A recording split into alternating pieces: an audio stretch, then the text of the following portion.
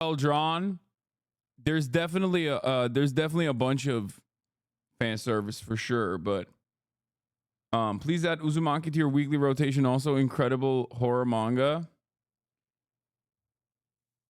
There's a hot grandma. Okay, she's not. I want to say she's hot, but what is this? I gave in on your recommendation for my rewatch. Oh, you're on One Piece. Okay, nice. It doesn't really have weird fan service like the first fee episodes have some strange things, but isn't sold as fan service. Yeah. I mean, listen. Sometimes you gotta have a grandma steal your wiener. That's a real thing. Okay, anyway, spoiler alert. But yeah, no, I watched it. I really liked it. Austin obviously didn't fucking watch it. Come on, let's be real. He hated it. Austin instead spent the entire time, and I kid you not when I tell you this, like, you might not believe it. You might be like, there's no way, you're exaggerating, you're joking. Like, he spent the entire time watching Green Day live, like TikTok clips of Green Day perform live, like, not, which is such a weird fucking thing to do. Like, I just don't even understand. Like I turned around at some point. I was like, what are you doing? Like, what the fuck are you doing? Like, how are you? Like, why is this the way you operate? Like, it just doesn't make any sense. Hey, yeah, he was sitting over on the couch like this. Also, you can cop a peek of like the Trafalgar Law costume that I purchased on Amazon early this year because I want to be Trafalgar Law. And oh my God, brother, let me tell you something, okay? This was like a $57 costume. I got ripped off so hard. Like, when I tell you, like, you go to like Anime Expo or whatever, you go to these conventions and you buy this shit like upmarked, right? And you're like, oh God, this is like trash that I'm buying for so much because it's like right in front of me. I promise you, this is significantly worse. This is significantly worse than that. Work with Stella. Yeah, I will work with Stella Chu. The problem is, like, that's for one costume, like, I'll work with her, but I might do like, I want to do some basic shit. And Trafalgar Law is actually pretty easy to make. So I'm planning on making it. Like, I'm planning on making it myself, which is what I plan on doing. I plan on basically making something. All I need is like the blue jacket, pretty much, because I have jeans that I can just like paint. Yeah, Kaya would be Beppo in this situation. Yes. What atrocity is Dua Lipa doing here? I watched this morning. Okay, she's my fucking queen. She could do whatever. She can do whatever she wants. Like, you put a little bit of jalapeno poppers in a Diet Coke, maybe it fucking works. How about you give it a shot before you talk shit? Okay. How about you give it a shot before you talk shit? Why are you talking shit? You want to get banned? Is that what it is? Shut the fuck up. You getting the tattoos? Oh yeah, he's got tattoos. He got sick ass tattoos too. Anyway, the cosplay inspiration. Yeah, this is it. All I need is like the fur. I could like basically make this costume on my own. Like, are you dating her, Dua Lipa? No, I'm dating your mom, and I'm faithful to your mom.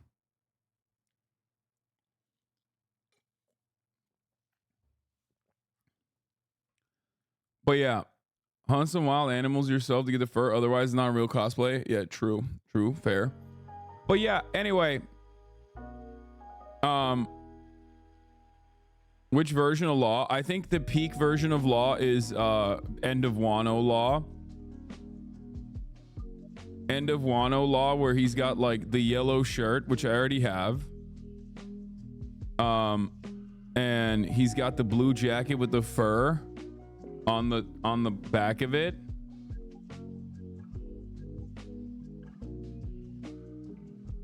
Will you get Kaya's fur spray colored? No.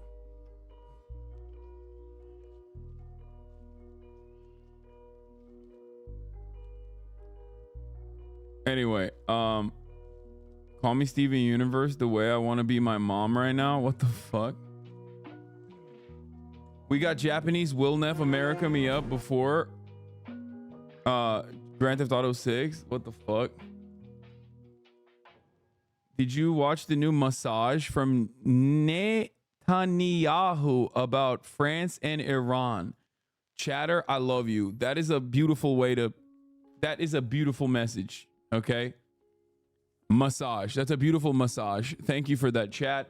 Chatter said, did you watch the new massage from Netanyahu about France and Iran? No, I have not seen the new massage. Benjamin Netanyahu is massaging Iran. That's cool. That's one way to de-escalate, in my opinion. That's cool. Eustace Kid over Trafalgar Law. Shut the fuck up. Dude, this is bait, right? This has to be bait. There's 0% chance that this person is literally saying useless kid, useless mid is better than Trafalgar Law. Trafalgar Law is straight up, in my opinion, like one of the best written, best backstory, best characters overall.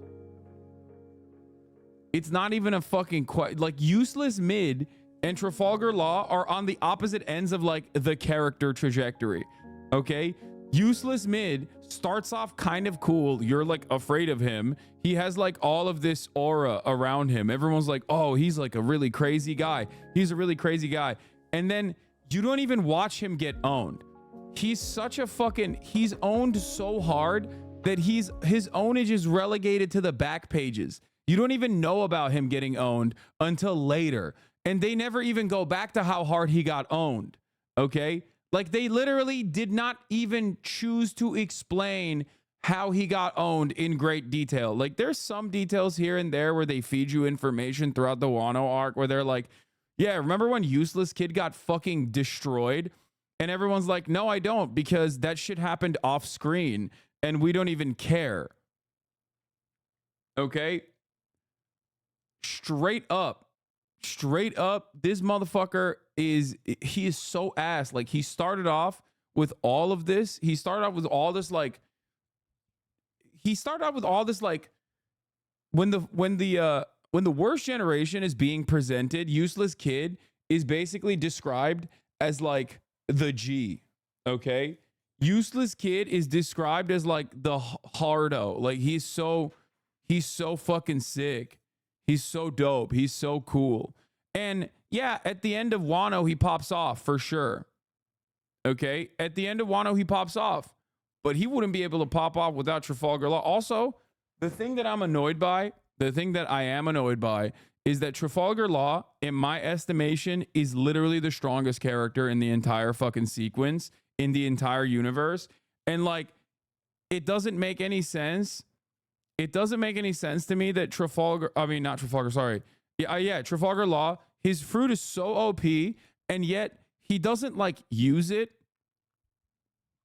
It doesn't make any sense. Like, dude, just use the fruit, like use your powers more.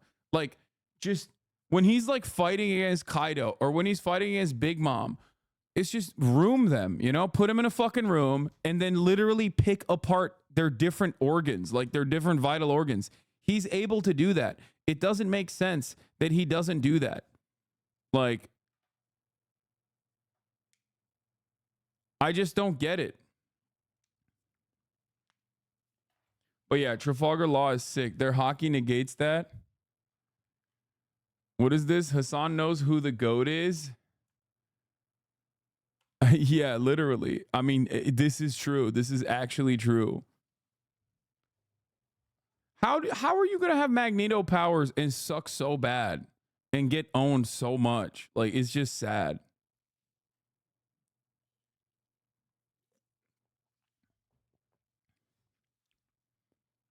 You only like Law because 80% of our life is in a room. Law nearly died from a flamingo. Don Quixote do Flamingo, one of the fucking strongest characters of all time. Yeah, no shit. It's not that easy, Hasan. No, dude. I'm sorry. There is no way. There's just no way. Trafalgar Law's teleportation against Big Mom scene is one of the best teleportations I've ever seen animated. Yeah, that was pretty sick. When he's just going and just whipping her.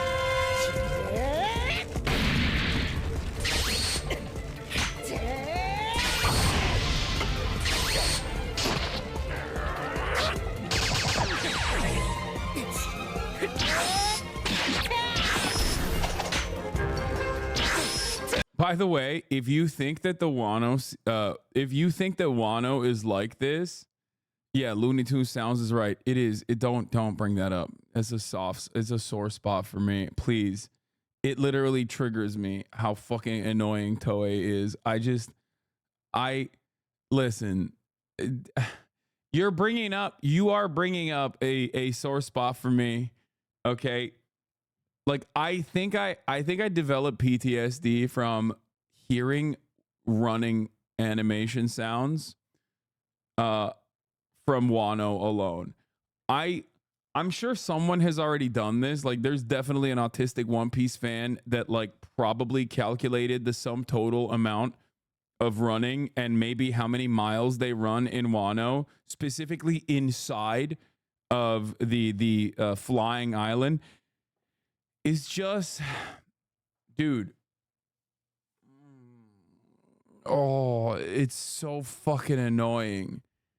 It's so fucking annoying. I can't like. Brother, I love you for all you've taught me, but the idea that the Looney Tunes transformation from not being the coolest fucking thing ever is one of the most brain dead takes I've ever heard. Wait, what?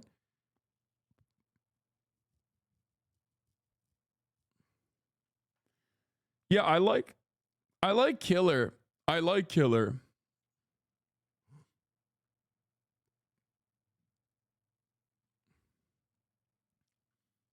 Oda made Law so strong he had to give him the smallest stamina bar to keep him from immediately being Pirate King.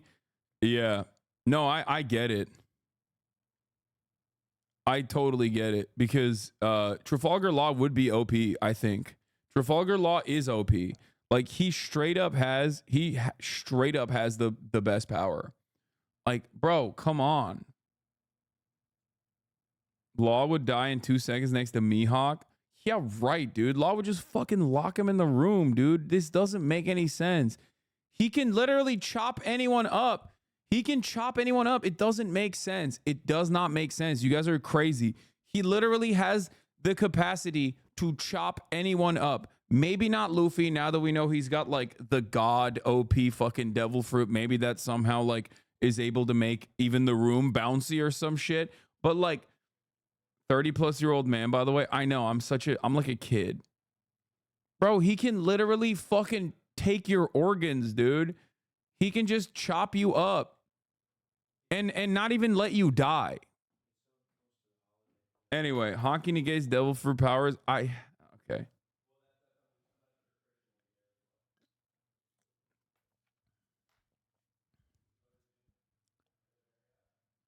And the example I'll use is that one CP3 guy that didn't Trafalgar Law literally just walk up and just go boop, boop, boop, boop, boop, and then deal with him and walk away from that one CP3 guy who always has like fucking food stuck on his face. He just walked up. This dude was piecing up. This dude was piecing up hella people left and right. He just went up there. He went and he just left him there. Okay. He fucking left him there like it was nothing. The CIA agent guy. He was just like, fuck off. Anyway, Hockey is just plot armoring Hasan. Yeah, whatever. All right. Anyway, no, he didn't. It took so much out of him to deal with Virgo. Okay, whatever. He should just work on his stamina then, okay? And then he'll fucking be the best. Anyway, I really do love Trafalgar Law. Incredible backstory, incredible devil fruit power. He's just the GOAT. Really cool guy. Love him. Fishmen over devil fruit users. I mean, fishmen are pretty sick too. Don't get me wrong. Like, except for that one pedophile. The pedophile fishman with the devil fruit, so he can't even fucking breathe underwater. God, that one was so annoying. I hated that guy. I swear, some of the fucking One Piece One Piece villains are either the coolest or the absolute worst, most comical, silly, fucking annoying villains you've ever seen in your entire life. And nothing in between. One Piece women are either the sexiest or the ugliest women you've ever like. Oda only knows two ways of drawing women, and he only knows two ways of inventing villains. Either they are comical and annoying and shockingly, like frustratingly annoying. Yeah, it's not a scale, it's one or the other. Sometimes both, like Shinobu or Shinobu.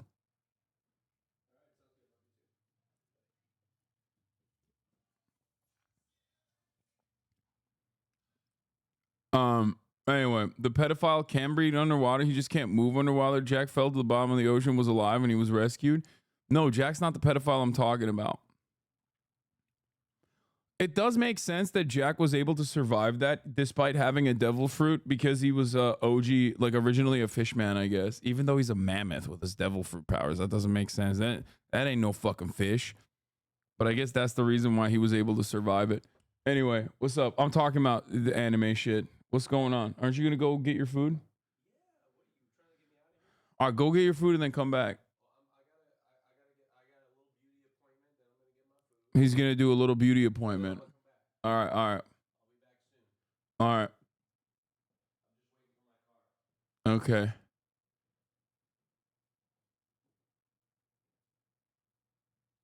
What's really driving up the fast food prices? Sure, we can look at that. We can watch that. Would you be interested in watching a Palestinian stand-up comedian deal with a racist Zionist heckler for some fun content later? No. But today is going to be fun day. We're going to be doing some light news. Why are you laughing at him? We're going to be doing some light news, but also beyond the light news, we're going to be doing, the Trump Butler PA rally. I'll look at some choice moments from the Connor eats pants. We'll do some okay, buddy. Okay. Well, yeah, we're gonna do it all, baby. Just trust me. Okay. We're gonna do it all. We're gonna do it all. Al Jazeera did a systemic bias piece on Western media, which is a fantastic piece, obviously, and it also totally makes sense because we know it already. We'll talk about Dua Lipa as well. There's a video for the Al Jazeera piece that accompanies it as well in terms of like Western bias with respect to Israel-Palestine coverage. If Dua Lipa hands me that Diet Coke drink, I drink it. I love Diet Coke and I love Dua Lipa. Shut up. Don't even ask me that question. You're out of your mind. You should know the answer by now. That's crazy. Anyway, let's do it. Light news. Bibi responds to Macron saying arms embargo. If Dua Lipa handed me a Diet Pepsi, I'd still drink it. Al Jazeera investigates Western media bias on Israel. Name 5 Dua Lipa songs. I can't, and I don't care to. I have never, like, what? You think this is about, dude? My respect for Dua Lipa has absolutely zero to do with her music and everything to fucking do with her Albanian status. Okay, she's Albanian. She's Muslim. She is pro-Palestine. That's it. That's where this comes from. Okay. Also, that one video. I didn't even know she made music until recently. Average male feminist? Wait, what? I think it's more. Wait, first of all, me liking Dua Lipa because she's pro-Palestine is literally better than me liking Dua Lipa for her fucking music. What are you talking about? Dua Lipa is not a practicing Muslim, but like she comes from a Muslim family. Aren't you going to Kayvan's thing? I am later. Jordanian NGOs are warning of missile activities in the next couple hours. Yeah, we'll talk a little bit about Iran relationship as well. Okay.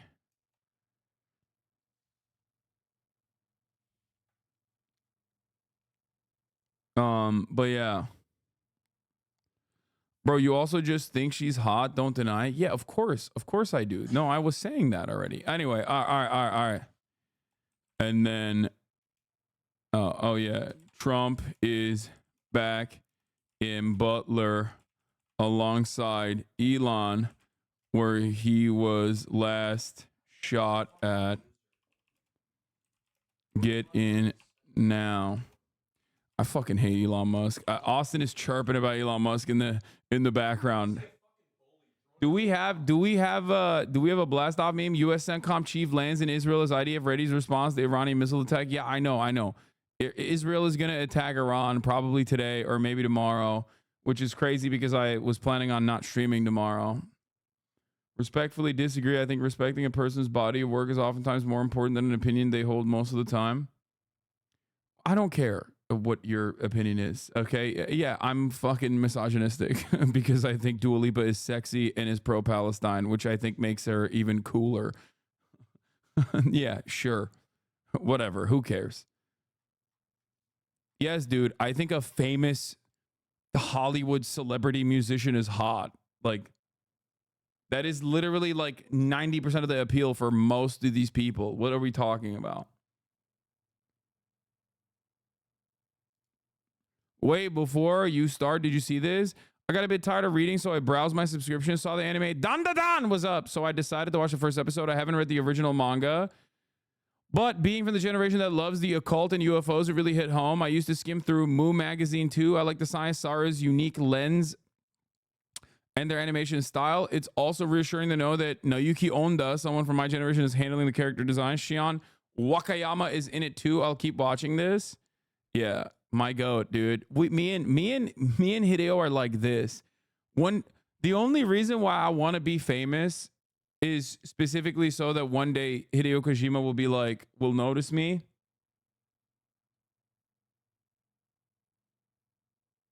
You know?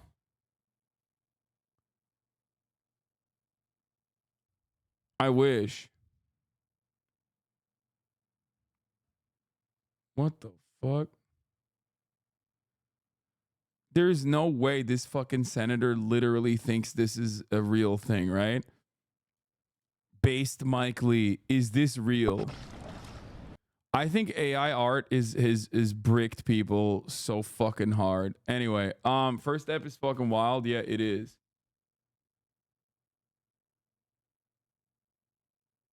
What? Kick streamer beware on watching on stream. Why did you send me this then?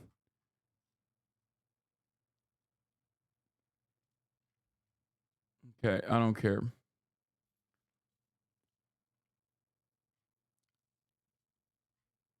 Imagine Hideo Kojima asked you to face scan you one day. I would die. It'd be the sickest thing. It would be. That's my goat, dude. That is my dream, dude. Okay.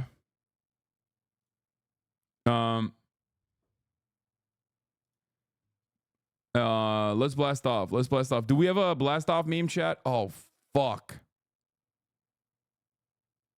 I lost my tweet. Shit, I gotta run it again. God damn it. I literally have to run it again. Fuck! Saturday light news plus fun day.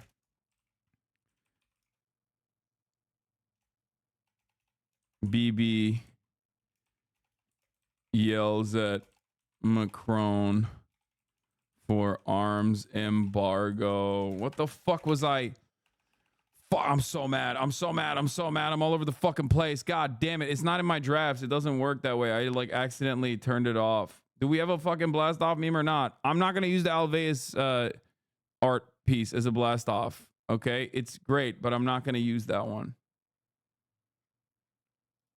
Okay. This is great. Okay. I'll use this one. Okay. Everyone is literally one mind, dude. I swear to God. Saturday Night News Fun Day. BB yells at Macron for arms embargo. Trump and Elon go back to Butler, where Trump almost died. Austin is in the building. Oh yeah.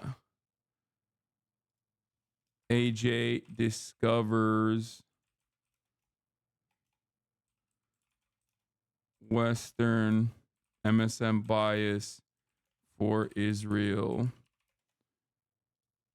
Get in now. I've been live for 40 fucking minutes. I haven't even been able to blast off yet because have you seen the new KSI song everyone's clowning on him for? No. Part of that is because I don't really care. Like I don't really care about what KSI does in general. Maybe I'm unique in that. We'll do Okay Buddy later as well. All right, I finally got through with it. I blasted off. I just don't really care what KSI does. I just see him as like a relatively inoffensive content creator from the UK. I don't really give a shit one way or another. Coping? I think it's because first of all, this is not AI. A chatter made this. Why are you saying it's AI? I'm 30 plus years old. I think that like all the British content creators, like the Sideman, all those guys are like, in comparison, I think in comparison to so many like dog shit content creators out there in America, especially, he is literally like one, like like his most offensive aspect is that he is like aligned with Logan Paul. You know? Like he is a top content creator for England. Are you serious? Yeah, I remember like his big controversy was the P word controversy, right? That was like a big thing. I've literally never watched a single fucking KSI video. Like I don't even know what his channel, like where his channel even is. The P word is a slur for it's Pakistani shortened. That was like the big thing. And he immediately apologized for it. And I think he probably has like I'm sure he has like old controversies that I'm unfamiliar with. Like I said, I'm 33, man. I don't care. I'm 33 fucking years old, dog.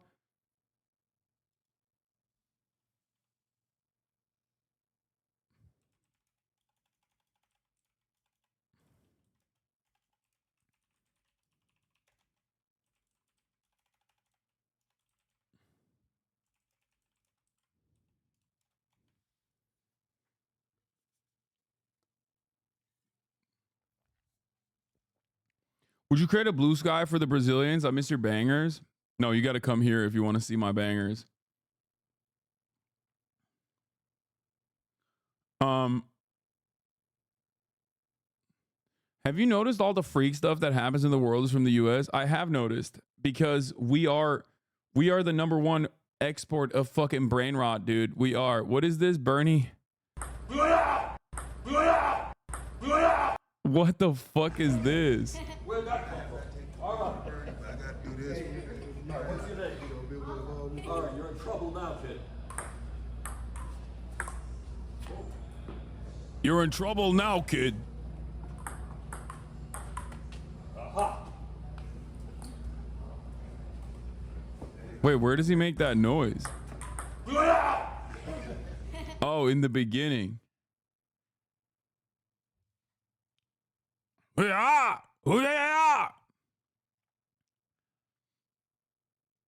Someone already set up a mirror for your tweets for Blue Sky, so we're good. There you go. There's an automated mirror. Hasan Abi repeater at Blue Sky. There you go, Brazilians. You can check that out.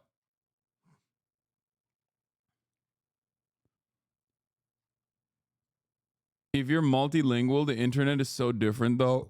Yeah, I'm multilingual, but I still only fuck with American and English internet in general.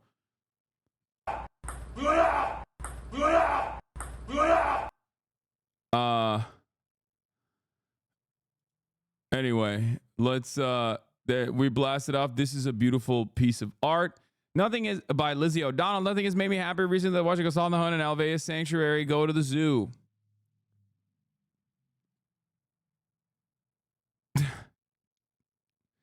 it was a very, very fun experience. As you guys know, it's my favorite. It's my favorite thing to do. Yes, I listened to what Maya said about me yesterday on stream. She said some nice things. Dude, I just gotta say something.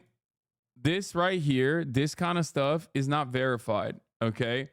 I saw this guy's thread about like how many fucking soldiers are like escaping Hezbollah because they're scared or whatever, and how there's mutiny cooking up among the ranks or whatever. What do I always tell you, man? If something seems too good to be true, don't immediately fucking, don't immediately fucking fall for it, dude. Don't post unverified shit. Like, we know for a fact that the diaper brigade that tried to enter Lebanon absolutely got fucking dunked on. Okay, they did. A bunch of like 18-year-old sergeants and generals were murked as they tried to fucking go into Lebanon, as they tried to invade Lebanon. That part is correct, right? That actually fucking happened. But that doesn't mean that, like, thousands are at the verge of mutiny or whatever. Yeah, the dude who broke the news was clearly lying about being an IDF veteran. I know. So many people just, like, get duped by some fucking groiper. So many people get duped by some, like, random fucking groiper account that's like, I am Jew. I hate Goyim. I am, it'll literally be like some fucking groiped up ass like Nick Fuentes supporter who makes like an account that's like, I don't know. Yeah, Supermensch 69 is the name of the account. And he's like, I am disgusting Jew. I hate Goyim. I feel like I'm above them. And also here as a 22-year-old, veteran of the IDF, it's like, dude, come on. Like, please.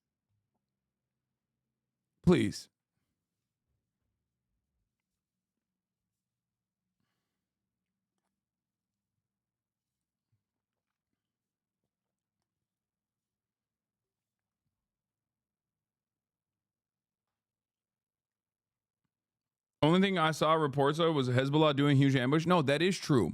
Hezbollah has been clapping on the border incursions. Okay, that part is correct.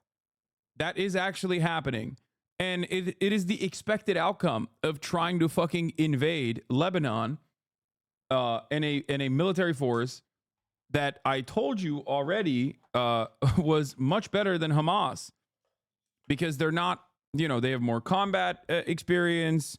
They have a successful track record of purging Israeli invasions in the past. Like, no shit. So yeah, they have their terrain hardened. Of course they're going to do a better job. These guys can't fight against people that can fight back. We know that, okay? They've gotten far too comfortable just like shooting at fucking children.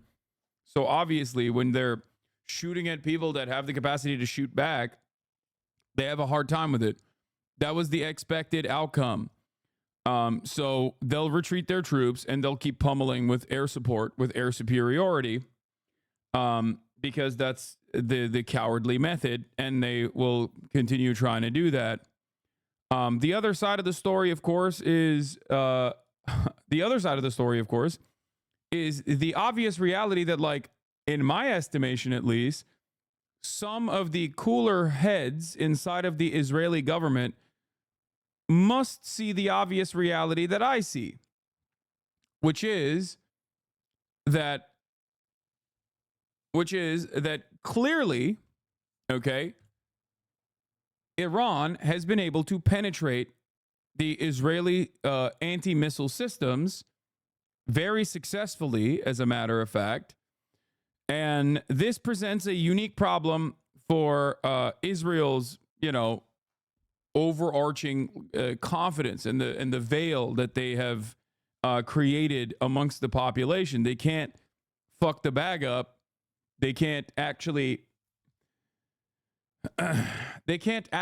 personally recognize that maybe Israel is not the safe haven that they claimed it was with its Iron Dome and whatnot.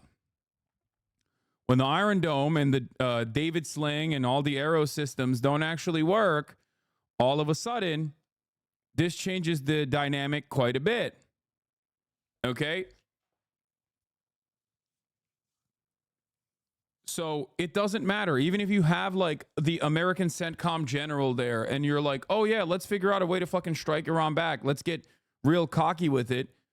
Unless you are literally marching towards like the death and destruction of Israeli civilian population in Tel Aviv, good luck with this. Okay? Good luck.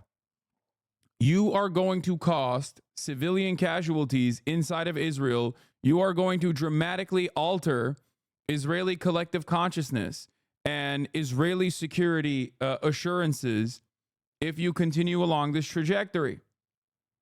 Okay? And if you are a Hasan Abi head in Israel and you have the capacity to leave Israel, I would urge you to do so. Okay? I would say the same thing for the Lebanese population, but obviously the situation is a little bit different for Lebanon. Do not take for granted what the previous method was, what the previous like security assurances you got looked like. It is very obvious to me and to anyone with eyes to see, okay, that can look at the situation and recognize what's going on, that Israel cannot protect its own citizens, that the Iron Dome is not the impenetrable fortress that it claimed it was, that clearly Iranian missiles have the capacity to literally break through that barrier and directly strike targets, specifically according to Western media now, 32 times on one fucking airbase. There is a reason why Israel does not want to recognize that. There's a reason why they wanted to fucking make sure that no information like this came out. If the Iranian missiles can penetrate David Sling, arrows 1 through 3, and the Iron Dome, okay, 32 times on target on one of the two air bases that they struck that we know of. Okay? If they can straight up do that, they can hit Tel Aviv. That's it. That's all. This last incursion, this last retaliation from Iran was basically to say, we can actually hit you, just so you know. Like, they said they were going to hit 3 targets. They said they were going to hit 2 air bases, which they did successfully. And they said they were going to hit the Mossad headquarters, which they didn't hit successfully. They actually hit like, close enough in the distance, but they weren't able to successfully strike the Mossad headquarters. Now, this is important to understand, okay? Because if they can do that, that means they can just take down city blocks. Okay? It's that simple. If their bombs can penetrate the Israeli anti-missile defenses, that means they can fucking hit Tel Aviv and take down entire city blocks in the same exact way that Israel does to Lebanon, in the same exact way that Israel has done to Gaza, in the same exact way that Israel has done to Syria and Iraq and Yemen. So what I find really odd, what I find really, really fucking odd, is this weird song and dance that the American media is playing, that the Israeli media is playing, where they're just making it seem like, no, none of those missiles actually hit on target. It's like, you can see it. You can see that it did with your own eyes if you watch the fucking footage, but you can also see that it hit on target if you look at like some of these other outlets, like even Washington Post did like visual forensics on it, where they were like, yeah, 32 direct hits on at least one of the air bases. Okay?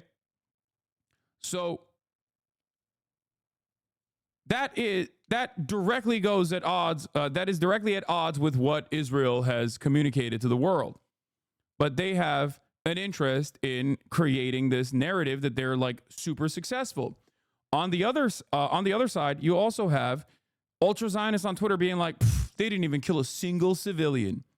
Okay, how stupid! These guys suck. They didn't even kill a single civilian. It's like, dude, that is not an estimation of success.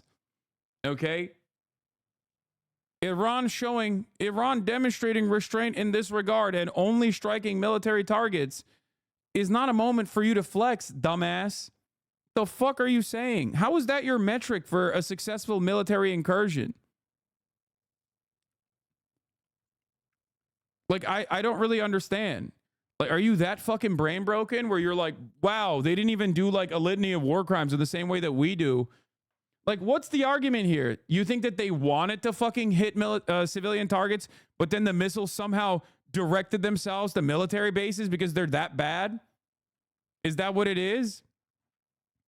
Not everyone's military might is calculated at how many babies that they kill directly in their fucking cribs. You monstrous assholes.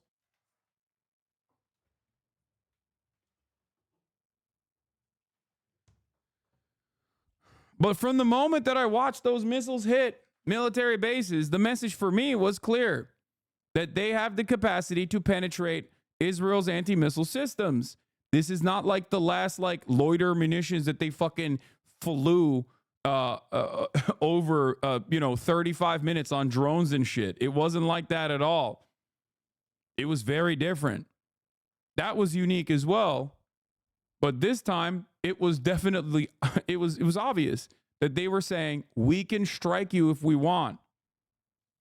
So if there are some, I don't know, people that are at least remotely interested in preserving the security of the Israeli civilian population, Iran isn't even close to penetrating the Iron Dome, bro. Keep dreaming. Dude, what do you mean keep dreaming? I didn't dream this. I saw it. What the fuck are you talking about? Also, it's not even the Iron Dome, dumbass. The Iron Dome is for like those fucking shitty bathtub rockets. It's for projectiles, okay?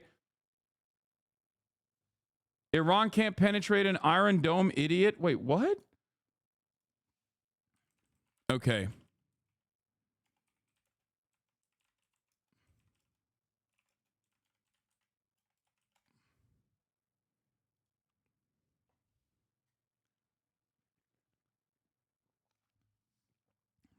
Dog. Let me tell you something, okay? Satellite images show dozens of Iranian missiles struck near Israeli airbase. Near, by the way. Multiple ballistic missiles re-entering. Iron is stronger than missiles. Wait, what?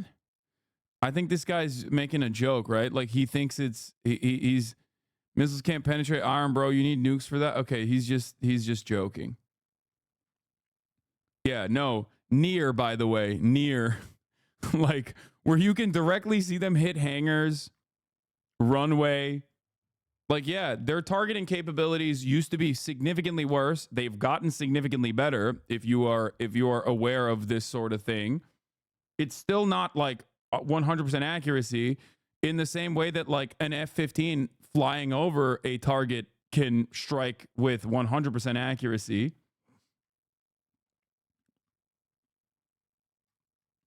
But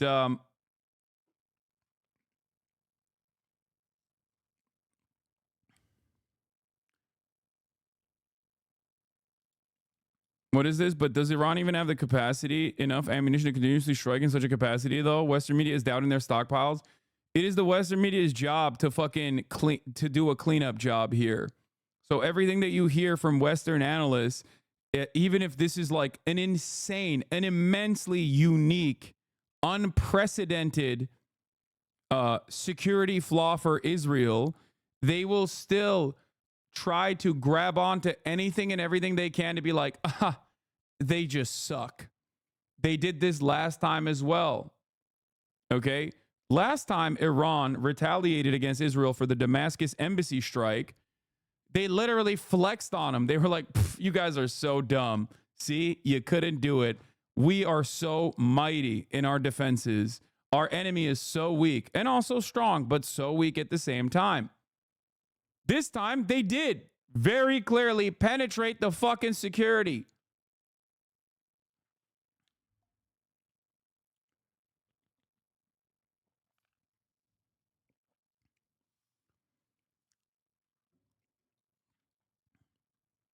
I do not know if they actually struck the F-35 fleet that they have. I don't know that at all. I don't know. I haven't seen enough evidence for this. Okay. I have not seen enough evidence for this.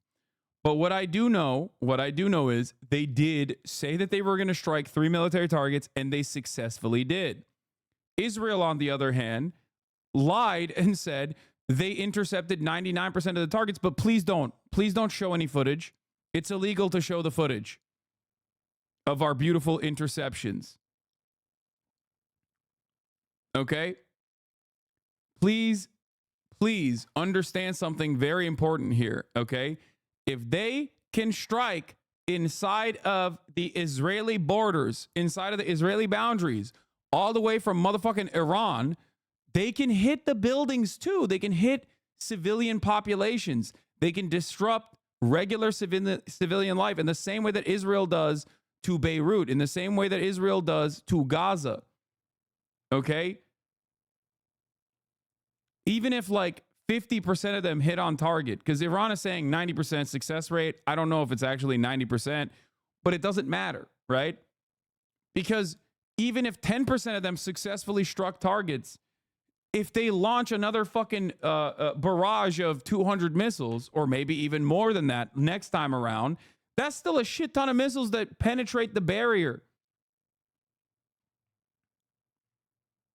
Okay? And if they changed the trajectory or they changed the targets to civilian populations, to civilian areas,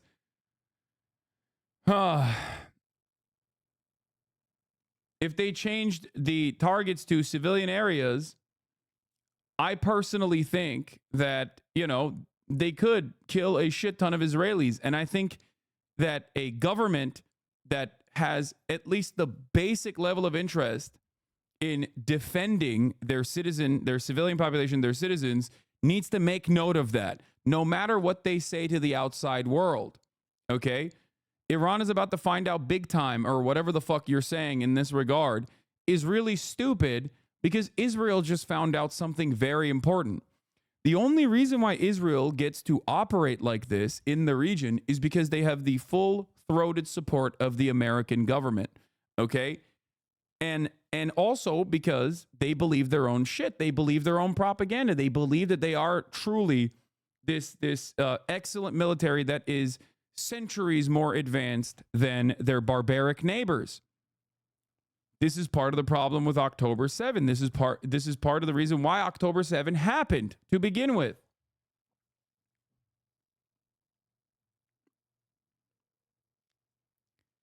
This is new, and I keep telling people that this is new, and people don't see it the way I'm seeing it. I don't know why you don't understand how new this is. Israel has never experienced something like this. It does not matter what they are saying. It does not matter how hard they are coping. This is truly a new era. Okay?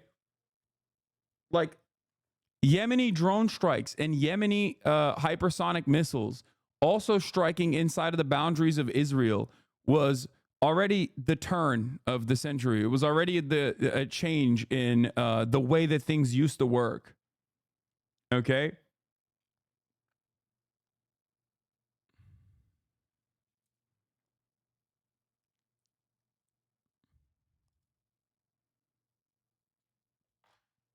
But like, I mean, there's the satellite imagery.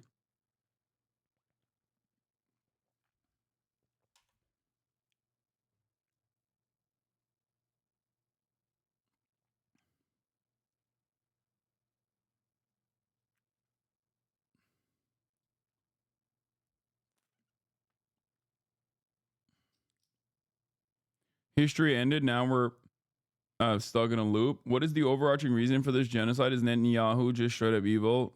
Yes, and wants land. Okay.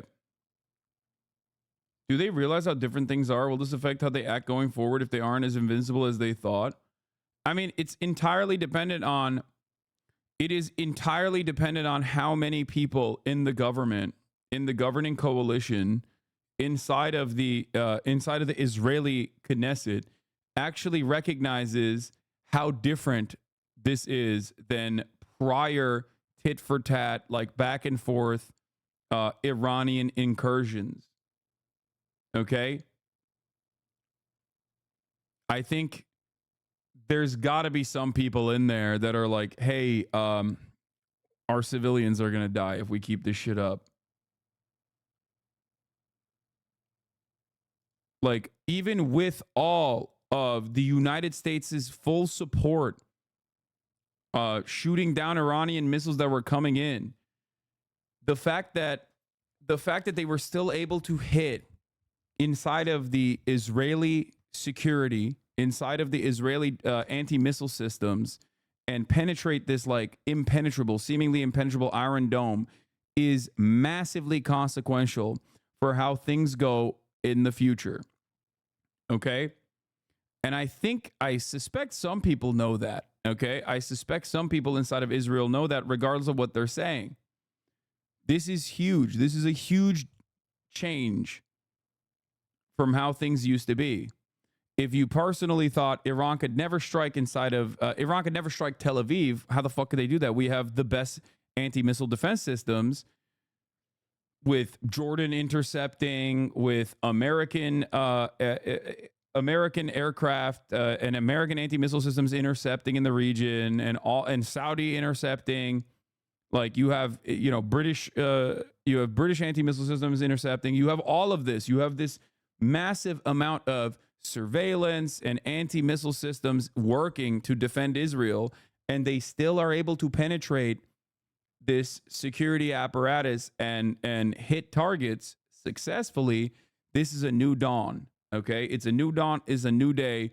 They don't want to recognize that they got hit in the face. They don't want to recognize that they have a bloody nose, because the recognition of a bloody nose would most likely cause some chaos inside of the Israeli consciousness.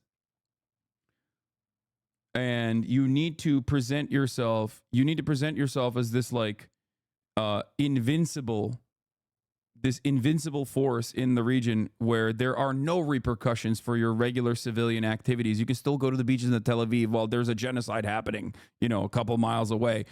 And that's the beauty of Israel, right? It's like a Western nation. It no longer feels like a Western nation if this occurs, okay? Similar to the U.S. after 9/11. I mean, worse than that. Significantly worse than that, because it's not like Al-Qaeda had the capacity to do 9/11 again, okay? Because of straight up proximity. Do you understand? Like 9/11 was massively consequential and a one-off. 9/11 was not conducted by a state actor that was a regional power with natural resources and an interest in continuing its own fucking existence in the region. 9/11 was conducted by Al-Qaeda, a terror group. So like they don't have the same security concerns. That's why it's different than Hezbollah as well. That's why it's different than Hamas as well. Like non-state actors that are designated as terrorist organizations that still have civilian governance in their in mind are going to have a very different set of expectations and a very different set of rules of engagement. As a matter of fact, that's precisely the reason why Hezbollah and Iran have been significantly more restrained than Israel, because they do not have that same invincibility shield that Israel has. This shows that the playing field is actually more leveled than Israel claims it is. This is a massive change of pace. It's a massive change of attitude. And I suspect that this should cause Israel to be somewhat more restrained in its retaliation. Okay?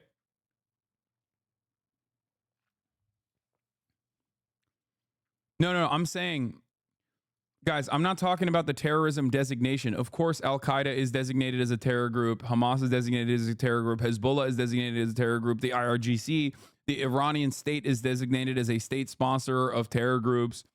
I'm not talking about the designation of terrorism, because that is a socio-political construct that is applied to America's enemies. That's not my point here. My point is, fuck all the designations. Look at the difference in which, like, ISIS operates. Look at the difference in which, for example, Al Qaeda operates versus a cell or something that is like designated, an organization that is designated as a terror group with a clear goal and a clear agenda, whether it is emancipation or whether they also have like a shit ton of civilians that they are responsible for in terms of like civil governance. Okay.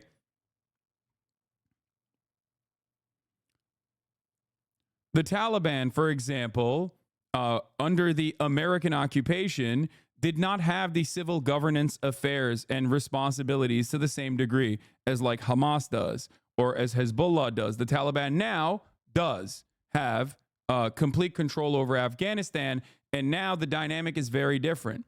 So when you become an organized unit of governance, you have a very different set of standards. Like, there are certain things that you can't do, certain things that you can do, depending on how much you can protect your own citizens, depending on how much you care about protecting your own citizens. If you recall, in the early months of October, I told you time and time again, the reason why Hezbollah, which as a part of the axis of resistance against Israel and American imperialism in the region, had set clear and well-defined red lines that they actually watched Israel cross with no retaliation.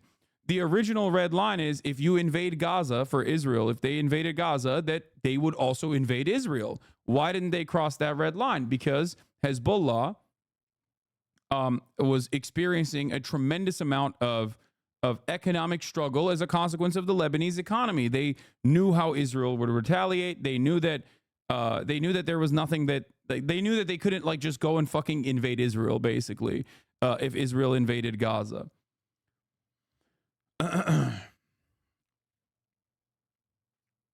Does that make sense? Do you guys understand what I'm saying here? I hope it's like as clear as possible. Groups that are designated as terror groups, if they are still interested in like civilian governance and civilian affairs, and they actually do demonstrate like if they have clear-cut goals that are not like expansionist in general. That's the major difference between ISIS, because someone will say like, well, ISIS has civil governance in mind as well. Like, ISIS tried to do like a healthcare thing, if you recall. They literally stole the NHS logo. It was very funny when I found this out. But ISIS was an expansionist unit, okay? They were like a scourge in the entire area. Yeah, they tried to do ISIS care. But like, ultimately, they cared more about expanding and taking up more territorial control than they did about like legitimately protecting the citizens that are a part of like the regular democratic process. Like Hezbollah, this is important to understand, Hezbollah still is a part of the Lebanese parliament. That's precisely the reason why the pager assassination attack that targeted like both civilian and also military people was an act of terror that America is trying to take advantage of right now, according to Barack Ravid's reporting, where they're trying to now literally implement democracy in Lebanon to take advantage of like all of the fucking Hezbollah MPs that are currently still in the hospital, even though they are literally just straight up fucking Lebanese parliament members. You know what I mean?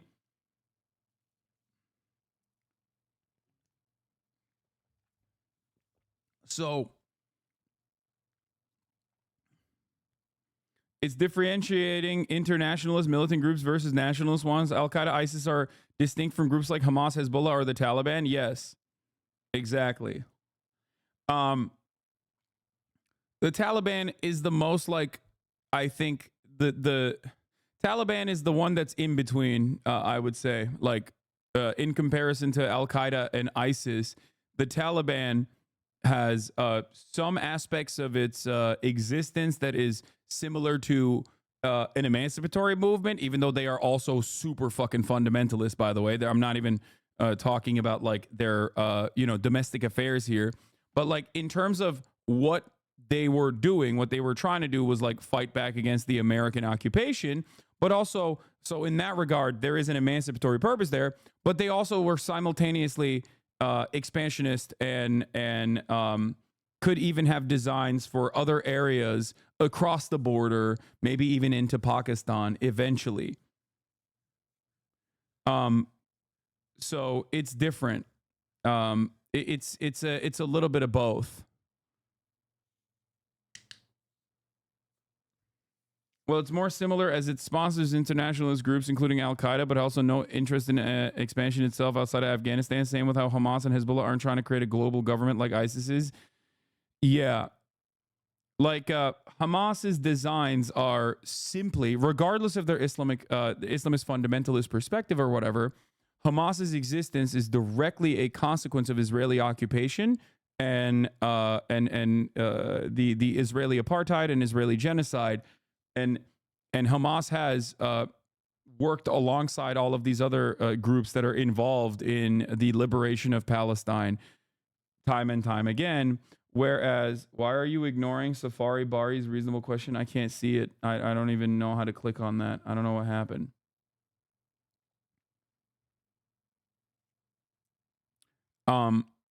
And the same with Hezbollah. Hezbollah has its own interests. Hezbollah actually is a little bit different too because they also operate in the region as well. Hamas doesn't. Hamas is just simply operating inside of Gaza, whereas Hezbollah does operate in the region, in Syria specifically. That gets a little bit more complicated.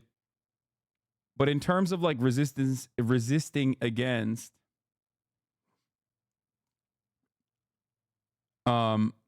in terms of like its resistance against the Israeli occupation and Israeli incursion, or like purging Israeli troops from its borders, Hezbollah operates in a similar vein to Hamas.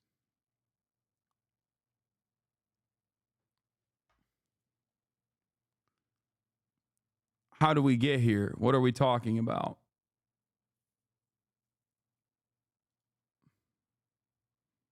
Right. Benjamin Netanyahu is in the pocket of Donald Trump and is going to, one, simultaneously continue using this war to maintain his coalition. Okay. He's also going to continue serving 3-minute ad breaks as well at the top of the hour. Straight up. Like, he's going to do it. I'm just letting you guys know. If you didn't think it was going to happen, well, wake up, because it will happen. At the top of the hour, there will be a 3-minute ad break. And if you no longer want to see those ads, if you want to avoid seeing those ads, well, then all you need to do is subscribe for $6 or for free with a Twitch Prime. Twitch Prime is free, folks. Okay?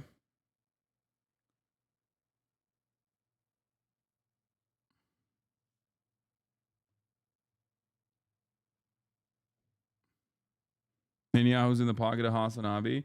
Yeah, I agree. I think Hezbollah is a little unique in its structure, being much more integrated into the IRGC than Hamas is. So it often serves Iranian interests as well as local ones, but it's also a national movement as opposed to the global, like ISIS or Al Qaeda, if that makes sense. Also, I think like the way that Al Qaeda and ISIS are treated in the region is different than Hezbollah as well. Unless you're like, I mean, there are definitely differences, like in terms of Syria, for example, or in other regions. In the way that like Hezbollah military operations are seen and analyzed by the local population. But beyond that, like ISIS has no fucking allies, okay? Well, except for America and Israel. And Al Qaeda has no allies except for America and Saudi Arabia. Like, these guys are not, they are viewed broadly by every single person as like a military movement specifically designed to do terror. Terror that seemingly, suits the purpose of these like regional actors and their their designs.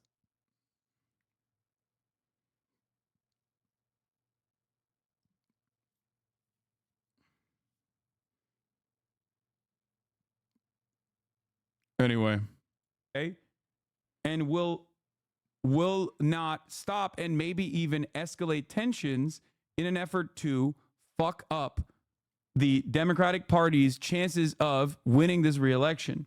If you think that that is a silly reason to like continue doing genocide, I promise you, these guys have a very profound understanding of American news, American media, American attitudes, and American politicians, and who gets to run the show. He thinks he can get a better deal from Trump. Okay? That's why he went to Mar-a-Lago. He flew to Mar-a-Lago personally. These things matter.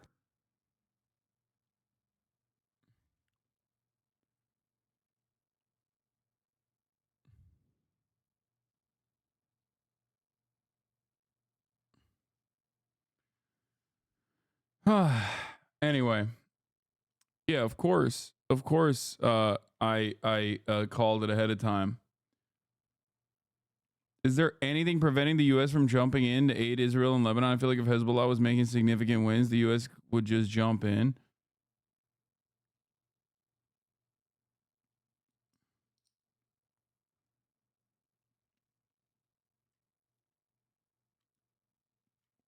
Bro pre-watches history so hard he watches his own clips. Yeah. Now let's get back to Israel. We're going to talk about the media bias as well.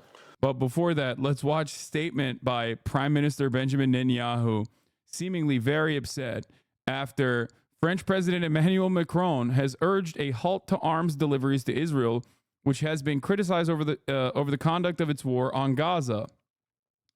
Where is this coming from? Well, because obviously the French have designs for Lebanon, and those designs get fucked up if Israel also has designs for Lebanon. I have a message. I have a message for President Macron. Today, Israel is defending itself on 7 fronts against the enemy. So did ISIS form out of the Mujahideen? Is that what Hasan is talking about? No. Yes and no. Of civilization.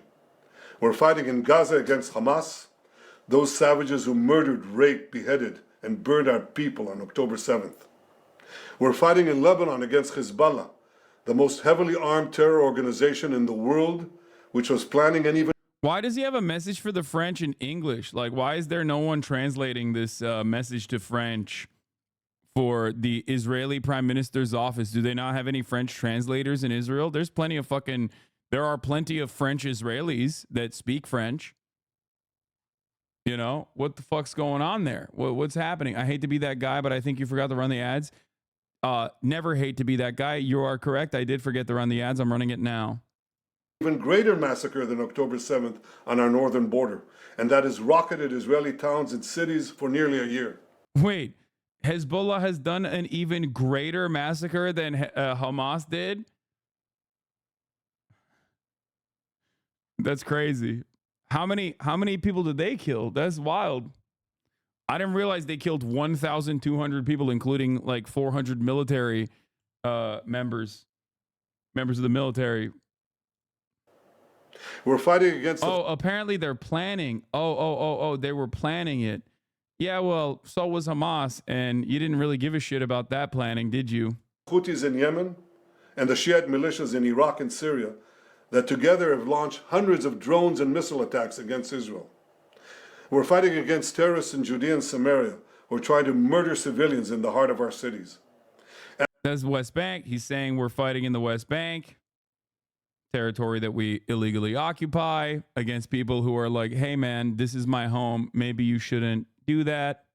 And we're fighting against Iran, which last week fired over 200 ballistic missiles directly at Israel, and which stands behind the 7-front war against Israel. As Israel fights the forces of barbarism led by Iran, all civilized countries should be standing firmly by Israel's side. Yet President Macron and some other Western leaders are now calling for an arms embargo against Israel.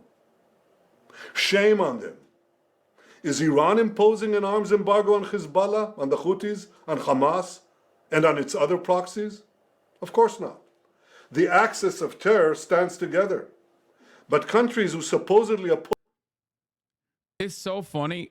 It's so funny when these motherfuckers say the axis of terror stands together. It's like, bro, for everyone with eyes to see, you and America and all of the regional partners are the real axis of terror. Okay? The numbers on the board, these guys don't touch the fucking madness that you conduct in the region. Like the death and the destruction that you engage with in the region. It is so funny to be like, these guys, they are terrorists. They're terror. They're doing terror. It's like, okay, bitch, what are you doing then? Like, is there a different term for what you're doing? Because what you're doing is worse, like significantly worse in terms of the numbers. I don't give a fuck if there's like, in his mind, if there is justification for it, that doesn't mean anything. Do you understand?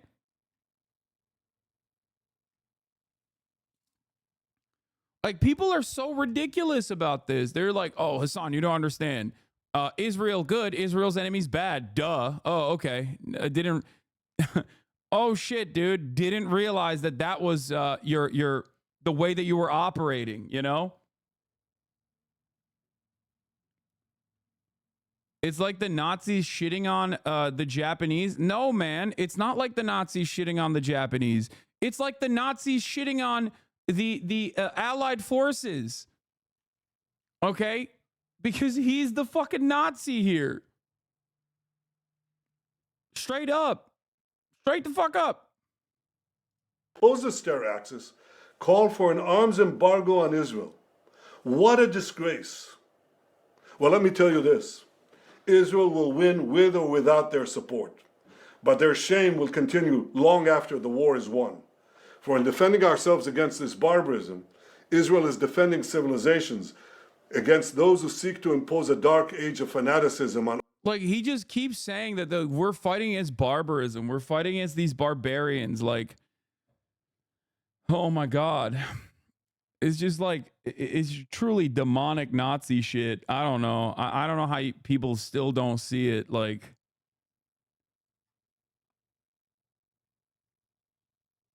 on all of us. Rest assured, Israel will fight until the battle is won, for our sake and for the sake of the peace and security of the entire world. Israel has expanded its bombardment of Lebanon, striking new areas. Oh yeah, now they fucking went even northern than Beirut. They're like, yeah, we're bombing the capital, but we're also going to bomb even further up north as well. It targets members of both Hezbollah and Hamas. While Hezbollah has kept up its attacks on northern Israel, saying it's fired rockets at an airbase near the city of Haifa. In southern Lebanon, the Israel Defense Forces say they hit a Hezbollah command center overnight, located in a mosque adjacent to the Salah Gundur hospital. For the first time in this conflict, Israel has hit Tripoli in northern... Like, look, dude, what are we doing? What are we doing, bro? What are we fucking doing? Yeah. Striking a mosque, striking a hospital. They struck an orphanage and a hospital at the same time in Gaza, by the way, which, by the way, is such a normal part of the process at this point that, like, it's not even newsworthy. Northern Lebanon, reportedly killing an official from Hamas's military wing, his wife and 2 young daughters, in a drone strike. And Israel has continued to strike the Lebanese capital here, Beirut. Its military issued warnings for residents in 3 southern suburbs near the airport to evacuate buildings around Hezbollah facilities. Alex Thompson reports on the day's events. The Gaza... They're still doing this, by the way. They're still doing propaganda. They're like, oh, it's the Hezbollah facilities. Hezbollah facilities. Oh, shit, dude. Oh, well, sorry, the hospital was in the way. You know, great stuff. There's a strategy in Lebanon. From air and sea, Beirut pounded again overnight. By day, civilian jets still fly in and out against the bombing of the city's southern suburbs. Israel talks about pinpoint strikes. The Lebanese Health Ministry says more than 2,000 people have been killed so far across the country, including 127. Yeah, they're double tapping healthcare workers. Healthcare continues to come under attack. In Lebanon alone, 28 health workers have been killed in the last 24 hours, says World Health Organization Chief Tedros Adhanom Ghebreyesus during a press briefing in Geneva on Wednesday. More than 1,600 people have been killed and more than 1 million. Bro, okay, October 7 numbers. We've passed it. We fucking passed it. We passed October 7 numbers. Hezbollah, by Israel's own design, has the right to defend itself. Okay. Significantly larger civilian deaths, by the way, in comparison to October 7. October 7, 400 military were killed. 800 civilians were killed, some of which were killed by Israeli, Israeli security forces anyway. But regardless, let's say all 800 are killed by Hamas and the Palestinian Resistance Force. Israel's done genocide in Gaza. Does this mean that Hezbollah and the Lebanese forces have a right to defend themselves? Do they have a right to defend themselves? Can they now do genocide in Israel? Of course not. Of course not. I don't think that is right anyway. I'm not saying that at all. But just understand, if there was if the morality was evened out, that is how this situation would be analyzed. Displaced, including 350,000 now living in shelters and 160,000 who have crossed the border into the Syrian Arab Republic. Healthcare continues to come under attack. In Lebanon alone, 28 health workers have been killed. It's so funny that people still grab on to the only counter to all of this shit, like the glaringly obvious realities. The only counter to any of this is to basically just go, la la la, can't hear you. Hasan supports terrorists. That's it. Like, you have no answer for this. You have no way of being able to justify this. So you just go, nah, they're terrorists. They're barbaric. They're terrorists. Like, you just repeat what fucking Benjamin Netanyahu is saying, and that's it.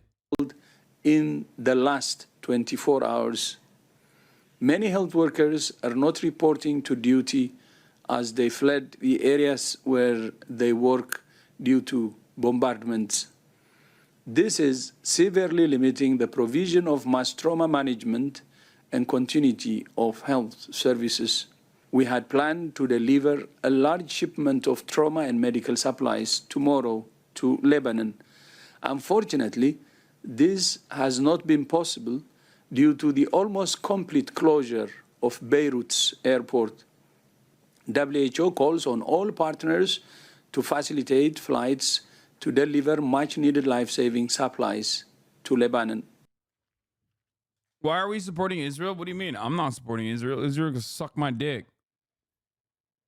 Has anyone ever asked any of the State Department press secretary ghouls to define the word terrorist? I mean, I'm sure there's a way that they can dance around it. It doesn't matter. They literally dance around all the death and destruction that they fund and facilitate on a daily fucking basis. They don't give a shit. They literally are operating on the same boundaries that Israel's operating on, which is that these are the bad guys, Israel's the good guys. It's that simple.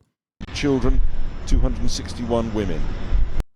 They call the World Health Organization Hamas because the elected president of World Health Organization Executive Board is a Qatari woman. Oh, nice. Qatar elected as president of World Health Organization Executive Board. Hanan Mohammed Al-Kuwari. Well, there you go. You can't trust them. Arabs are of one mind, famously, according to famous Israeli scholar Benny Morris.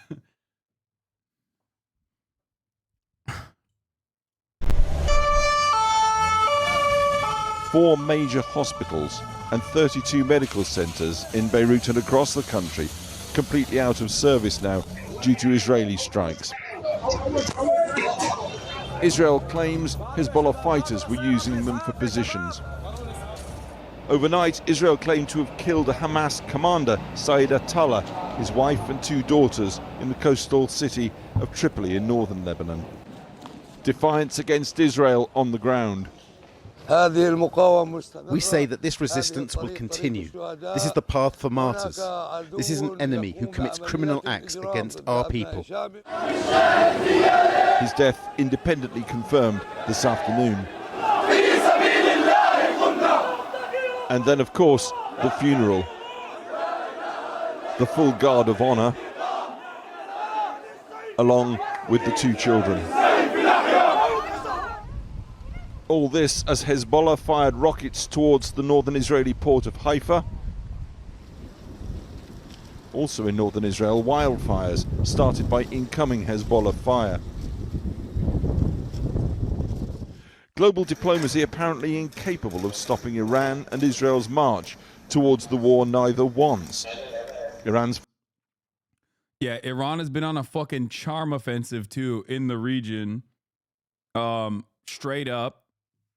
Like, the Iranian president, after the fucking Israeli, after the retaliation on Israel, that Israel claims hit no targets, even though they very obviously did, Iran went to all of the Gulf region, like Abraham Accords recipient nation states, and was like, listen, you don't want the smoke. And they were like, yeah, you're right. We don't actually want the smoke.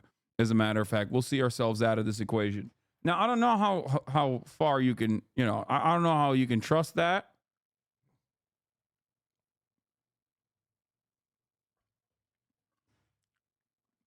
Yes, it is Bashar al-Assad. Chat. Something you need to understand is this. When I say, oh, these regional actors don't want the smoke, I don't mean that like Iran's military might and capabilities is like the same as America. Okay? What I mean is they have oil refineries that are directly within the line of fire of Iranian missile systems. It's that simple. Think about it like mutually assured destruction, but this time for oil. Okay? That's it. It's literally that simple. They're like, look.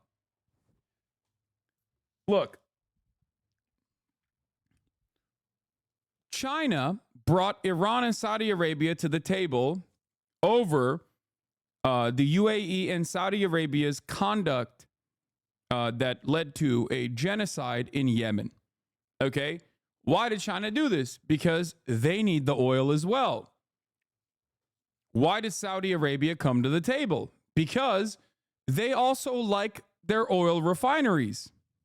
Okay?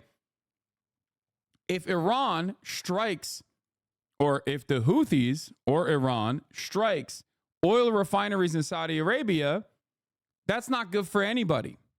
Okay? And that is something that happened before October 7, mind you.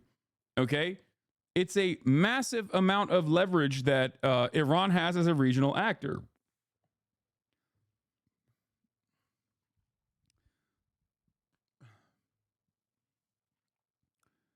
So for them, they're like, okay, yeah, we have a security cooperation with the United States of America. We use their weapons, but also we don't want you blowing up our fucking oil refineries. Because if you blow up our oil refineries, then, our economy is cooked and the entire global marketplace falls apart. This is a reality that I'm sure Americans are also aware of. There's no way that they're that stupid. Okay? Foreign minister in Syria today after Lebanon yesterday, touring countries on the receiving end of Israeli missiles. His own braced now for Israel's response to this week's salvo of Iranian ballistic missiles. Both sides ban independent media from the fighting zone, but all the while on the ground, Israel's, quote, limited incursion looks ever more like unlimited invasion in scope and scale. Wow, that's crazy. I can't believe that their limited incursion is actually an unlimited invasion. Shocking. Not only the Lebanese getting out, another... You are severely underestimating the idiocy of the general American populace. No, man, I'm just looking at the American government as a capitalist institution, a capitalist instrument that obviously benefits, especially key sectors benefit from permanent death and destruction in the Middle East, but only to a certain degree. Once oil refineries catch on fucking fire, nobody benefits from that. The entire economy, the entire global economy runs on the petrodollar. It collapses everything. Okay.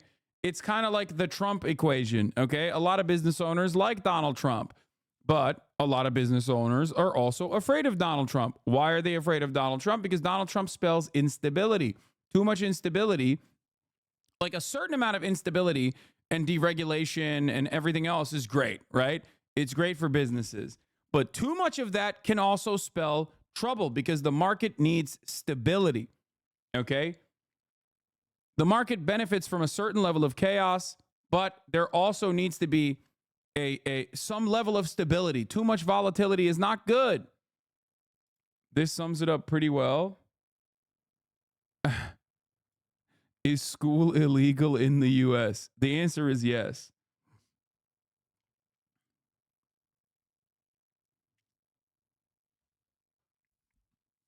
Now, Israel is going to retaliate to Iran. Israel has said they're going to retaliate to Iran in a decapitating strike against the Iranian leadership.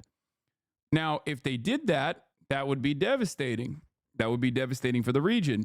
Israel also has said they would retaliate against Iranian nuclear plants that are a part of their energy grid or Iranian oil refineries. Iran has said, if Israel retaliates at all, we will respond in kind. If Israel specifically retaliates against their energy grid, they will respond in kind. If Israel retaliates against their oil refineries, they will light the entire region's oil refineries on fire. Okay?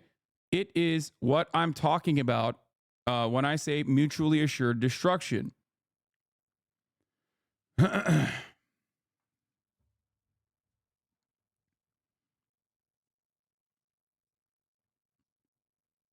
That's it. That basically is at that point, it's just like complete collapse of the global British marketplace. evacuation flight, the last scheduled to leave Beirut tomorrow, along with a host of other countries doing this in recent days. All remaining foreigners advised to contact their embassies. Yeah, I suspect that the reason why it's taken so long for the Israeli response is because they are, I think, worried about the actual repercussions, the actual consequences, for the record. What can Iran hit in Israel, though? The SodaStream factory?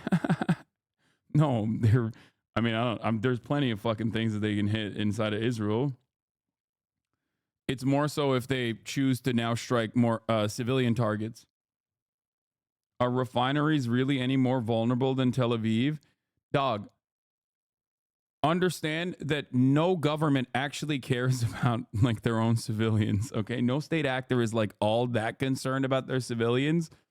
They do care about one thing and one thing only, and that is making sure that oil refineries don't all collectively catch on fire that would destroy the global economy, okay?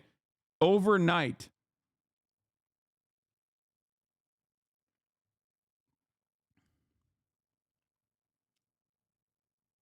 How is Iran? Oh, this is a good reporting on how hitting oil refineries will, what is this? Will affect the world economy.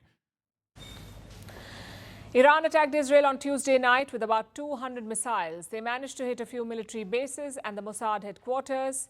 There were no Israeli casualties. One Palestinian died. But that doesn't mean that all is forgiven and forgotten. First Take pose. it from Benjamin Netanyahu. איראן עשתה הערב טעות גדולה.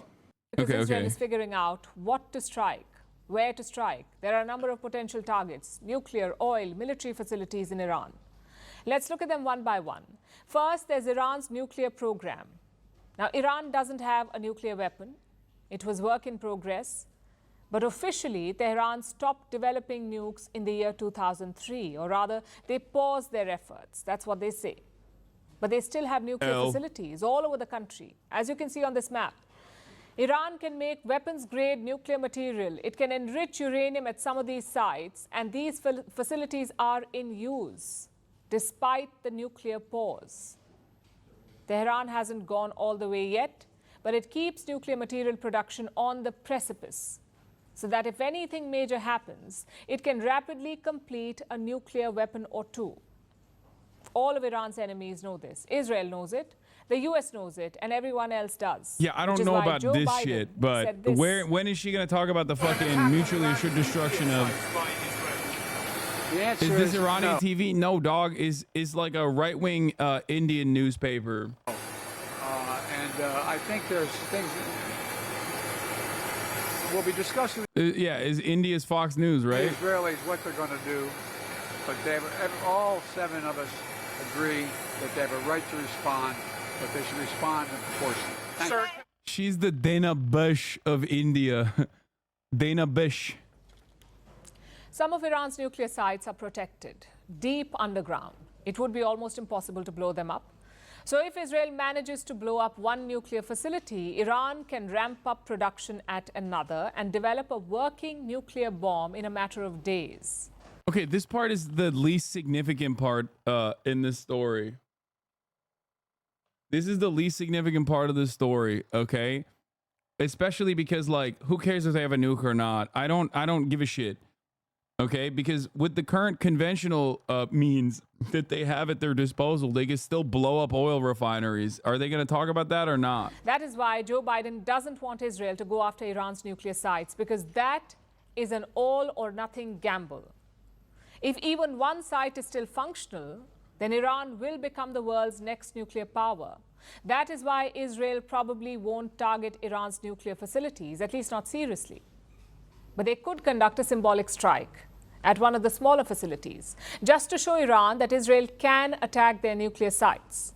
And this was suggested. Dog, we know Israel can attack their nuclear sites. Israel has the capacity to attack anywhere and everywhere around the planet, okay? It's just like, we know that already. I think that's an expectation. That's precisely the reason why the Iranian nuclear facilities are deep underground, specifically without outside of the reach of, like, conventional bunker buster bombs even. Okay? Like, I think people know that. People understand that. People have geared their defenses against that. Right? The real question is, why are you watching Garb Time? Someone linked it to me. By a former Israeli prime minister. His name is Ehud Barak. He said this was a possibility, and it won't be a first. Israel did something similar in April. After Iran launched its first missile barrage in April this year, Israel responded by attacking an Iranian facility near the city of Isfahan.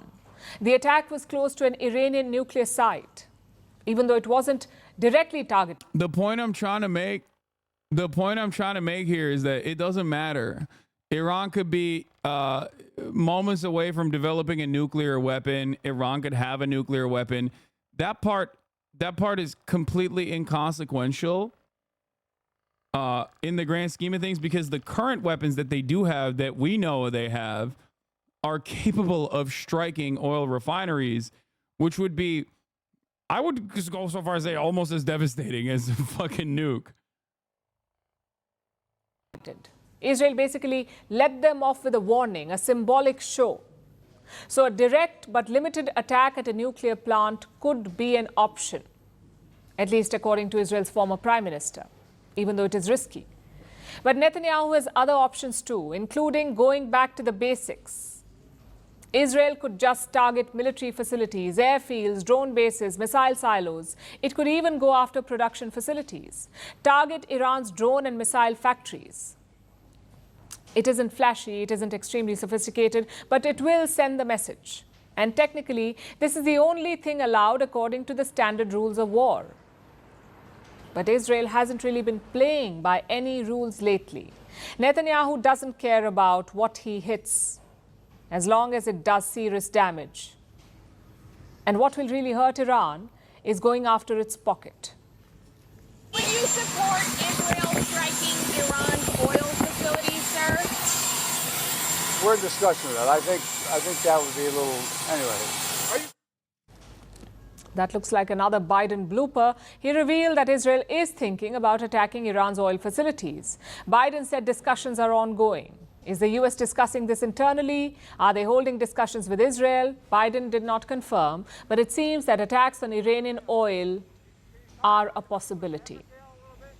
So let's turn to the map again. I want to point to something here, okay?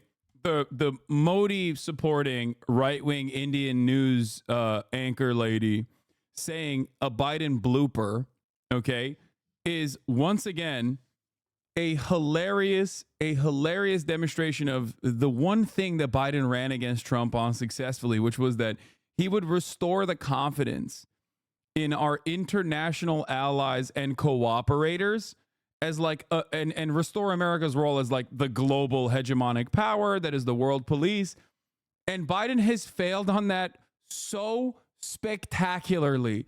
Like every single person that is inside of the periphery, inside of the sphere of influence of the United States of America, basically has recognized that this old man is getting dog walked by Benjamin Netanyahu, at least like in the way that it is interpreted. These events are interpreted by everyone else, where it is hilarious to watch the guy who was supposed to, you know, unlike Donald Trump, bring about stability to a chaotic reign. And now everyone sees him as a fucking old man who's asleep at the wheel, who's getting dog walked by Benjamin Netanyahu, who does whatever the fuck he wants. And when Biden says like, oh, this is a target this is a red line that we don't want Netanyahu to cross, Netanyahu crosses it anyway. They literally see they see Biden's threats to Benjamin Netanyahu, or Biden's red lines that Benjamin Netanyahu, as a promise. I mean, which is a correct interpretation, of course, a correct interpretation of events, but pretty funny overall to think that it's coming from the administration that was supposed to rebuild America's squandered reputation that Donald Trump destroyed at the global stage. Really cool and really funny to experience, in my opinion. He did it. He did NATO. Iran is an oil-rich nation. It has drilling facilities, refineries, and export terminals everywhere. But the sites you're seeing are only the major ones. Israel's most obvious target would be the Kurg oil terminal. It's on an island in the Persian Gulf, removed from the Iranian mainland. But more importantly, it's Tehran's biggest export hub by far. The Kurg oil terminal handles more than 90% of Iran's exports. That's millions of barrels every day being converted into essential funds to keep Iran's regime afloat. If this export stops, Iran gets hammered economically. But this will also have a domino effect. Iran mostly sells oil to China. This is the part. If Tehran is forced to stop, Beijing will look elsewhere, causing prices to surge. And Joe Biden won't like that because oil prices are a sensitive topic this close to US elections. So Biden may try and stop Netanyahu from hitting the Kurg oil terminal, but there are other oil facilities as well, like the Abadan refinery near Iran's border with Iraq. This is a domestic facility, so if Israel attacks it, global prices may still remain stable, and Netanyahu will have his revenge. It's cynical because ordinary people will bear the brunt, but Israel may still consider it an option. There are other facilities too, of course, like the Kish and Keshm Islands near the Strait of Hormuz. These are smaller export hubs, so attacking them... Your news coverage is garbo compared to this. I know, that's why I'm watching this. Regardless of this channel's like overarching views or whatever, this is the reason why the chatter sent it to me, because like it's making a cold and calculated assessment of events that I think is good. Would just be symbolic. But will that be enough for Prime Minister Netanyahu? As you can see, there are a lot of factors for Israel to consider, and it will take action after thinking things through, hopefully. It's a tense situation because their next move has the potential to push West Asia over the edge and plunge the world into chaos. We are hoping it doesn't come to that.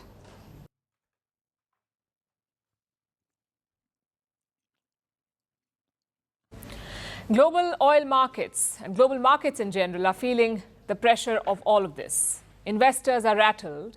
There was a sell-off in the Indian stock markets. Both the Nifty and the Sensex were down. Yeah, so just buckle up for that. All right, let's get back to Let's get back to Israel doing Israel shit in Lebanon, though. And Alex joins us live now from Jerusalem. Alex, it's being reported that the Israeli military is preparing its attack on Iran, but it's a question of what and when. Well, indeed it is. It's been reported, but nothing completely firm on that.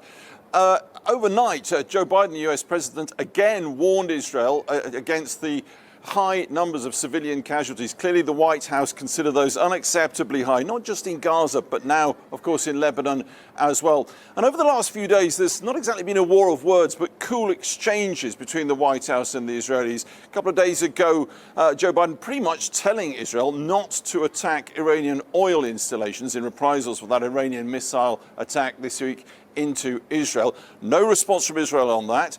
Overnight, he said, well, if I was Israel, I wouldn't attack oil installations either. Again, nothing, no promises from Israel on that. It is... Guys, when America invaded Iraq, they blew everything up.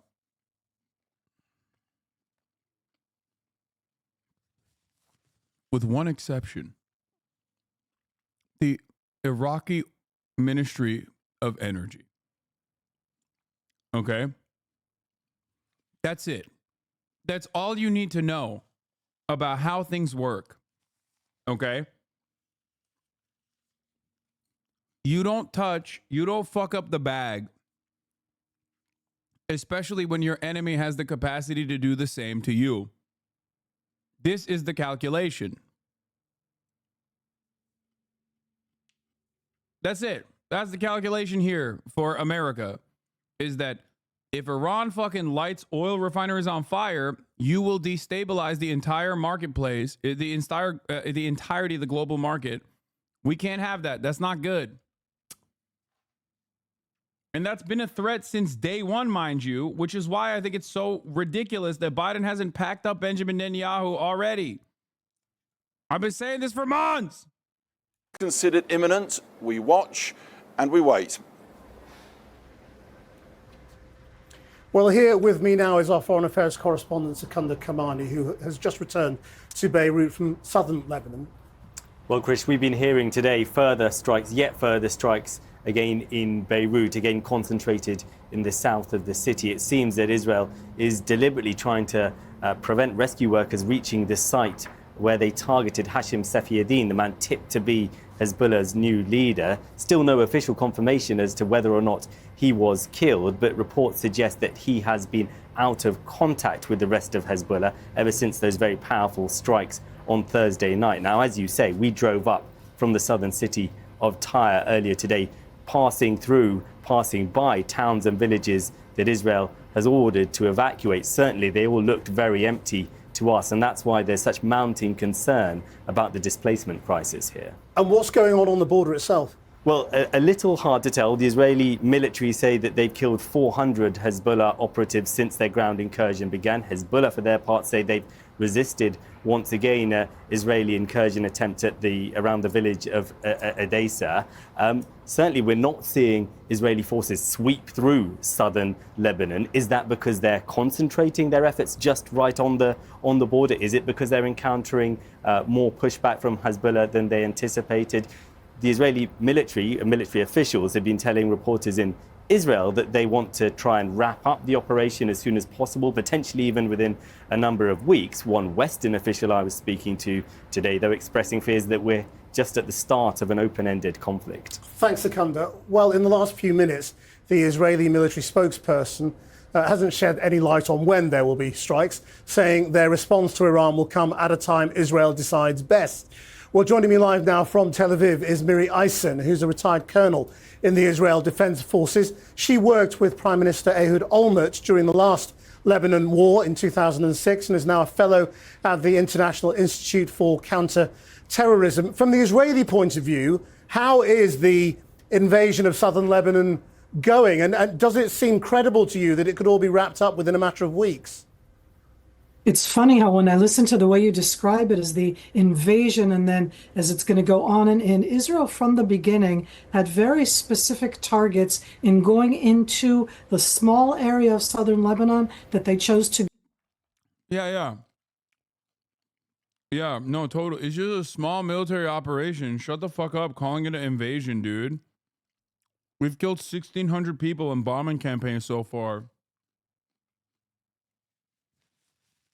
It's a special military operation. It's a targeted special military operation. Duh.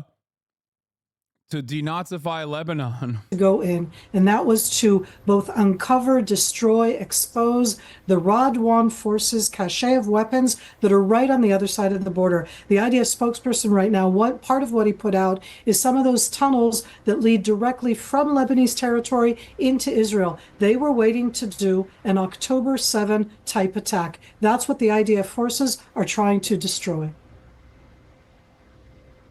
Right, and so God, Monday is going to be fucking unbearable.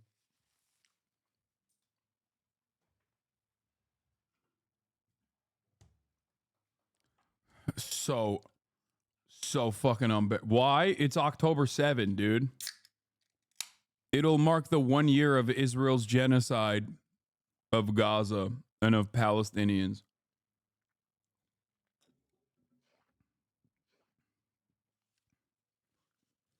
Dude, if you think that the fucking constant calls of October 7 are very annoying at this point, holy shit, dude. Like, Israel's been pointing to October 7 to genocide the entirety of the Gazan fucking population for the past 12 months. Oh my God. I'm sure they have a mass press blast ready to go.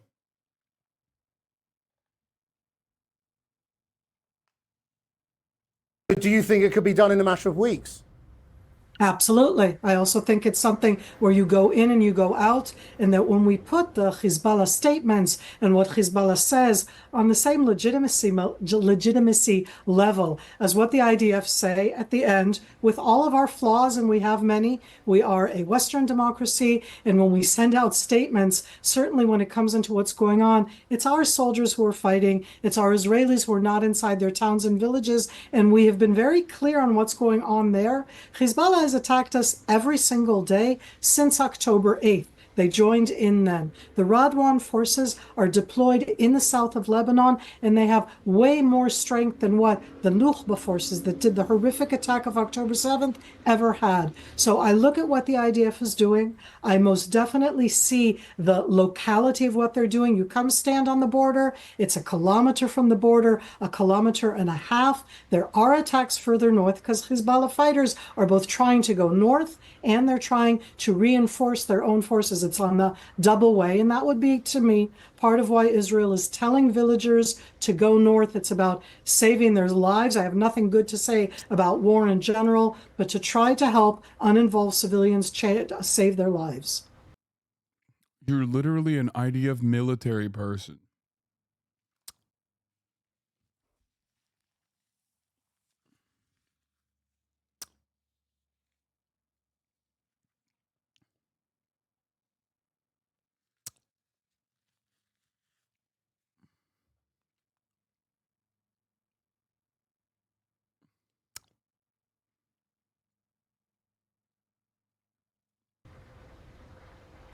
Now, let's turn to the impending attack on Iran. Obviously, there are many things being said by Western leaders about what Israel should or shouldn't attack. Joe Biden sort of suggesting it shouldn't be nuclear facilities, it shouldn't be oil installations. Donald Trump saying take out the nuclear installations first. I mean, how are these sorts of sentiments received in Israel? What do people in Israel want? So we're on a Saturday night. We're at the end of a long Jewish holiday. It's our New Year. We've all been in the Jewish holiday from Wednesday evening, and this is after the Tuesday night attack direct from Iran. So we're sitting here in that sense, looking around and saying, what will happen if they kill the Iranian leader is a question that someone asked. A lot of people here think that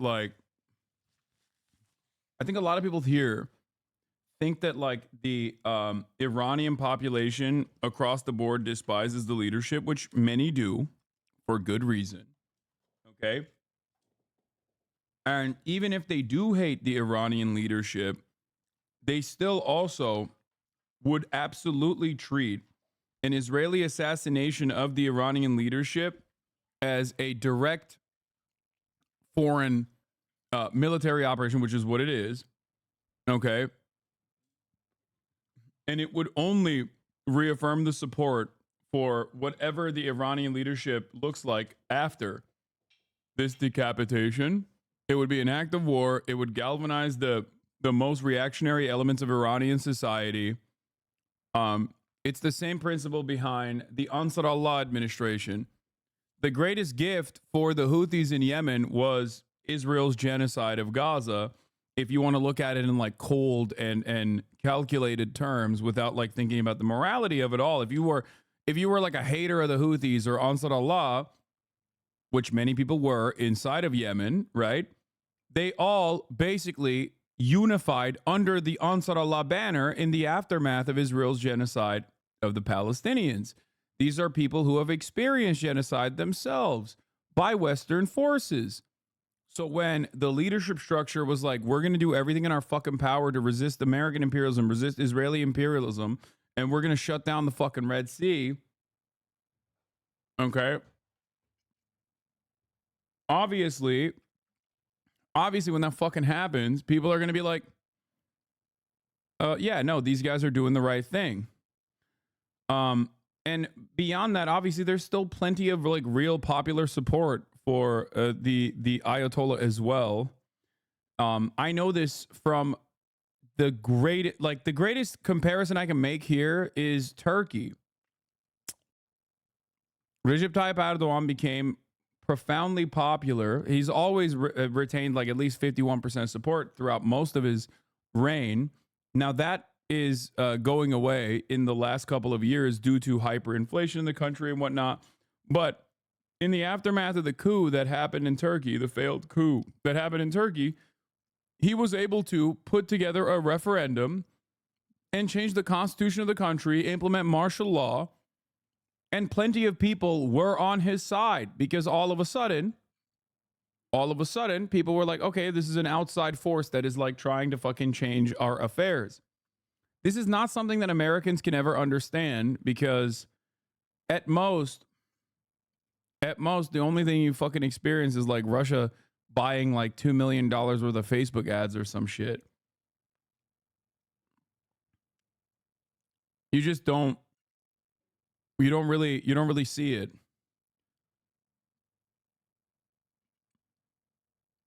Whenever a much larger force interferes in the affairs of a foreign nation in a devastating manner, especially one that leads to like death of the civilian population, if that force already has like a decent amount of popularity within the population, more and more people end up subscribing to the leadership structure, even if they were previously in disagreement with said leadership, even if they were previously fighting against the leadership. Does that make sense?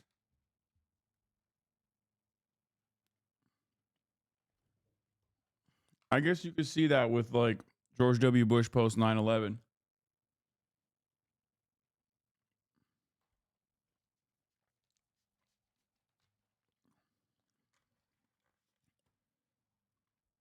So, to answer your question, if Israel was to successfully kill like a bunch of the Iranian leadership structure, there would definitely be a point of chaos. There would definitely be chaos immediately because there's plenty of people that are genuinely and understandably resentful towards the current leadership in Iran. They would probably put down those protests in unimaginably violent ways, and then they would move forward with their destruction campaign against Israel.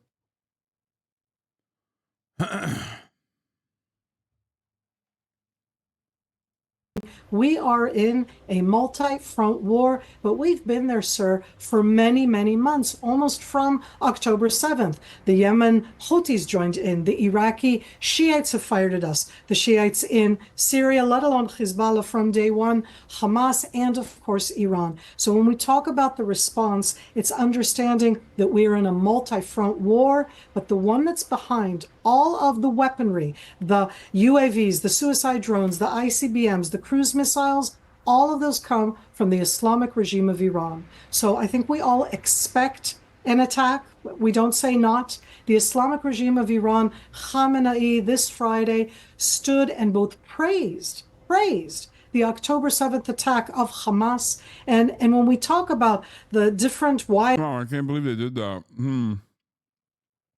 That's crazy. They're all in it together. What they all, I want to say, have in common, to me it's such a horrible thing, have in common is that they want to destroy, annihilate the state of Israel, and they physically are trying to do so. So I do expect a response. Israelis do expect a response, but I have no idea what that would be. Marie Eisen, thank you very much. Well, earlier I spoke to the Shadow Security Minister, Tom Tugendhat, in the UK, one of the 4 remaining Conservative leadership contenders who worked here in Beirut for a while before joining the army and serving in both Afghanistan and Iraq. I asked him, with Israel warning that its counterattack on Iran is imminent, what should Britain's message to Israel be? Well, look, we need to be offering leadership in the region, and that's why we need to be asking British citizens to leave as soon as possible and offering leadership in the region to make sure that Israel's response is proportionate and targeted. What does proportionate and targeted mean? Does that mean avoiding the nuclear sites, avoiding the oil installation? Bro, they're so America-cucked. Like, that's a carbon copy. Dude. They are, dude, England is not a real country, bro. I'm sorry. The most America nation. Holy fuck, dude. Yes, we must listen to reason, which is why we are trying to get our citizens away from the line of fire. Fire coming from Israel, our ally that we're giving weapons to. That's right. This is what good leadership looks like. Very nice. Well, what it means is making sure that they're targeting those areas that enable Iran to conduct this violent aggression against Israel and actually against other countries in the region.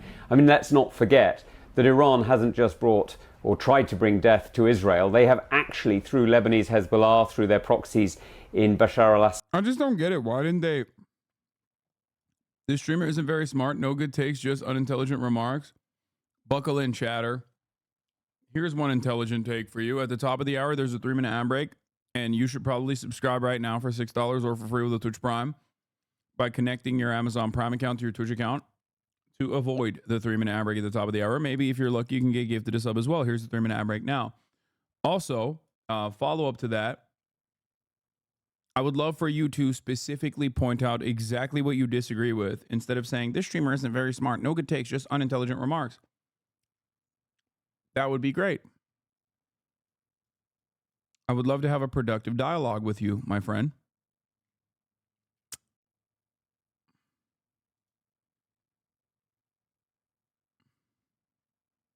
Assad's government in Syria and their proxies in Iraq. They have murdered quite literally hundreds of thousands, maybe even millions of Sunni Muslims across the region. So it is in British interest that this war does not grow and become a full-scale regional conflict. That's absolutely right. It is in our interest to make sure that this is as controlled, as proportionate as possible. But let's be clear, the Israeli government has the right to protect its citizens. The Jordanian government has the right to protect its citizens. And others have the right to take action against these non-state actors. Look, the Lebanese armed forces moved quickly in the last few days to disarm and expel Lebanese Hezbollah from various areas, including areas like the airport, where they have formerly had control. Of course, all of this goes back to Gaza. Should Britain be more vocal in expressing its concern over alleged war crimes in Gaza? Britain should be doing everything that we can to protect and support the Palestinian people. And one of the things that we need to be doing is pushing for the two-state solution. Look, all of this relies on the respect for... It's so cool that every single mouthpiece of like the American state or Western states is repeating the same fucking bullshit. Yeah.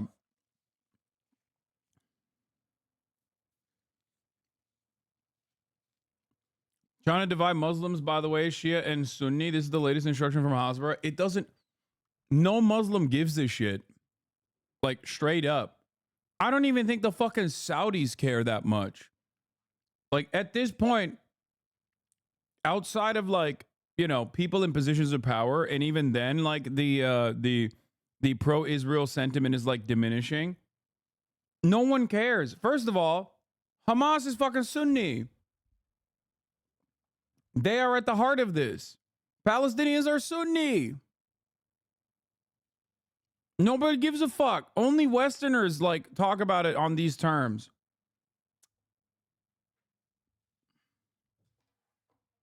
No one cares. Chatters, please stop. But the Shia and Sunni are already divided, not united. Okay? No, it is. There is no like. I wouldn't say that there is like a monolithic attitude towards anything in the entirety of the Muslim world, which spans across multiple continents and is, you know, billions of people. But even in the fucking region, it's like the Houthis are a great example. They're fucking Shia. El Hassan take. Okay. Like a lot of old traditionals give a shit about the Sunni and Shia. No, dude. The Houthis are fucking Shia and literally one of the most popular fucking groups in the entire region now.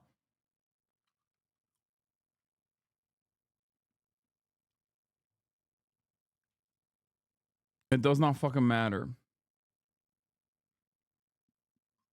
When it comes to Israel, it does not matter. Of course, the Israeli community, but also the Palestinian community. But what Hamas did in Gaza was utterly criminal. It was utterly vile. And I don't just mean on October the 7th, a year ago, almost a year ago today, but actually what they did over the months and years before that. Hamas murdered many Palestinians to take control of Gaza. Just finally, I mean, as you know, as these wars grow and go on, there is a tendency among Dude, what is your takeaway from this? If not, only Israel gets to murder Palestinians, no one else.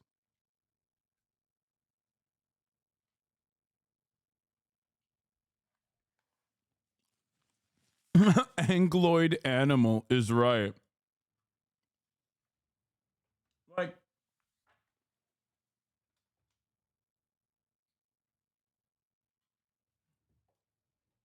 Like, this is his response to the Israeli war crimes, is that, well, Hamas has killed Palestinians too.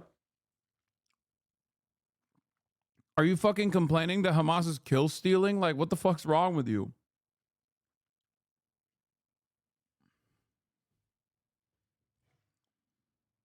a lot of people back home to look away and to say, look, this is the Middle East. It's the Middle East doing what the Middle East does. What is your message to people at home about why this matters to them? I mean, this kind of attitude was, I guess, like really silly if you were knowledgeable on the matter even after October 7, but like plenty of people weren't. Plenty of people weren't knowledgeable after October 7, so like they kind of got duped by this kind of sentiment, but like it's been 12 months, dude. 12 months of straight up hell. 12 months of death and destruction. Like, I don't think anybody believes that at this point. Oh, Israel is trying to liberate Palestinians from Hamas. Like, get the fuck out of here, dude. If you still believe that at this point, you just are, I mean, you don't care. Like, you just, like, I don't think anyone that advances that argument is advancing it with sincerity.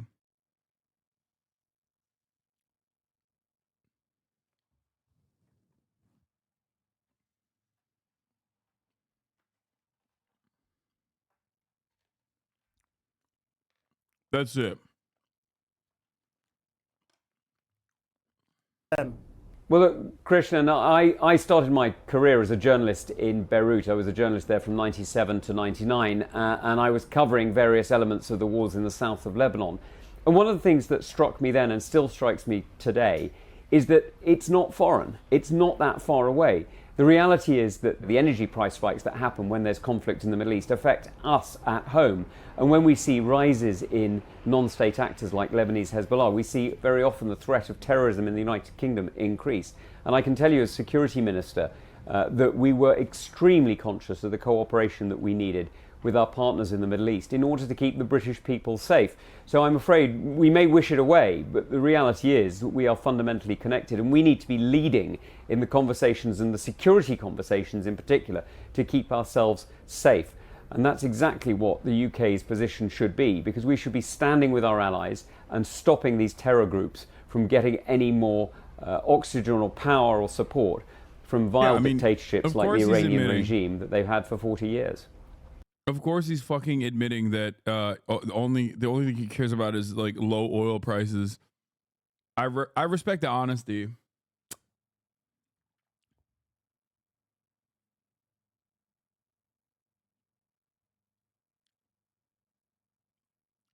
It's good.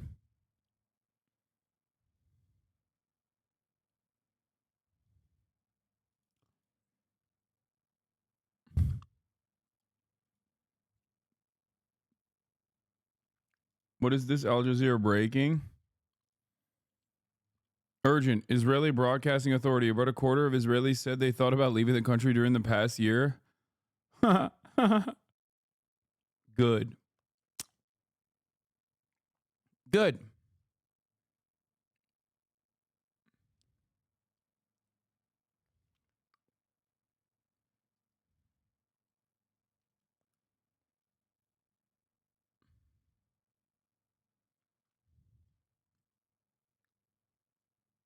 Strikes in Beirut suburbs now. Like, the thing is, this is good because this completely like diminishes the Zionist project.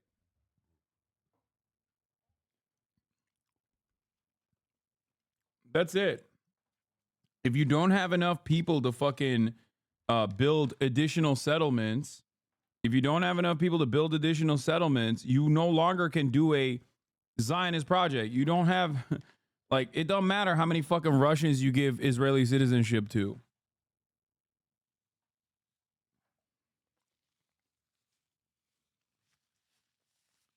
Only the most hardcore will remain. Yeah, I know. The most hardcore also don't know how to fucking read, dog. It's fine.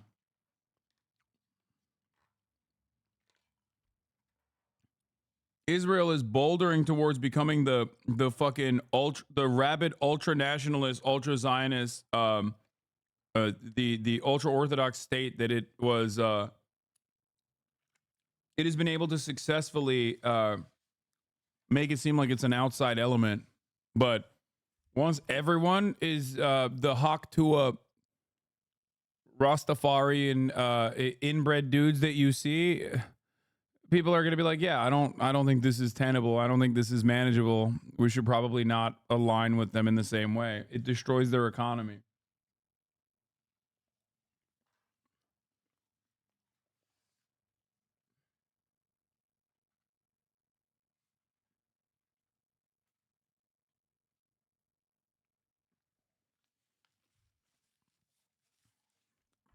This is why academic divestment matters.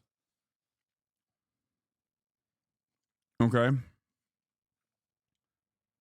Academic boycotts, academic divestments, like they play a massive role in the soft power capabilities of Israel. That soft power pays dividends back to Israel. When you're wondering, like, why the fuck are there so many people who are just so unconditionally pro-Israel in American media or in all of these institutions? Like, why are there so many people? It's because Israel for years and years and years has created this ecosystem where they have a lot of the pro-Israeli sentiment baked into these institutions. When you literally sever that tie, all of a sudden, it's much easier for people to look at a bunch of inbred ultra-Orthodox dudes trying to fucking run over the Lebanese border to go and build a settlement and getting fucking quick-scoped by some Hezbollah dude. When that becomes the entirety of the Israeli nation state, it's impossible for them to maintain this posture that they're like, you know, simultaneously a Western-facing nation that is directly trying to fight back against the barbarism of Islam.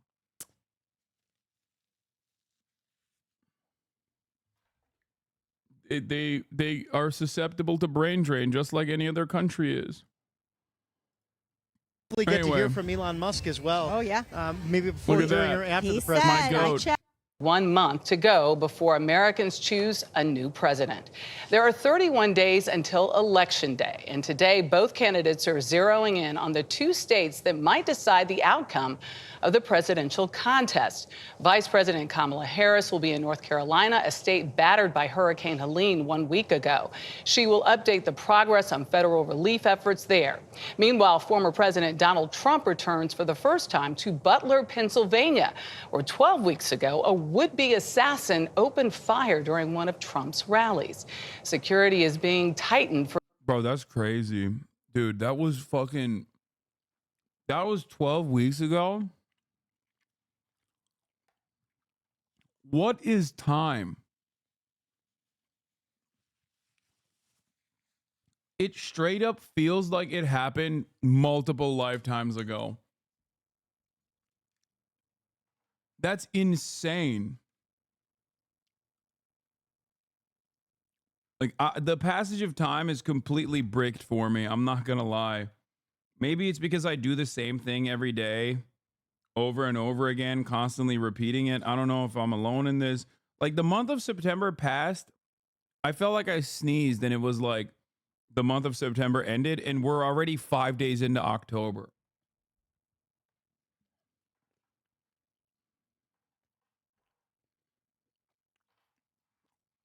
It don't make no goddamn sense.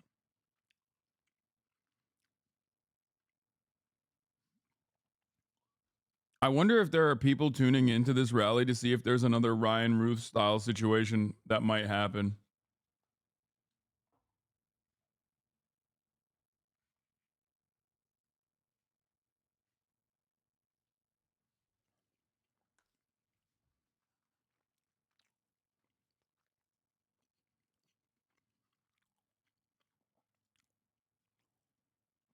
Instead, you have seen this increase in fighting occur there, and these images that you've seen play out could certainly be part of that as well. But President Biden, over the past few days, has really been focused on what the Israeli response to Iran's barrage of missile attacks that they had fired off against the country a bit earlier this week. While the president himself has not spoken with Israeli Prime Minister Benjamin Netanyahu since August, senior administration officials have been in constant contact with their Israeli counterparts as they are gaming out the next steps of how they will respond. The U.S. has said that they believe that Iran should face consequences for its actions, but behind the scenes they are also trying to advise and counsel Israel with exactly how they should proceed. The ultimate hope here is that there could be a more measured response from Israel, but administration officials don't deny the fact that they do believe Israel will respond at some point in time. Now, President Biden himself, when you're specifically talking about Israel and Iran, has said that he does not believe that Israel should target Iran's nuclear facilities. He also, a bit earlier in the week, had left the door open to the possibility that Israel could target Iran's oil reserves. But then just yesterday, as he spoke at the White House press briefing room, he said that he does believe they should consider alternative options and not go after any oil fields. It really presents some of the complicated dynamics that the administration is grappling with in this moment. Now, even as the president has said that he doesn't doesn't believe that Israel should target Iran's nuclear facilities. A senior State Department official said that they haven't received any assurances yet from Israel that they won't go down that route. There's still also a lot of questions about when exactly Israel would make its decision to respond to Iran and when they might decide to actually enact that and move forward with it. One senior State Department official is saying it's hard to tell whether they might try to use this October 7th anniversary that's approaching on Monday when Hamas had attacked Israel, try to use that as a potential time to retaliate. But the president has said he does not believe any action is happening in the immediate future. But really at this moment, you're seeing the administration grapple with this conflict on multiple fronts. Biden has spent the last year trying to find a diplomatic solution to try to end the war between Israel and Hamas in Gaza, trying to get to some type of ceasefire. Then you have them now dealing with this conflict between Israel and Hezbollah in Lebanon, and then potentially another broader conflict between Israel and Iran, really speaking to the very complicated challenges Biden is facing in this moment as they are trying to... He's been working tirelessly. Duh, obviously. He's just the worst piece of shit. Which is it? Either you have been working tirelessly around the clock, okay? Either you have been working tirelessly around the fucking clock and you're the worst guy of all time at doing this shit, or you haven't been working tirelessly around the clock and you kind of like that Israel's doing this stuff. I think it's a little bit of column A, a little bit of column B. If I'm being really fucking real, I think it's a bit of both. Takes like a half a question, usually can't answer it, but they asked him, what do you think about Iran? Would you hit Iran? And he goes, as long as they don't hit the nuclear stuff. That's the thing you want to hit, right? I said, I think he's got that one wrong. Isn't that what you're supposed to hit? I mean, it's the biggest risk we have. Nuclear weapons, the power of nuclear weapons, the power of weaponry. You know, I rebuilt the entire military, jets, everything. I built it, including nuclear, and I hated to build the nuclear, but I got to know firsthand This is why you can never take anything this man says seriously. He literally will be like, the N-word. That's right. Everyone, like, he'll be in Michigan, okay? And some dumb fuck, Trump supporter, will literally be like, hey, Mr. President, like, how will you how will you defend the auto workers here? And he'll be like, nuclear war, the N-word. It's gonna happen. Everyone, Mr. President, what do you think about climate change? Nuclear climate, nuclear warming. Nobody talks about global warming more than me. Nuclear warming.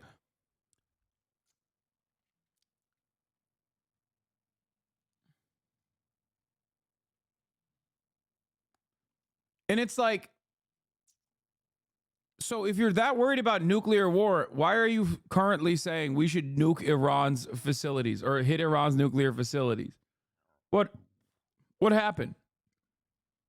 I thought it was a peaceful dove. the power of that stuff, and I'll tell you what, we have to be totally prepared. We have to be absolutely prepared. But when they asked him that question, the answer should have been, hit the nuclear first and worry about the rest later. And that's what they should. That's what if they're going to do it. If they're going to do it, they're going to do it. But we'll find out whatever their plans are. But it only takes like a half a question. Usually can't answer it. But they asked him, what do you think about Iran? Yeah. What do you think about Iran? All right, let's hear. What? Here you go.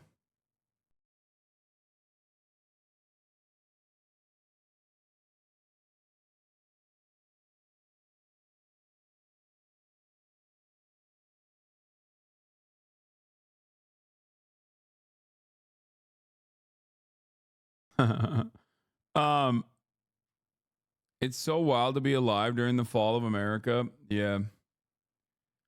They're on the roofs this time. Lamau, read the guy's bio. Christian, conservative, MAGA, patriot, Oklahoman, God, gun, Constitution, CCP equals China equals Chinese. Wait, what? Okay, no shit. Snipers in Butler, Pennsylvania. They finally conquered slope roofs.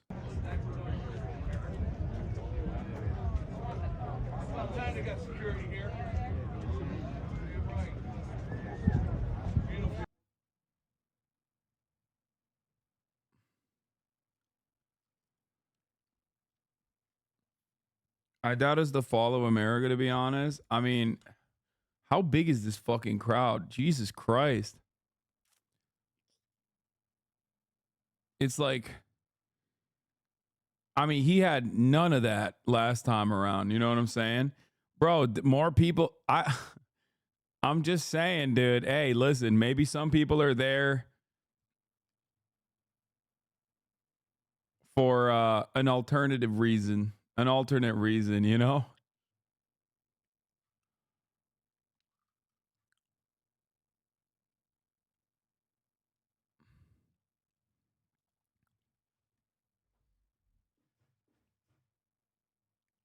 I'm in the crowd. Do you see me? Yeah.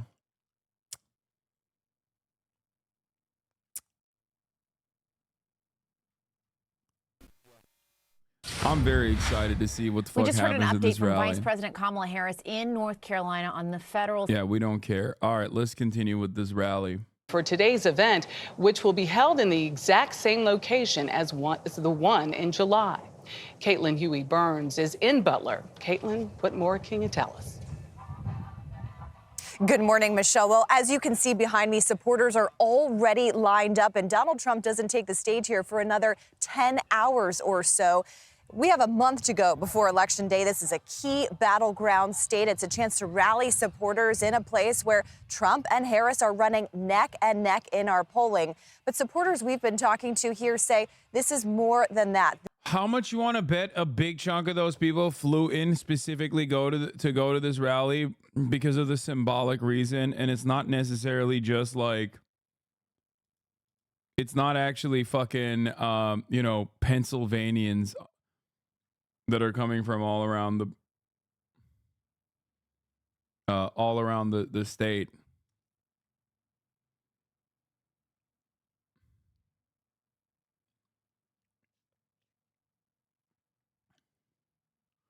Ryan Ruth is trying again. He can't, bro. He can't. They locked my man up. This, to them, is a symbol.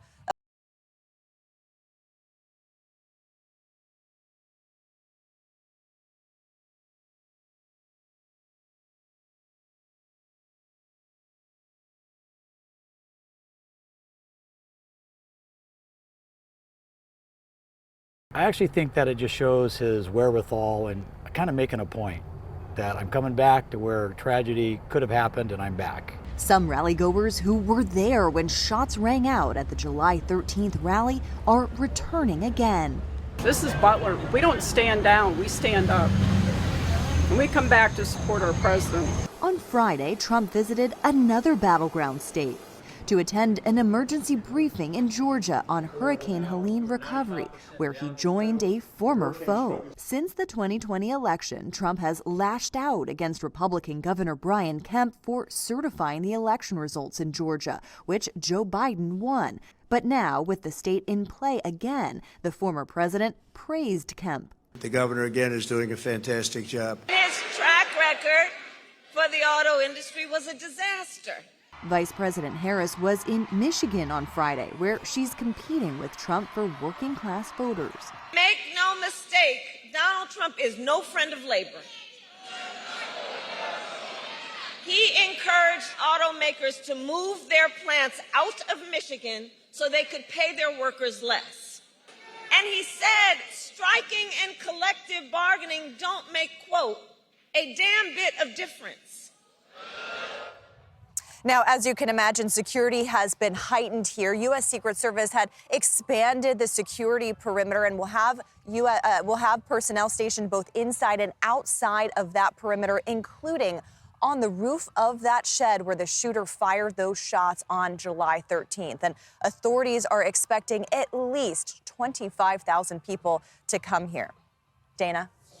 All right, Caitlin, thank you. Deliver the greatest economic boom to America than we've ever seen.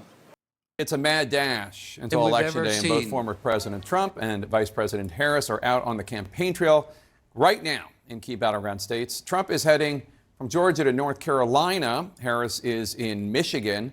I want to bring in CNN senior data reporter Harry Enton. Harry, we talk a lot about battlegrounds, Pennsylvania, Wisconsin, Arizona. I'm hearing Democrats expressing a lot of concern right now about Michigan. Where do Harris and Trump stand? I feel like CNN is trying to make Harry Enton into Steve Kornacki, and it's just not working.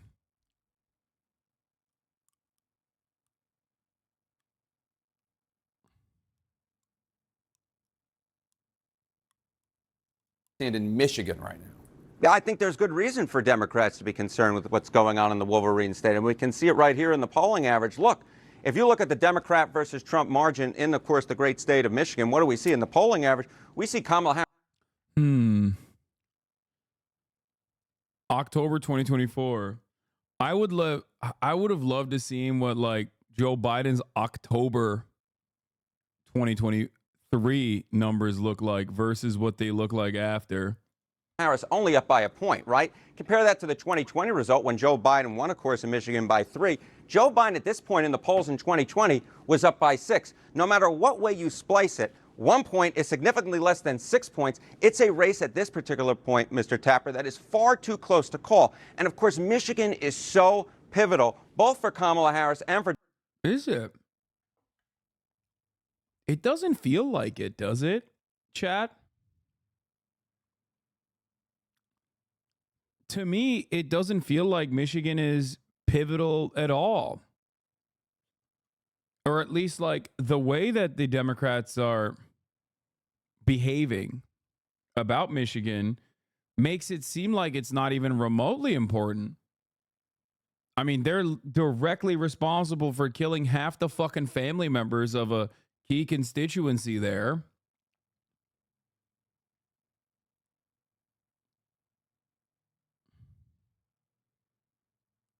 I don't get it.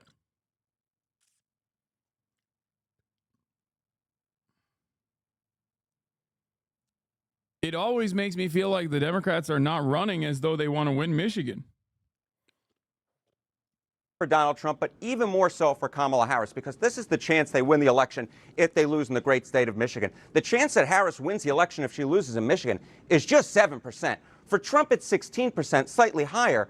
But I think the key nugget that you can take away from this data is Michigan is a must-win, but it's especially a must-win for Kamala Harris. There's also a lot of talk. There are a lot of union members in Michigan, and we know union leadership's endorsement of a presidential candidate only goes so far. It really comes down to the rank and file members who might be in favor of Trump because they're worried about electric vehicles. There might be cultural issues, et cetera, et cetera. Where does the union vote stand in Michigan?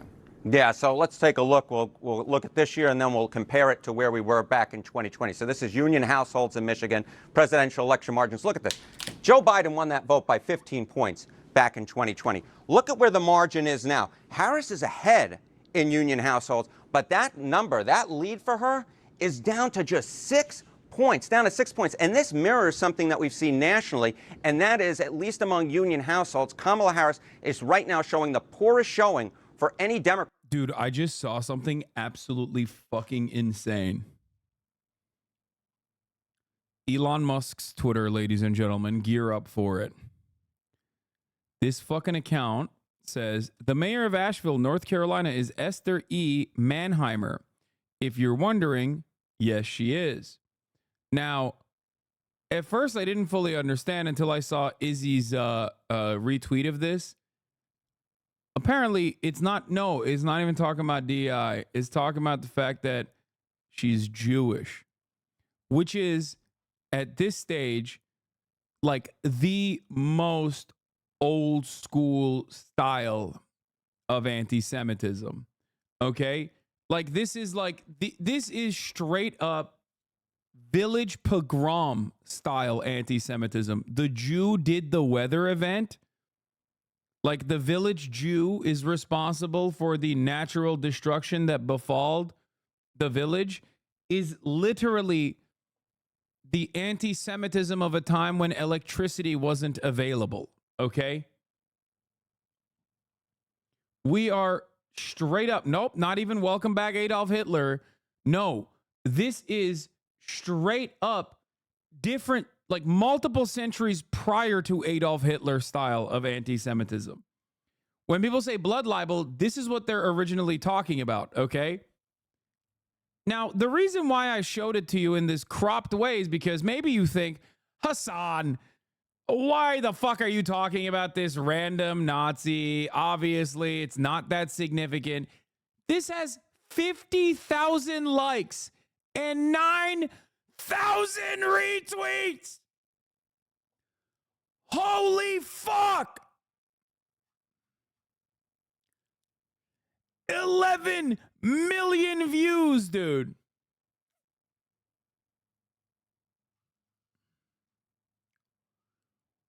We are so cooked. We are so incredibly cooked. When I tell you how cooked we are, I don't think we understand how cooked we are. Bro, this is like around the time when writing was invented style anti-Semitism, okay? Like history is beginning and unfolding around us era anti-Semitism. Like I'm not talking Adolf Hitler levels, okay? We already reached Adolf Hitler levels. We went beyond. Yeah, this is circa printing press anti-Semitism.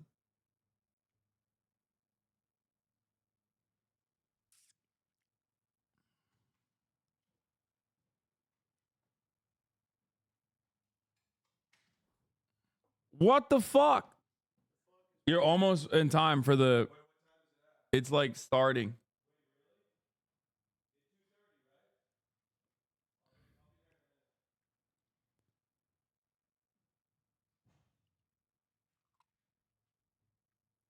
This is getting expelled from Spain levels of anti-Semitism? Yeah.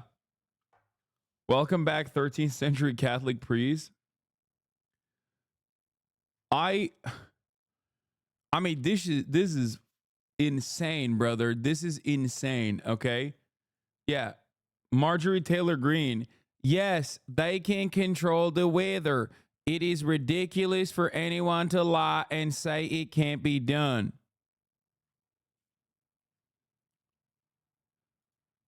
But fear not, guys. MTG is pro-Israel, so it doesn't matter when she says they can control the weather.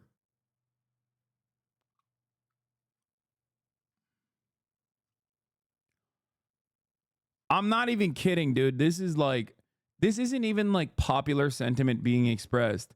This is more so a testament to Elon Musk actively trying to promote Nazi propaganda. Okay? Actively doing so. There is no other explanation for this. He is just straight up. He is straight the fuck up running. Like he's running bots, okay? Anyone that says anything remotely Nazi gets highlighted, elevated. Climate change isn't man-made versus yes it is, but it's the Jews that are the ones doing it. Yeah. Yeah, climate change is fake. It's not real unless I can somehow say Jews have a weather machine and they're the ones doing it. That's awesome.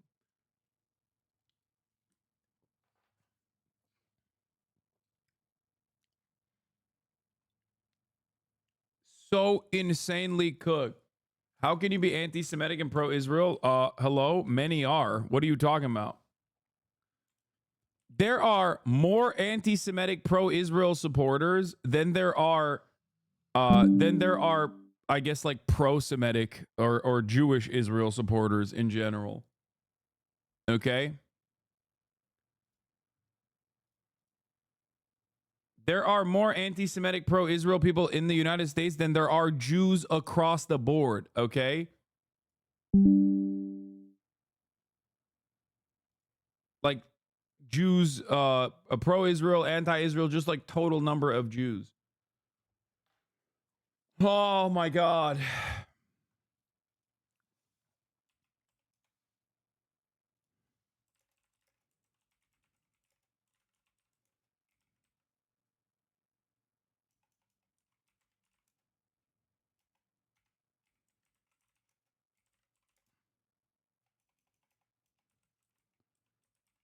We have officially reached anti-Semitism levels beyond.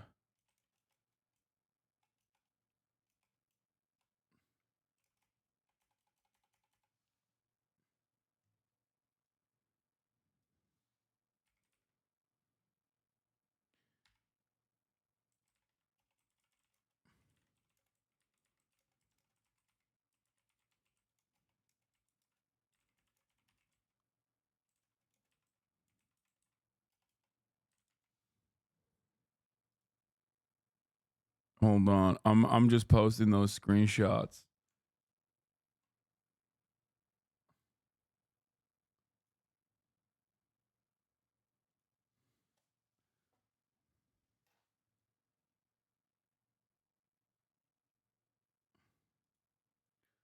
Man, just pull your pants down already.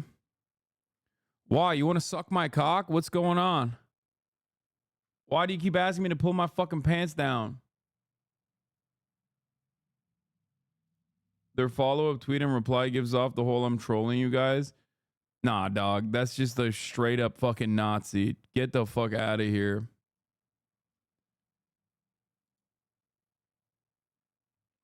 Anyway, let's get back to CNN. You'd have to go all the way back since 1984 in the Reagan landslide when Mondale won union households by even less than right now what Harris is ahead by. But the bottom line is, yes, Harris is ahead among union households in Michigan, but that margin is considerably slimmer than what Joe Biden won amongst them back in 2020. And in this perfect storm in Michigan for Harris, Democrats are also worried about losing strength with Arab American and Muslim American voters in places such as Dearborn. Because of what's going on in the Middle East right now. What does history tell us? Yeah, what does history tell us about Dearborn? It can basically change at a moment's notice. You know, Joe Biden won in Dearborn by 39. The funniest meta I've seen from like dumbass liberals is like, why would Kamala Harris cave to these like incredibly conservative Muslim voters? Instead, she should be caving to these incredibly conservative white voters in the suburbs. Okay? That's literally the argument now. They're saying that like all these Muslim voters are actually super fucking conservative. And yes, in the pre-9/11 universe, the Muslim voting bloc, albeit marginal, albeit tiny, was a somewhat conservative bloc of voters. Post 9/11, however, they have reliably voted for the Democratic Party and, as a matter of fact, have more positive opinions on the LGBTQ community than the white evangelical Protestant Christians have. Historically speaking, there's empirical evidence for this. The Pew Center of Research have regularly conducted studies on the attitudes of different religious groups in this country. Just want to mention that before people fucking chirp at you over this. Like, white evangelical Protestant Christians are significantly more homophobic and anti-queer than American Muslims are. Okay?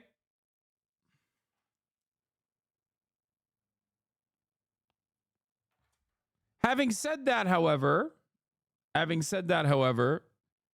their demands have nothing to do with conservatism and everything to do with America's unlimited genocide in Gaza and now Lebanon and maybe some other fucking places that Israel chooses to change its crosshairs on.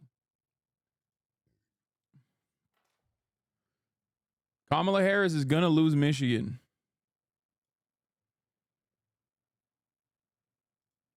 Why is the red pill community dominated by Muslims? Dude, if you think that there are that many Muslims in general in the United States of America and in the Western world that are following this like red pill shit, you are the funniest loser on the planet. Yes, dude, I know there's a lot of people who say that they're Muslim, and all of them are fucking actually Christian, by the way, who then turn around and go, oh yeah, I'm Muslim now because they're conservative. You are just simply duped by the likes of Sneeko. Like, you think Sneeko is an honest broker? You think Andrew Tate is an honest actor? Or do you want to use this in an Islamophobic way so it now suits your purpose to assume that they're honest brokers here? Were they conservative before they found the light of Allah? Or do you think that that is just simply an extension for them?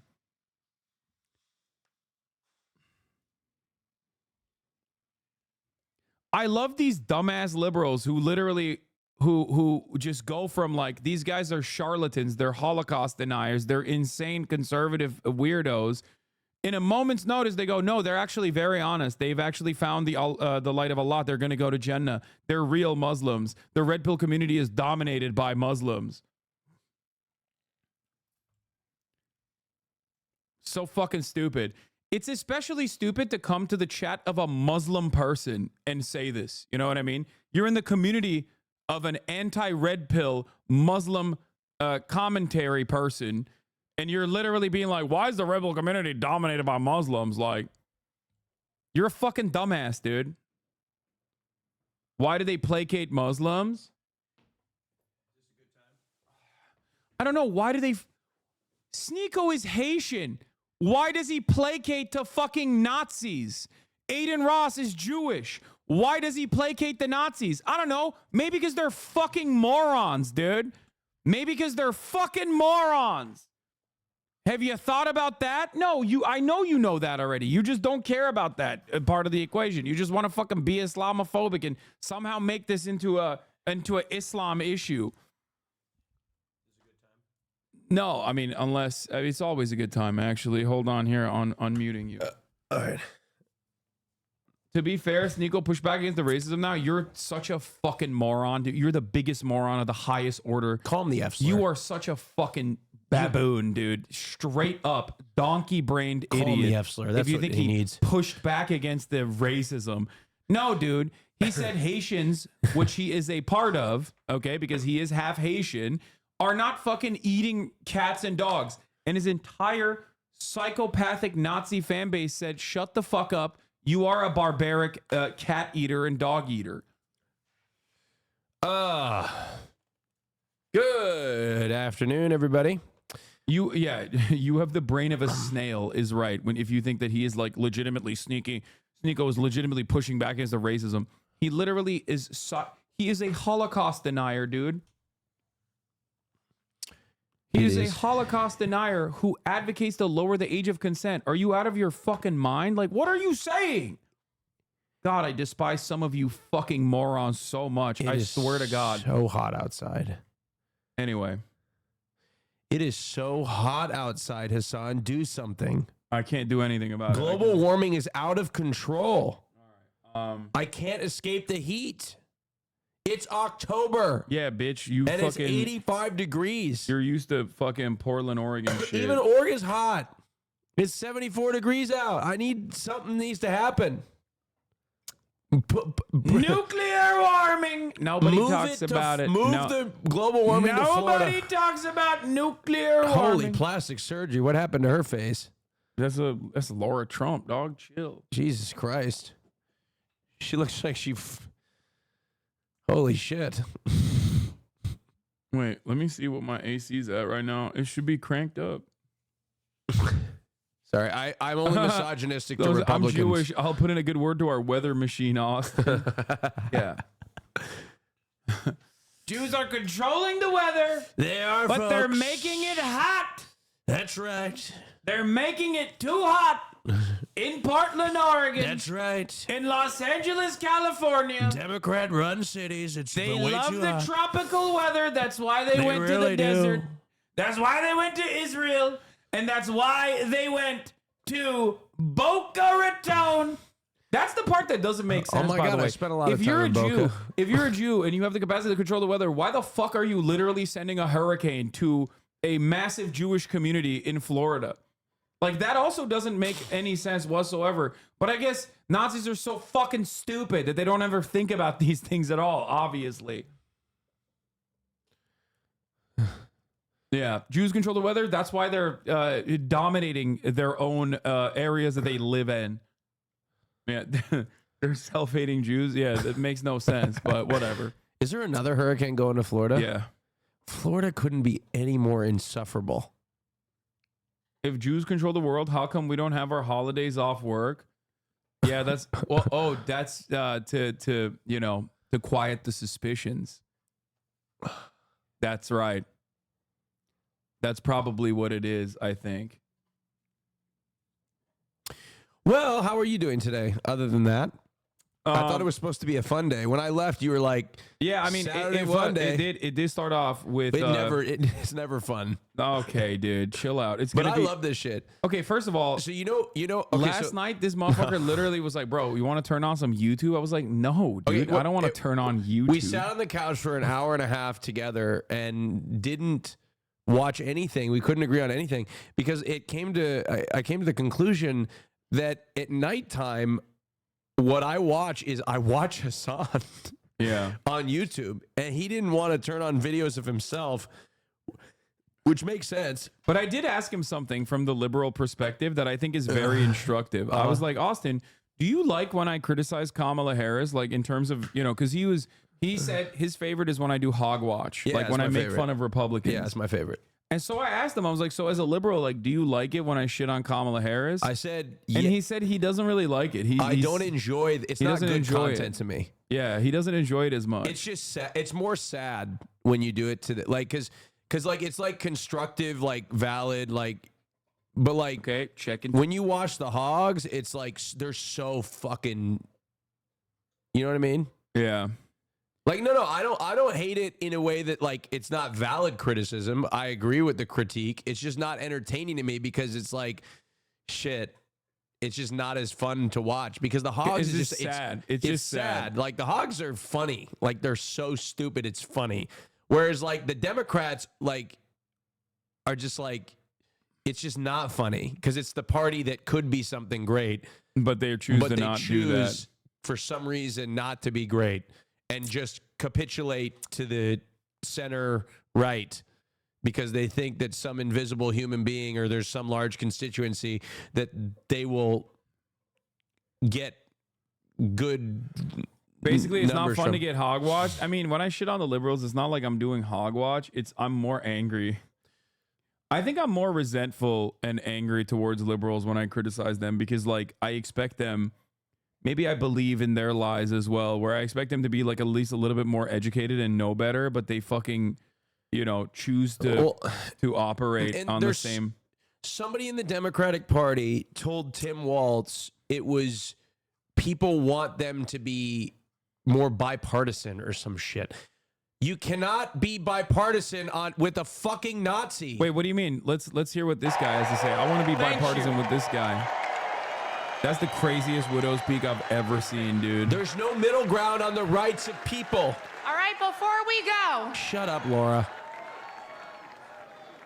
What we're going to do here today, ladies and gentlemen, is we're going to make a new memory in Butler, Pennsylvania. And this will mark the moment that this election was won for Donald J. Trump. Let's send him back to the White House on November 5th. We love you, Pennsylvania. Thank you. God bless.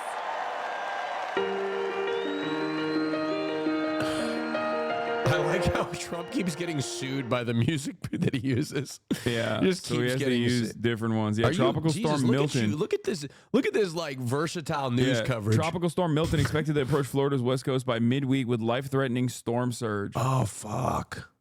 Not another one. Look at this. And now to weather with Hasan Piker. All right, and now we're back to Harry Enton. A must-win. Enton on the stakes of Harris and Trump in battleground Michigan. Kamala Harris is within not even in the margin of error. Like Kamala Harris is going to probably fucking lose Michigan at this point. And she's like 1 point away with hundreds of thousands of voters being like, yeah, dog, I'm not voting for you. You are taking my tax dollars that I'm paying and directly giving the tax dollars to a murder machine that is executing my immediate family members. That is ridiculous. I'm not fucking voting for you. Meanwhile, Kamal Ahmad Jawad was killed by the Israeli state with American weapons, and he was in Lebanon. Okay, he's from Dearborn, Michigan. Matthew Miller literally said he is a legal permanent resident, so he's technically not an American citizen. That's what he said. Lebanon? Can you give us any? We have seen those reports. It's our understanding that it was a legal permanent resident, not an American citizen. Wow. What a distinction, dude. Wow. What? Thank you for saying you know that. what? So we shouldn't care for some reason. Yeah, that's great, man. That's really cool. Oh yeah. To know that you know, that's how little the American state gives a fuck about its own goddamn citizens. That's crazy. But we obviously offer our sincerest condolences to the family on their loss. Oh, serious condolences. Okay. Wait, is Trump on yet? No, not yet. How do you know? That's great, man. Thanks. Like, dude, why the fuck? Why the and I think he was also a citizen anyway. I don't think he was like, not that it fucking matters, okay? Not that it matters. They did this exact same thing. They, for the record, did this exact same fucking thing with Ayşenur Ezgi, who is an American citizen, okay? Straight up.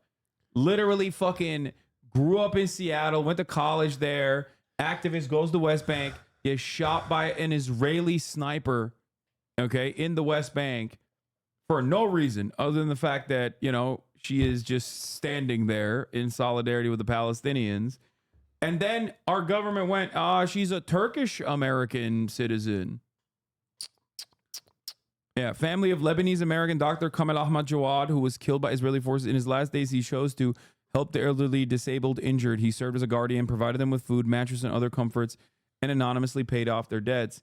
And there are people in this community that are saying, it's my friend's father, he's a citizen. It's my friend's father-in-law, he's a citizen. Yeah, the New York Times also called Ayşenur Ezgi a very Turkish person. It's just like when Israel kills someone. Oh, here. Also, then they acknowledged that they mistakenly referred to the Michigan native as a non-citizen and then offered condolences to the man's family. Kamal Ahmad Jawad from Dearborn, Michigan was killed by an Israeli airstrike in Lebanon on Tuesday, according to a statement released by his family. We are aware and alarmed of the reports of the death of Kamal Jawad, who we have confirmed is a U.S. citizen, said the department. So I guess he wasn't a non-citizen. But let's be real. Every Arab in America knows this. Every Lebanese person in America knows this. Every Muslim in America knows this. If you are in the crosshairs of America or you're in the crosshairs of Israel, which is an extension of America, and you get killed, you get assassinated, you are not a citizen. They do not treat you like a citizen. The distinction also exists for Lebanese civilians that wanted to leave Lebanon. America offered chartered flights out of Israel for American Israelis who could escape Israel in the aftermath of October 7.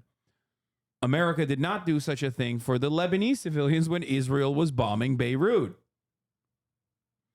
So it's hard not to conclude that the American government does not give a fuck about American citizens when they are in the crosshairs of America or Israel, which is a continuation and extension of America. Stupid. Yeah. God, for what? Yeah. Anyway, but that's besides the point. We're doing fun stuff. We're gonna do Hog Watch after we're done with Harry Anton's points analysis. last time around. But history is not always prologue, because I want you to take a look back at the beginning of this century. Remember, George W. Bush won in Dearborn by 8 points. Then 4 years later, after the war on terror started, a lot of Muslims turned against the Bush administration. John Kerry won in Dearborn by 19 points. And remember, uncommitted in the Democratic primary this past time around won a majority of the vote in Dearborn. So the bottom line is Dearborn and the Arab-Muslim vote are very much up. Yeah, I wonder why Kerry won by 19 points against Bush. Now, are a lot of these people just not voting, or are they going to vote for Trump? Some of them are voting for Trump, straight up. Some of them, I think it's like almost a 40-40 split down the middle, and then the rest is going third party. Brandon? Yeah. No, Jill Biden. Jill Biden. Yeah. So understand why it went from +8 in 2000 to +19, because the Muslim Arab voting bloc in Michigan used to be conservative. They used to vote along conservative boundaries. And then, you know, a lesser known event occurred that triggered unlimited warfare upon the Muslim population around the entire globe. Then they went by LeBron numbers to the Democratic Party and never actually looked back. Having said that, however, they now they're looking at the situation in front of them and they're going, well, the Democrats are killing us too. So we're going to vote for Jill.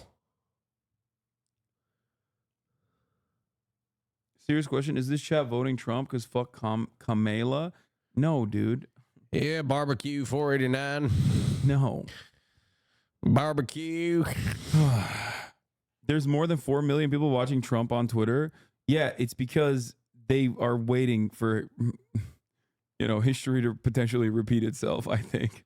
I think Islam is death. That's what this guy said. Nice, man. Nice.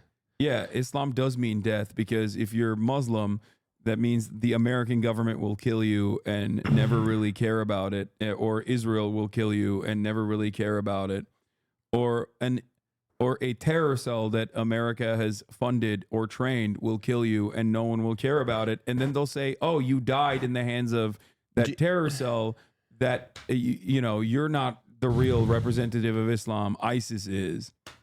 And then they'll use that as a further justification to conduct its, even deadlier campaigns. Can you make one of your chats live?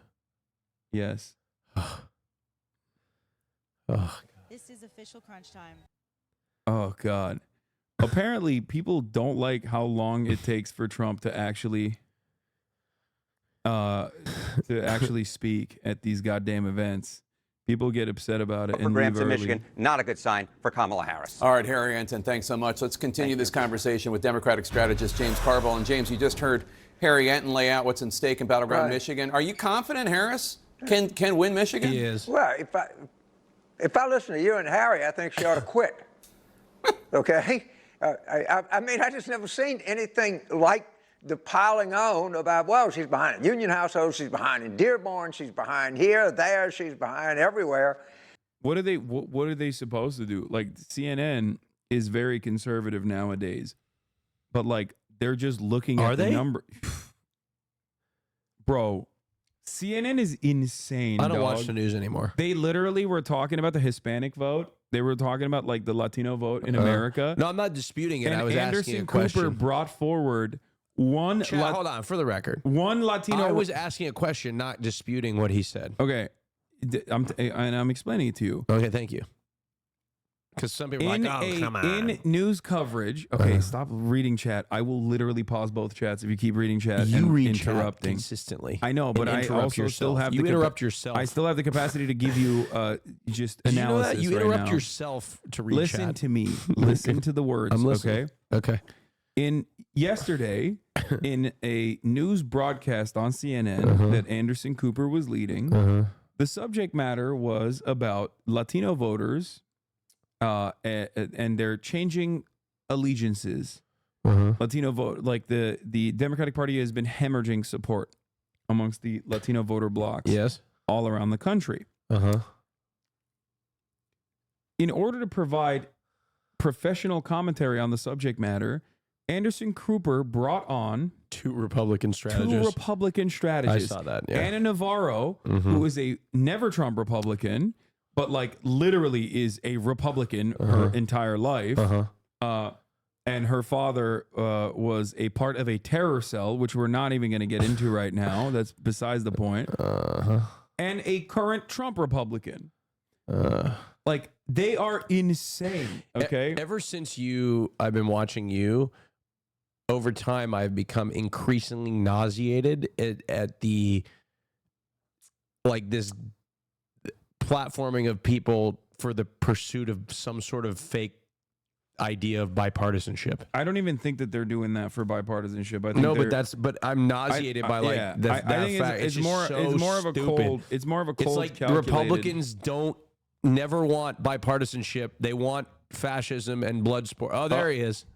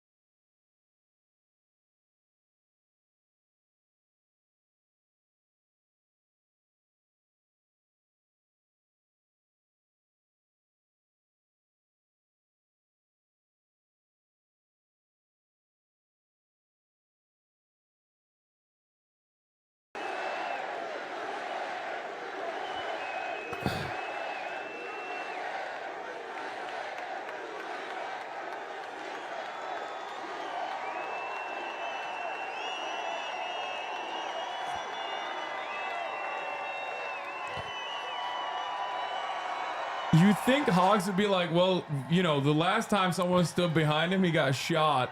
Yeah. Nope.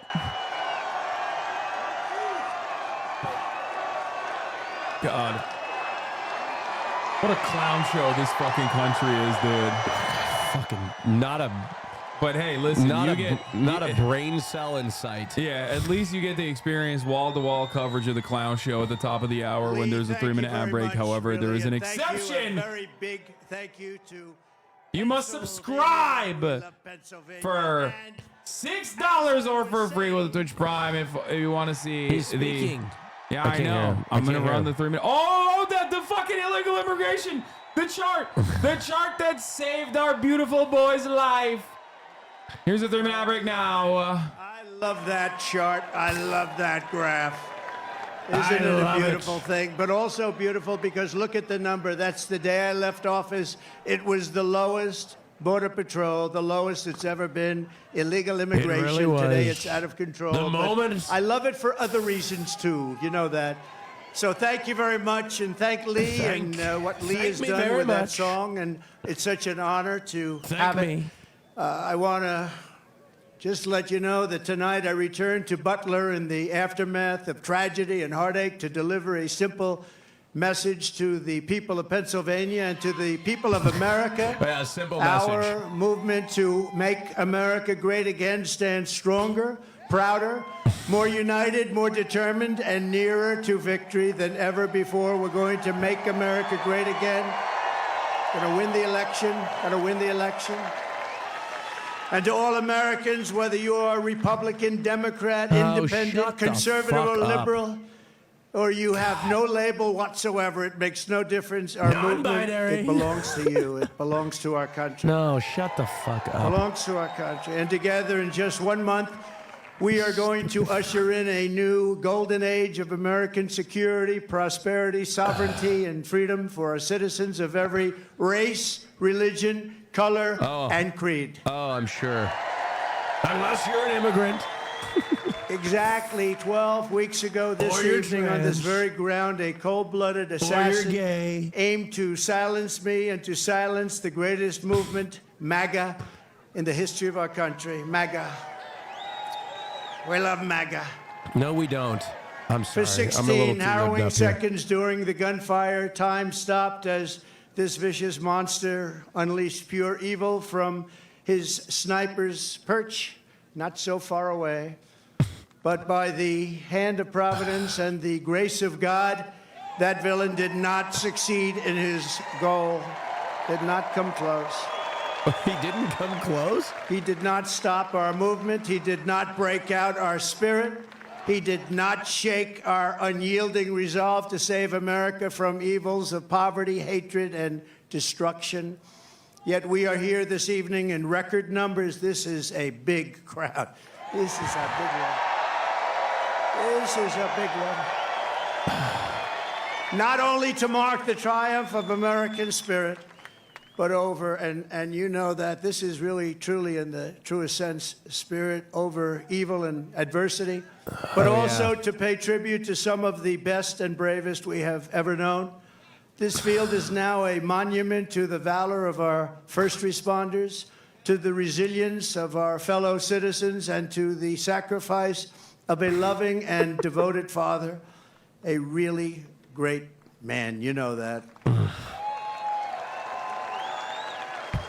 Forever afterward. They're chanting his name, Hasan. They're chanting Corey's name. Yeah. Boring. Forever after. All who have visited this hallowed place will remember what happened here, and they will know of the character and courage that so many incredible American patriots have showed and know, and they know it at a level never seen before, probably. First, I want to thank the men and women of the U.S. Secret Service who threw their bodies on top of mine. Oh my God, there he is. In the spot that he got without shot, even they a have his thought uniform. for their own lives. They were on top of me so fast. No way. They were on top of me, and there was not even a moment of doubt in their minds. No Watch those way, tapes, dude. Not even a moment of doubt. I want to thank Secret Service. Great. No way. great They people. just have They his are great uniform. people. Oh my God. They love the symbolism, dude. And in that moment, those agents displayed a devotion to duty that cannot be described, and they did it yet again less than 3 weeks ago when they really did a fantastic job. Another attempt. Oh boy. It was another People attempt. sure We have an seem to evil world. want to kill me, huh? A very sick world. I have to go pee. My gratitude to them is beyond measure. We also owe a tremendous debt, thanks to the Secret Service counter sniper and a local police sniper who returned fire within seconds and stopped the shooter quickly and saved many lives. If he didn't stop, he saved many lives. He had a lot of bullets, a lot of ammunition up there with him. And we are, I mean, just amazing when you think they did it so quickly without any knowledge of what was going on, boom. And had that not happened, it would have been a very different story. It would have been many, potentially many people. I also want to express our thanks to the Butler Township Police Department, incredible people. The Butler Sheriff's deputies, Pennsylvania State Police, and all of the other law enforcement heroes, as well as the emergency personnel and doctors, the medical teams at Butler Memorial Hospital, Allegheny General Hospital, who rushed me and rushed some of these very badly wounded people. They were wounded, a lot of badly wounded people, and in particular, two people.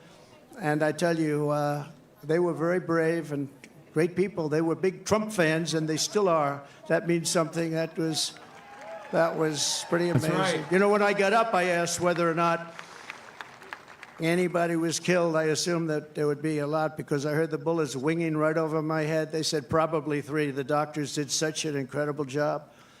It was one great gentleman, but the other 2 have been amazing, actually. They've gone through it. They've gone through a lot. And when the crisis struck, they did really Pennsylvania proud. You've heard that expression, Pennsylvania proud. It's a great place. He's going to get there. Don't worry. I went to school. I went to college in Pennsylvania. He's getting there. It's a great Crazy place. shit. The people are incredible. Also, and I have to say, after returning to the field tonight, Yeah, that's is one of the being a really patriot brave Americans who and was a hit gay man. by the assassin's bullet, U.S. Marine veteran David Dutch. David, thank you. Thank you, David. Thank you, David. Oh shit! CNN is back to its old tricks. And David, we're thrilled to see your They're covering recovery it is going too. well. Great doctors up here, I have to tell you, great doctors. Your courage is really an inspiration to us all, so I want to thank you very much, David. A great gentleman. Great gentleman. I want to send our love to someone who could not be here because he has just undergone a major surgery related to the shooting. A man who was really badly wounded, like David, James Copenhagen, because James was a wonderful man, a big Trump fan. And Mr. Copenhagen is out there watching us right now, but he's in a hospital where they did some additional work, but he's in great shape. He wanted to be here so badly, but he's in great shape, and we appreciate it, and we're looking to his full and complete recovery. He will have a complete recovery. Thank you. They're bored. Thank you very much. They're bored. And of course, there's one more hero who could not make it back here tonight because Corey. he is no longer Corey with us. Contemporary. Right? You know who that is, right? Corey, our beautiful Corey. Corey is not with us tonight, and he should be. And we all miss him. He's become somewhat of a folk hero, I have to tell you. Who is with us is his beautiful wife and daughters. He's become somewhat of a and fairy tale, relatives, folks. sister.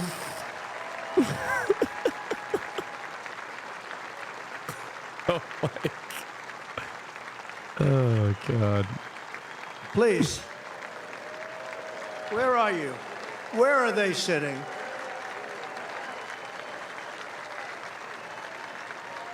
There they are. There's a lot of people. It's not easy to find people in this audience. Goes back further than you can see. Thank you very much. Thank you very much. Thank you very much. Great family, a great, incredible family. And he loved you a lot. You didn't know him, dude. You What know, the his fuck? wife said something very beautiful. The public, a lot of people. He took a all of bullet us, in a my lot of people have been stead. very generous, and she said, "I'd rather have my husband." That's a good thing to say. That's a good thing to say. Wait, well, of course. I'd rather have my husband.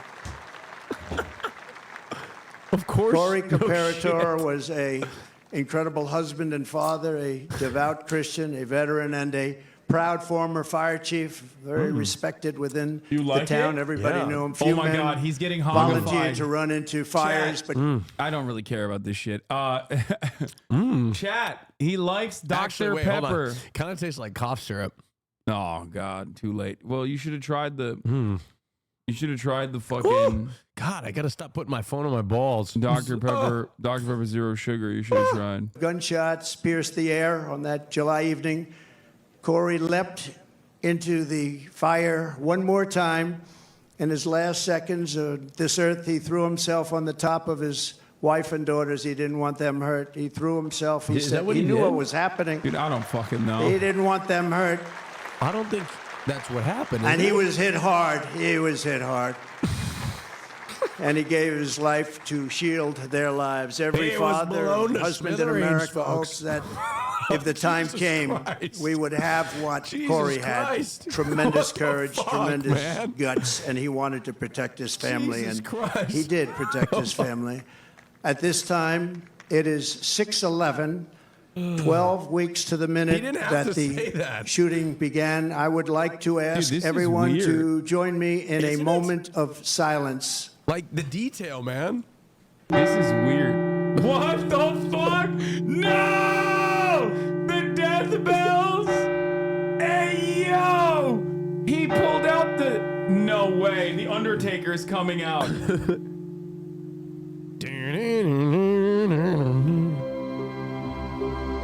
Why are they playing music during the moment of silence? Dude, I don't fucking know, dude. I don't know what these guys are. I don't know anything at this point.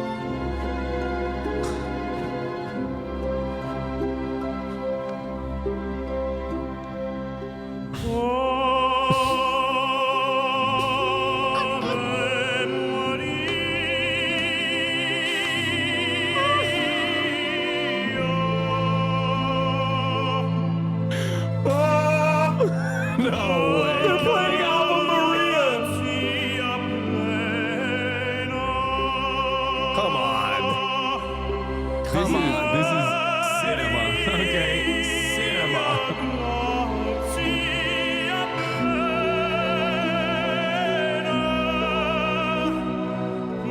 It's too much. That motherfucker's burning in hell right now, looking up like, God damn, this is how you're honoring me? What was all of this for?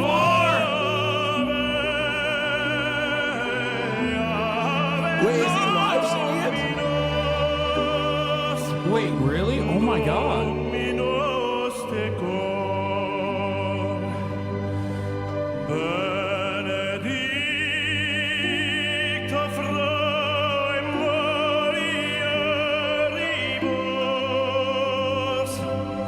Oh, they're playing it on CNN too.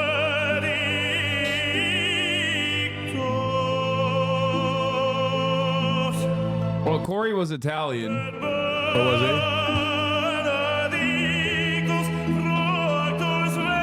God, they have the fucking.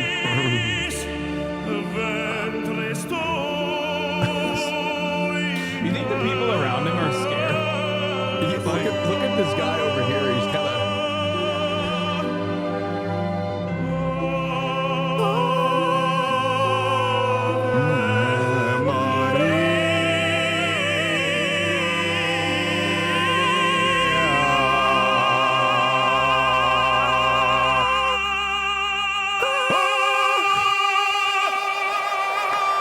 Why did we kind of hit the harmonies on that? I don't know. We're harmonic. Lyric translate the pray for us sinners now and at the hour of our death. Is that why it's the Hitman song? It's the Hitman Now that song. is what you call a voice. God, One of he's the greatest so opera zesty. singers He in the loves world. opera. He loves Broadway. Macchio, who is truly a great talent, is going to be back when I leave, and I'm going to stay backstage watching every song. He's going to sing 3 or 4 great songs, Nessa Dorma and others. And so I wouldn't leave your seat too fast when we're finished today, but this is gonna do a concert. in honor of 3 great people. Oh, he's doing that because he hopes that people won't leave the rally. That's what That it is a is. real voice, isn't it, huh? That's not... What do you think, Mr. Future A Vice real President? voice. Pretty good, right?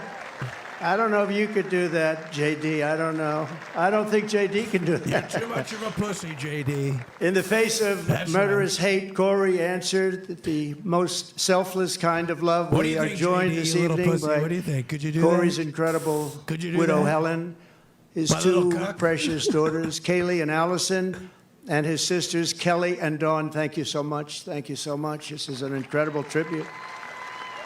This is a tribute like no other, and he deserves it. To Helen and the entire family, I can only begin to imagine the depths of your grief, but I want you to know that just like you, we will carry his memory in our hearts for as long as we live. Everybody in this stadium and everybody This woman right here with the that was hat, there, the on cowboy that hat. Yeah. tragic evening. We are. She's got the same thing on the we are back of thinking my about phone. Oh, I don't Corey. have it. We think about him a The lot. charging port? I know he's looking down She's on us getting right now from heaven, smiling 2 at his batteries beloved wife full and daughters with their and phone his right mother there. Karen Look and at her. his entire Look at family. batteries. His She entire needs it. family. She needs it. 2 full batteries. And- She's filming the whole process. Yeah. That's an anchor. You can get it at your local Verizon store. And he's with you. Thanks, man. And he's going to be with us for a long time because, you know, Yeah, some Corey's people looking just up at us don't going, die what in was vain. it all worth And what for? he's Was left this behind worth is it? I don't incredible. think And so. so, God bless you, Corey. God bless you. Thank you very much. God bless you.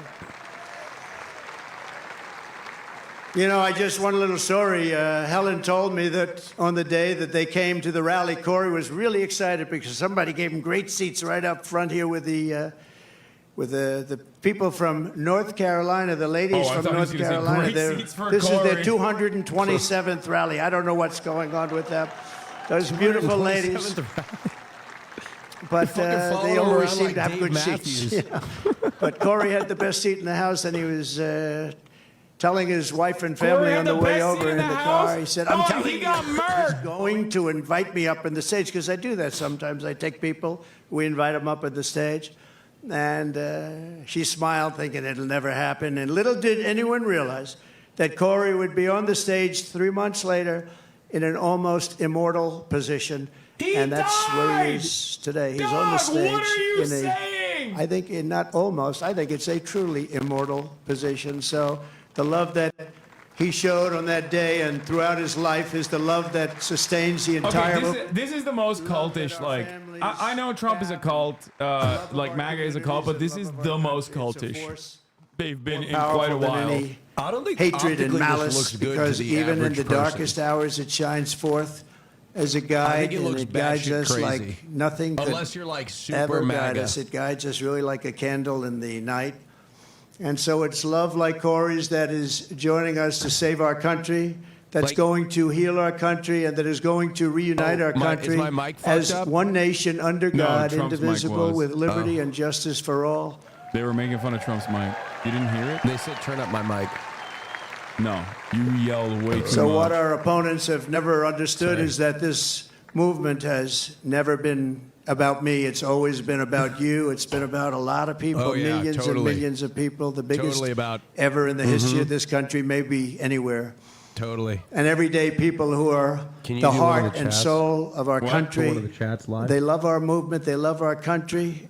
And they know they're doing right. Your hopes are my hopes. Your dreams are my dreams. And Oh, your shut future the is what I am just fighting wanna for call him the every F single word so day. bad. We need Don't do that on Twitch. I won't. I'll get banned. I know. I got a lot of haters waiting for me to get banned. And now I They're have a all great salivating. companion in J.D. Vance. How good was he the other night? How Oh God. It was great. He's so ugly in this coin. Did you see the tweets of like Midwestern moms saying that their daughters said that J.D. Vance was from the hot? very beginning of this journey, I've been on a mission to rescue our country from a failed Okay, hold on. I'm trying and to very listen to my corrupt goat, political please. establishment. Very corrupt. We have to change No, it. he's my goat We have still. to change it. We need also a very free and open press, and to give it back to the country you believe in and I believe in. It's a country that we were born in and the country that you deserve. You deserve this. In that mission, I will never quit. I will never bend. I will never break. I will never yield, not even in the face of death itself. And I believe that every citizen deserves an America with a grand, very, very grand ambition, great opportunities, and limitless. We just want limitless potential. We want an America where you can get ahead and be proud of life and provide for your family in a really decent way, where we don't have crime. We have a fabulous military to protect us from evil. We have, everything has to be the best. We have to have the best schools. We have to have strong borders. We don't want bad people coming in and hurting us. We don't want to have open borders, do we? You deserve a government that protects and respects its own citizens, that defends your sovereignty, your security, and your dignity and your freedom.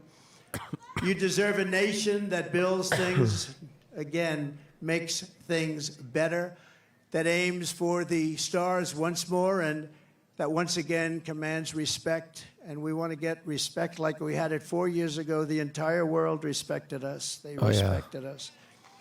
They respected us more than they've ever respected us. And now they laugh at us.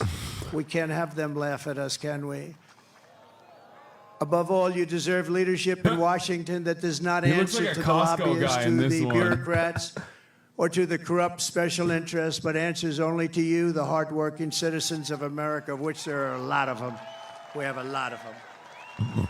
We have a lot of them. Over the past 8 years, those who want to stop us from achieving this future have slandered me, impeached me, indicted me, tried to throw me off the ballot, and who knows, maybe even tried to kill me. But I've never stopped fighting for you, and I never will. Never will. Never gonna stop. Crowd's kind of weak, if I'm being honest. Thank you. Thank you.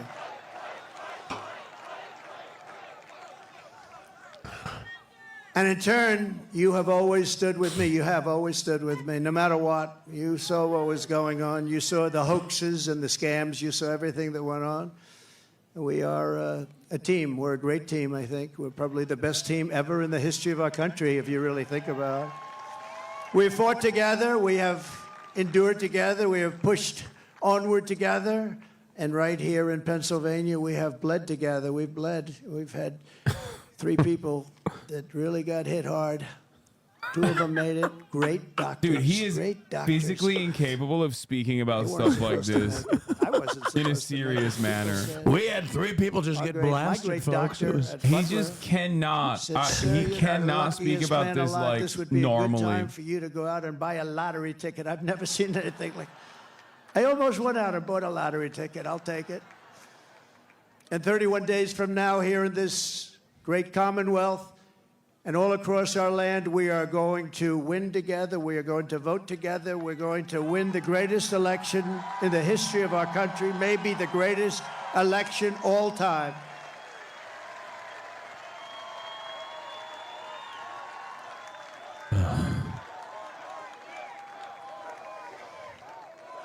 After we all have been through all of this together, nobody's gone through what we've gone through. Nobody. Because I go through it, you're going through it too. But there's never been anything like this. You know, I always say there's an enemy from within, and there's an outside enemy. And if you're smart, the outside enemy is not going to be a problem. Russia, China, North Korea, we're not going to have a problem if you have a smart president. If you have not such a smart president, then it's a problem. But we have an enemy from within, which I think is much more dangerous than the outside enemy. We stand on the verge of the 4 greatest years in the history of our country. We can make these the 4 greatest years. We'll turn it around so fast that your head will spin. Look at that ad. Settle your... With victory on November 5th, we are going to redeem America's promise and unlock the extraordinary future that is just within our reach. It is now within our reach. Think of it, 1 month from today, 1 month. We got to get there. We got to get there. They'll drop all sorts of bombs. They'll be hitting you, JD. They'll be hitting me. These people, they'll hit and hit. But they're saying they're attacking them unjustifiably. The enemy from within. We've become immune to it. You got a little dose of it, a couple of little doses. No, that's the only way. That's the only way they can even think about winning, with open borders. Who wants open borders? Who wants men playing in women's sports? Good God. Who wants sex change operations for illegal aliens? Oh, my God. In holding bins? No, I don't think so. Oh, my God. We will begin a new era of soaring income, Finally, skyrocketing wealth, millions and millions of new jobs, and a booming middle class. We're going to boom like we've never boomed before. And we're going to unleash a manufacturing renaissance right here in Pennsylvania, including fracking like we've never fracked before. We're going to fracking like we've never fracked before. We're going to be fracking underneath you. Your water supply is no cooked. Fracking, no fracking. We'll never frack. We'll never frack. Then about... You won't be able to drink water ever again. And by the way, speaking of poll numbers, do you mind if I mention poll numbers? Because I only mention them when they're good. I never mention it. But one that's hit me really amazingly, Rasmussen, very highly respected poll. JD, it just came out. I don't think you heard this one, but this is a shocker. You know, they always say the Democrats will win the Hispanic vote, but we've been creeping up rather rapidly. Trashmussen is what they call him. Rasmussen, damn, you are such a is one of the most respected awesome that you polls. did that. I mean, Republicans would get 4, 5, you. 6, 9, 10%. They Read just that came chat, out with a poll. Did you, I saw it on Twitter. 62% You're for such Trump. a fucking lib. Oh my Think of God. that. Trashmussen. Look at that.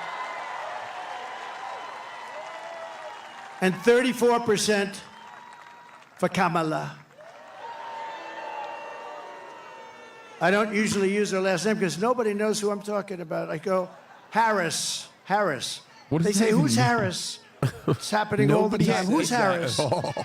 And we can't find out who she is because if we do, our country is going to be in big trouble. What? We will live in a very beautiful city or town that are safe and clean with borders that are sealed and secure. And again, we want people to come into our country. We all want that. We need that. But you know what? We want them to come in legally. They're going to come in legally and love for our Shane country. Gillis fucking nails his impression. And America will once again be strong and confident and free. And we're going to have that. We're going to have it strong, confident, and free. That's why I'm here today. You know, I could right now be having a beautiful life. I don't have to be here. I could be on a gorgeous beach someplace. That's I have probably such what nice it is. property. I could be in Monte Carlo as an example, but I'd rather be in Butler with you. Oh, he does not. Fuck off. That's an honest moment where he's I'd rather be in I could be in Butler. fucking Monte Carlo, but I'm here with you disgusting piglets is what he actually believes. Do you think if he wasn't going to go to jail, he wouldn't be running? Yeah. He would not be running? Yeah. He's just trying to run to stay out of jail. Well, I legitimately think that, yes. I don't think he liked I'd rather any of be the here president's stuff. because we're doing something. You know, they got a lot of rich guys that go, nobody cares about them. I had one about a month ago, very, very rich guy, and he called me up. He said, President, I've known him for a long time. I don't say how long because I don't want my wife to hear that number. It's a long time. But he's very successful, and he said to me, sir, could you do me a favor? The guy's worth billions of dollars. He said, could you do me a favor? I can't get into a restaurant. Do you think you could call them to get me in? And I said, what the hell is the good of being rich if you can't get into a restaurant, right? And I called the maitre d'. Hi, I'm a little embarrassed. Hi, this is Donald Trump. I recognize your voice. So would you do me a favor? A friend of mine is online about a mile back. This is a very successful restaurant. And he's got his wife. I described the wife. Could you possibly go get them? Could you go get them and bring them in? And he did. Butler, Pennsylvanians know very well what it's like to go to an exclusive Michelin star restaurant in the heart of fucking Manhattan, New York, and be denied by the maitre d', and then make demands of the maitre d'. And then call the former president to very get you much, in. Doctor. This is a relevant experience that they can identify with. Take your time, doctor, please. We got plenty of time, right? We got a lot of time. We got so much time. Thank you for this relatable experience, sir. I know exactly what it's like when I have to call the maitre d'.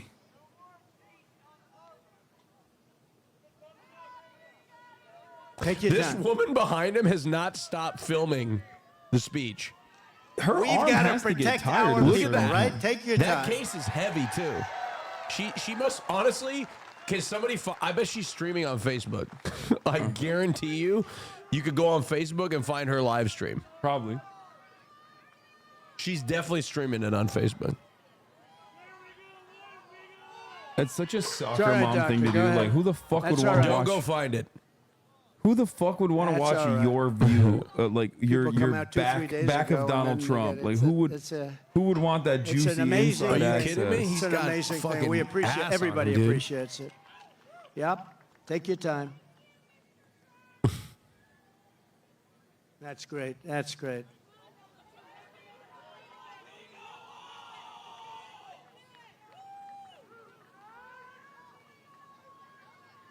This crowd isn't very.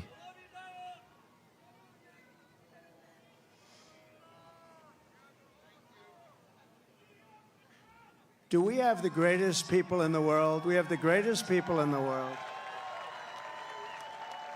What's CNN? Is CNN still on him? First responders, thank you very much. Yeah. Damn. Crazy. Trump returns to the site of first assassination attempt in Butler, Pennsylvania.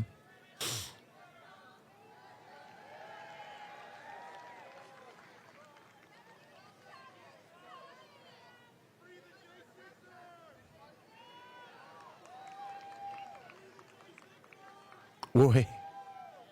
Ugh.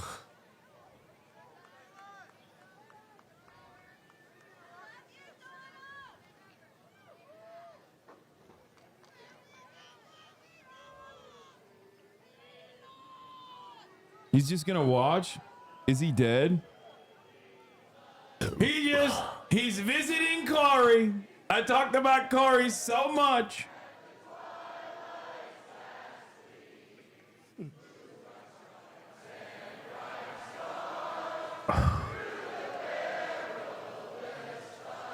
Oh my God. What?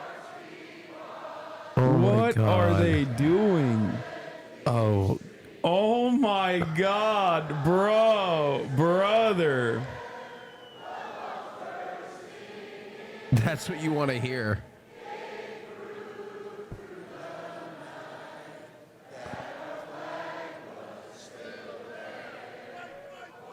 He doesn't remember he doesn't know the rest of the words.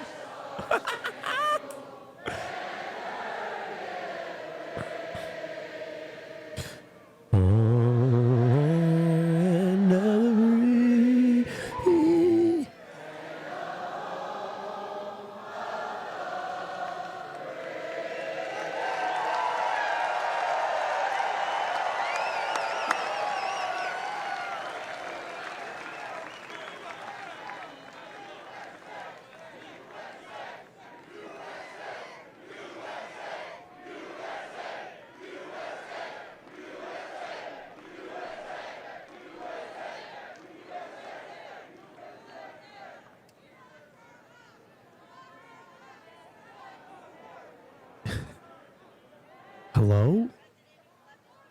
Is someone dying?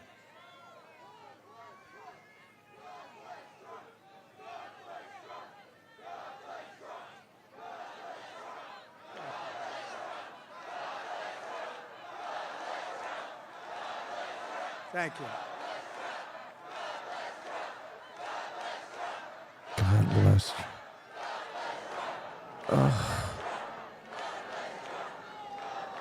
I think someone passed out at the rally. Dude, the rally, I mean, this is so insanely botted, but it currently has 6.8 million live viewers on Twitter, the Everything app. X, the Everything app.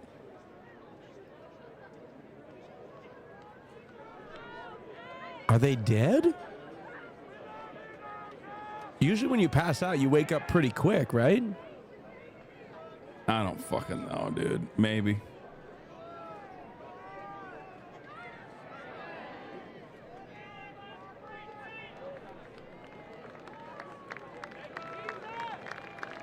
He's good there.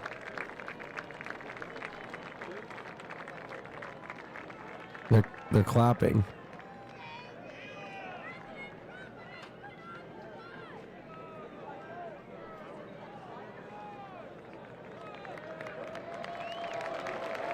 Vaccine injury, brother? Yeah. Sit, Kaya. Sit.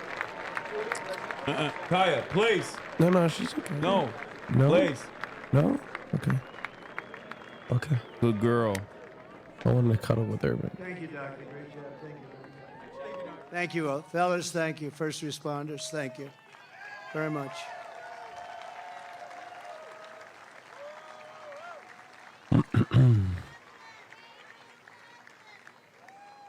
People are here for a long time, and we appreciate it very much. And so sometimes that happens. A lot of times that happens, actually. But she'll be great. You watch. So 12 weeks ago, we all took a bullet for America, and all we are all asking is that everyone goes out and votes. We got to win. We can't let this happen to our country. We can't take another 4 years like this. We won't have a country left. We're not going to have a country left. And all of this will be for nothing if you don't get out and vote. It will all be for nothing. We will have talked about it, and if we do it, it'll be the greatest achievement, I think, in the history of politics for all of us for this age. Because we're going to change our country around and fast. Look at her. She's still recording. She went. Nobody she's thought now were going possible. landscape, We're though. going to do them fast. She's filming something So else. Pennsylvania, it's time to stand up for America and a time to save our country. This is really about saving our country. It's never been like this. When you look at the crime, look at the crime. Look at the people that are coming in, murderers. 13,099 murderers let in over the last short period of time. Murderers that have been released from penitentiaries, prisons, jails, released into our country. Crime rates all over the world are down. They're taking their gang members and their criminals, they're taking their people in jail, and they're releasing them into our country. We can't have it. You know, we just can't have it. How do you get more simple than that? They're releasing murderers, they're releasing drug dealers, they're releasing gang members and criminals, human traffickers. Mostly they traffic in women, and they're releasing them all into our country, and they're emptying their jails, and their crime rates in Venezuela are way down because, you know, Wormfather, but it's thank not you for only the in South 10 America, gifted it's all over subs. the world, in Africa, the Congo. Gifting it A lot of people directly to coming out of 10 the Congo Venezuelans. in Africa. They're coming out from Asia. They're coming out from the Middle East, Yemen. They're coming out from Yemen. A lot of people Yeah, coming we out have of so many Yemen. people coming from Yemen. And they're known terrorists, and they just We release them definitely into let a our lot of country people in from countries Yemen. unknown also. They know He nothing said about Asia, the people. Africa, Go right in. and the Middle These East. people are crazy. And we have to win. We'll stop it immediately, and we'll have Notice to... how he didn't say anything about Europe? It will be a big deportation. Nobody We're going wants to to come deport here these from people. Europe. We're going to get them out of our country immediately.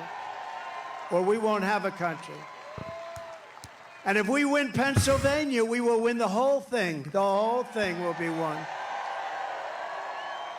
So for the sake of our families, for the sake of our children, we will keep on going. And as the expression goes, I mean, I'm a little embarrassed Countries to say it, unknown to is be honest. funny. But Like I'm there gonna are say it because a lot of countries people that do we've say it. never We even will thought fight, about. Fight, fight. We're going to fight for our country. We're going to fight for our country. And together we will save this country, we will restore the republic, and America's future will be bigger, better, bolder, brighter, happier, stronger, freer and greater, and more united. than ever before. Our country will be united. You'll watch. You'll watch. You know, we had the most successful country ever, maybe in the world during my term. We had the greatest economy that we've ever had. Like him saying, this is the best ever, the greatest ever. Ivermectin. Radical left people were coming over. They wanted to meet. They were What are you laughing about? coming over. What are you Women. laughing about? It's a life-saving medication. Get If your you look at contagion emergency kit and be our prepared. Black population, our Hispanic population, our Asian population, everybody was doing better. People that went to the best schools and best colleges in the world got the highest marks, and people that couldn't get a high school degree, everybody was doing better, and our country was coming together. And then we got hit with COVID, a gift from China. Some people would call it the China virus. And we did a great job on that, too. We did a great job, but the world was disturbed. $60 trillion in damage worldwide, millions and millions of, tens of millions of people killed. And we still, during this 4-year period, we had the greatest economy, one of the great countries of the world. And we left with a stock market that was higher than it was just prior to COVID coming in. So what we did was something really incredible. But we had the greatest, most successful country ever. We had the greatest economy in our history, and we're going to do it again, and maybe even better. We learned a lot. We learned a lot about people and about doing things and what works and what doesn't work. Man, they really paid a lot for this ad space for this particular product. And we're going to have safe They have cities. 143,000 people watching. Again, and we're going to have a capital in Washington, D.C., We've fallen which off, is right dude. now crime-ridden. You leave from the great Commonwealth of Pennsylvania, you go drive down to Washington, D.C., and you drive down and you end up getting murdered. You end up getting hurt. What? You get mugged. Dude, all the time. Washington, D.C.? Washington, D.C. We're Yeah, going to make it dude, again. you the don't most understand. beautiful capital in Migrants the world. are We're not gonna have literally graffiti. migrants have taken We're not over gonna have Washington, D.C. graffiti on our Washington, D.C. is marble like the columns. safest We're not going to fucking- have Yeah, roads migrants that from have Israel. potholes all over them and medians that are falling into the highways. There's more. We're going to run it properly. We're going to change it. We're going to run it properly. It's an embarrassment to us. Can you imagine foreign leaders coming in and running over roads that haven't been paved in years? We're honored to be joined tonight by one of the people who is going to help us build this incredible future, and he is a truly incredible guy. And I don't say that often. He's a great gentleman. He's done such an unbelievable job for North Carolina, for Georgia, for Alabama, for Florida, for Tennessee. His name is Elon Musk. He saved free speech. He created Oh, fuck you. Oh, gross. so many different great things. gross. Where is he? Fucking Come on up here, Elon. Fucking He created the loser. first major American car company in generations, and his rocket company my God. is the only Holy reason we shit. can now send American astronauts into space. Such a loser. Here. Oh, my. Why is Take he over, doing Elon. that? Yes, take my. Oh, my God. He's such a loser. Dude, this is the worst neurodivergent visibility you could ever have, okay? Oh, Straight my up. God. He's such a fucking loser. Holy shit. As you can see, I'm not just MAGA, I'm dark MAGA. Well, first of all, I want to say what an honor it is to be here. And, you know, the true test of someone's character is how they behave under fire.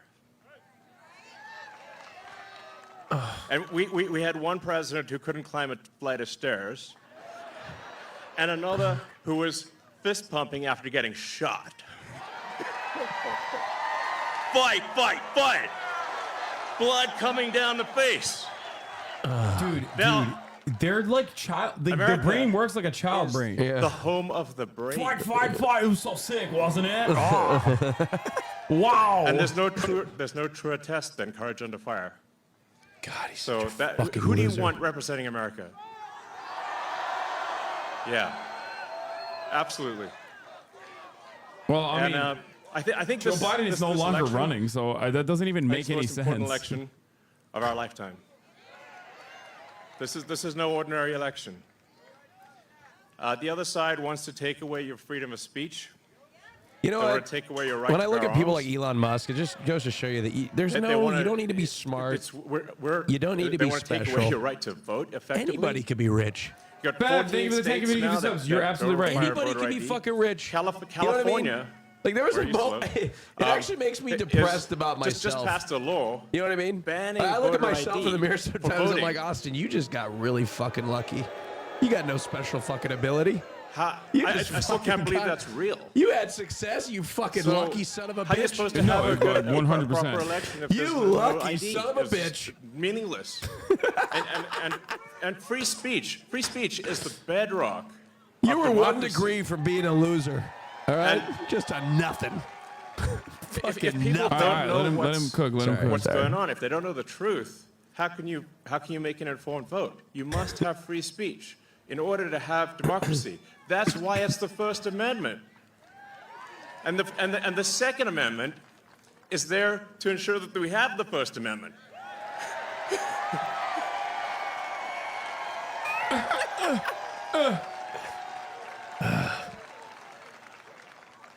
President Trump must win to preserve the Constitution. He must win to preserve democracy in America.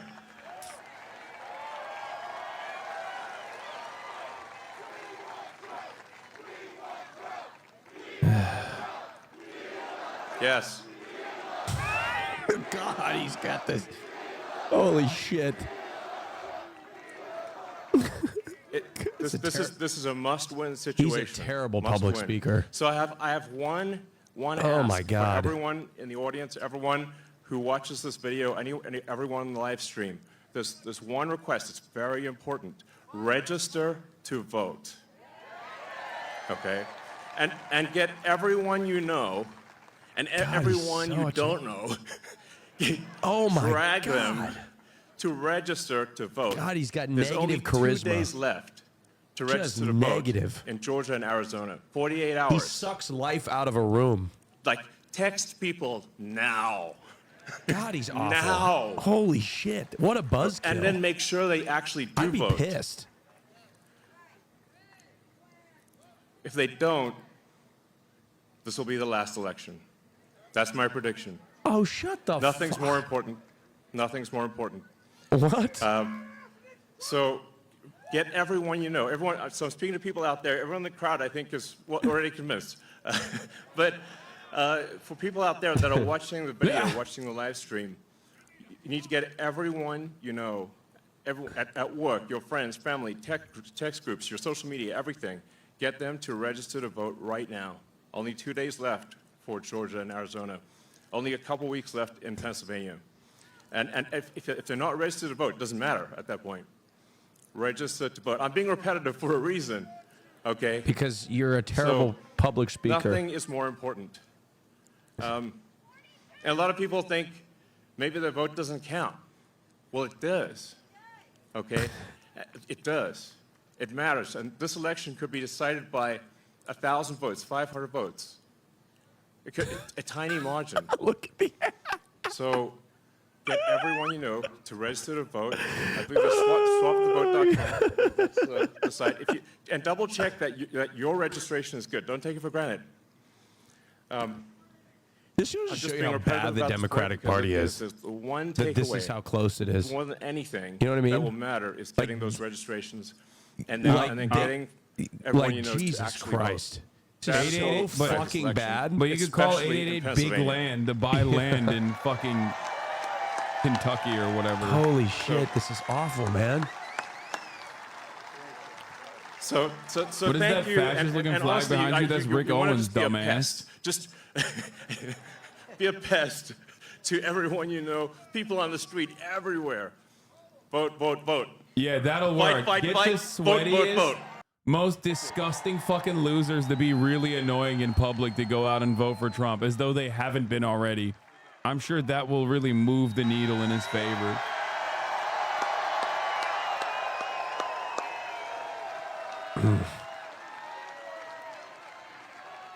Says a person from the party who calls him What a Hitler and a great guy, dictator. and he'd rather Donald be- Trump 100% has literally paraphrased Adolf Hitler, has also genuinely shown interest in Adolf Hitler's mass deportation policies that he wants to implement in the United States of America. It is not fear mongering when you call Trump's policies Hitlerian. It's just facts. You're just upset with it because you've been taught that Adolf Hitler is bad in school, while simultaneously think that Hitler's ideas were great as long as it's implemented towards whoever the fuck you have decided is your enemy. That's it.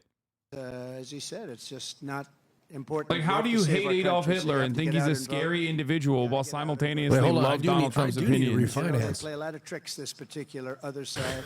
Elon's a very nice guy. He doesn't want to say it, but they play a lot of tricks. We can't let it happen. I'm not an Elon fan, but I appreciate the baseline encouragement to vote. Just spotting a silver lining. There is no way you're a real human being with that sentiment, I hope.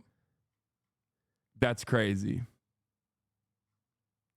It's the worst vice president in the history of our country. And if you watched over the last couple of days, they are doing, this is a Katrina for them. This is one of the worst. They say it's the worst job ever done on helping people through the ravages of a hurricane. And they're watching, she's out there campaigning in I'll San pray for all you misled angsty children in chat. Hopefully one day you'll realize what's happening and just hope it's not due to you or your family getting murdered or accosted by an illegal immigrant. Until then, keep on with the virtue signaling and your race, sexual orientation being your entire personality. Seems good. Yeah. How do you, Lake McGroove, you can't ban this person. This person is a gem. Elon we need to tell him that they need Elon Starlink makes being straight his whole personality. I think it's disgusting. I didn't know what Starlink was, I must tell you. I didn't, Elon, I'm so embarrassed. I didn't know what the hell Starlink was. That's his, he loves Starlink. He can tell you every little screw that's needed, every wire bee. I didn't know, but when I was in North Carolina and Georgia over there the other day, he loves his yesterday to be Starlink. exact, but they were saying we have tremendous communications, especially in North Carolina. And we have tremendous problems. He's so we have condescending no communication. when he The poles talks were about ripped down, people. The wires were underwater. Look at him, he's just a Houses little were pussy. destroyed. Look at that Possibly cute little 1,000 pussy. people, maybe more, will be. You know, there's Somebody 600 get him laid, people he's missing. pathetic. Missing is not good, because you know what missing means. And they're just generally. sitting That's there really clapping bad. like a seal. And they had no communication. They had literally no communication with. They called it the mainland because the water was so crazy. It was like they were in the middle of a lake, and they'd never seen anything like it. And they said, "Do you know somebody named Elon Musk?" I said, "Yeah, I happen to know him a little bit. He just endorsed me, actually. Although he endorsed me a long time ago, but he still, to me, every day is a good endorsement from Elon. Nobody's smarter than Elon." And they said, "Could you do us a favor? Could Oh, you the guy help has us? an We're ear trying to get bandage. Starlink. Wait, it's where? very hard to This get. guy Most in the people say back. you He's can't even wearing a get it. Trump I ear called up bandage. Elon. I said, North Carolina's in big trouble. Georgia's in big trouble. They need communication. They have none because their poles have been knocked down and their wires are underwater and even dangerously underwater. But they have no communication. Elon, could you do something about Starlink, whatever the hell that is, Elon? Whatever Starlink, that's all they want to hear is Starlink. And an amazing thing happened. I got a call from one of the top people in North Carolina. I got a call from another great person in Georgia. And I wasn't finished with my phone call yet. And they got word that Starlink Look at this would be fucking delivered idiot. to We're the taking States. America I back said, from the communists. No, and I said, what the hell is he, what kind of a system is that? Normally you'd have to hang up and he'd go and call people. He did it during the phone call. What kind of a system do you have? That's why he's a very advanced. Okay, but how did he deploy a bunch of receivers into fucking Asheville? Like, that's not how this works. You know what I mean? Unless he also shipped a bunch of fucking receivers. Like, how are they gonna get access to Starlink? You don't have to pay me. You pay me someday when you get the money back. You don't have to pay me. He wanted nothing. He's a great guy. Thank you, Elon, for being here. Thank you very much. Great honor. Starlink has been super helpful, not Great gonna honor. lie. I'm sure it is, but they need receivers. I suspected it was probably FEMA that bought the fucking Starlink receivers and deployed it into the area of need.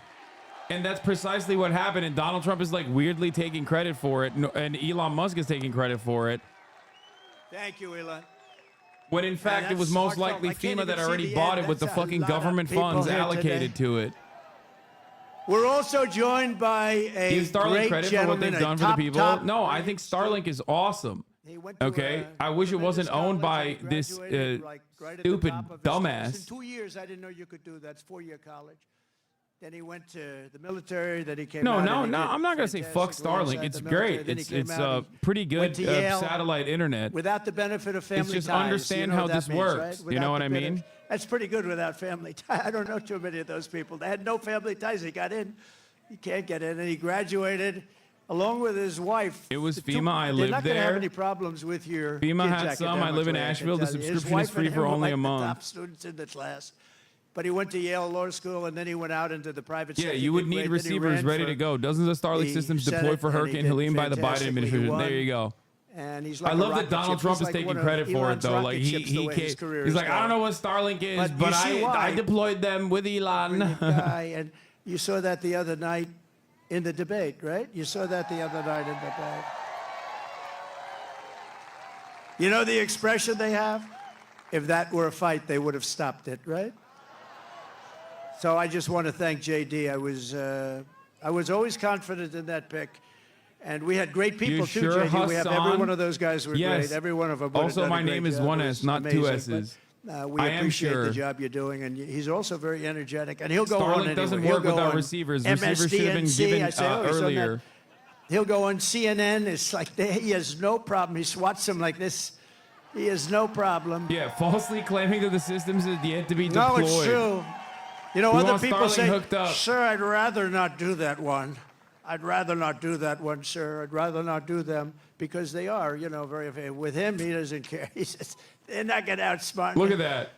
So I want to thank JD. You've done a great job. Thank That's you from very much. September 30th.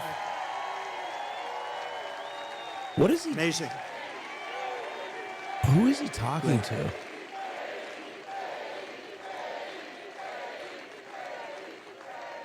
What is he accomplishing with We have this a lot speech? of senators and a lot of people from Congress. I'm going to introduce a few of them that are really outstanding, and they are warriors and they're great patriots.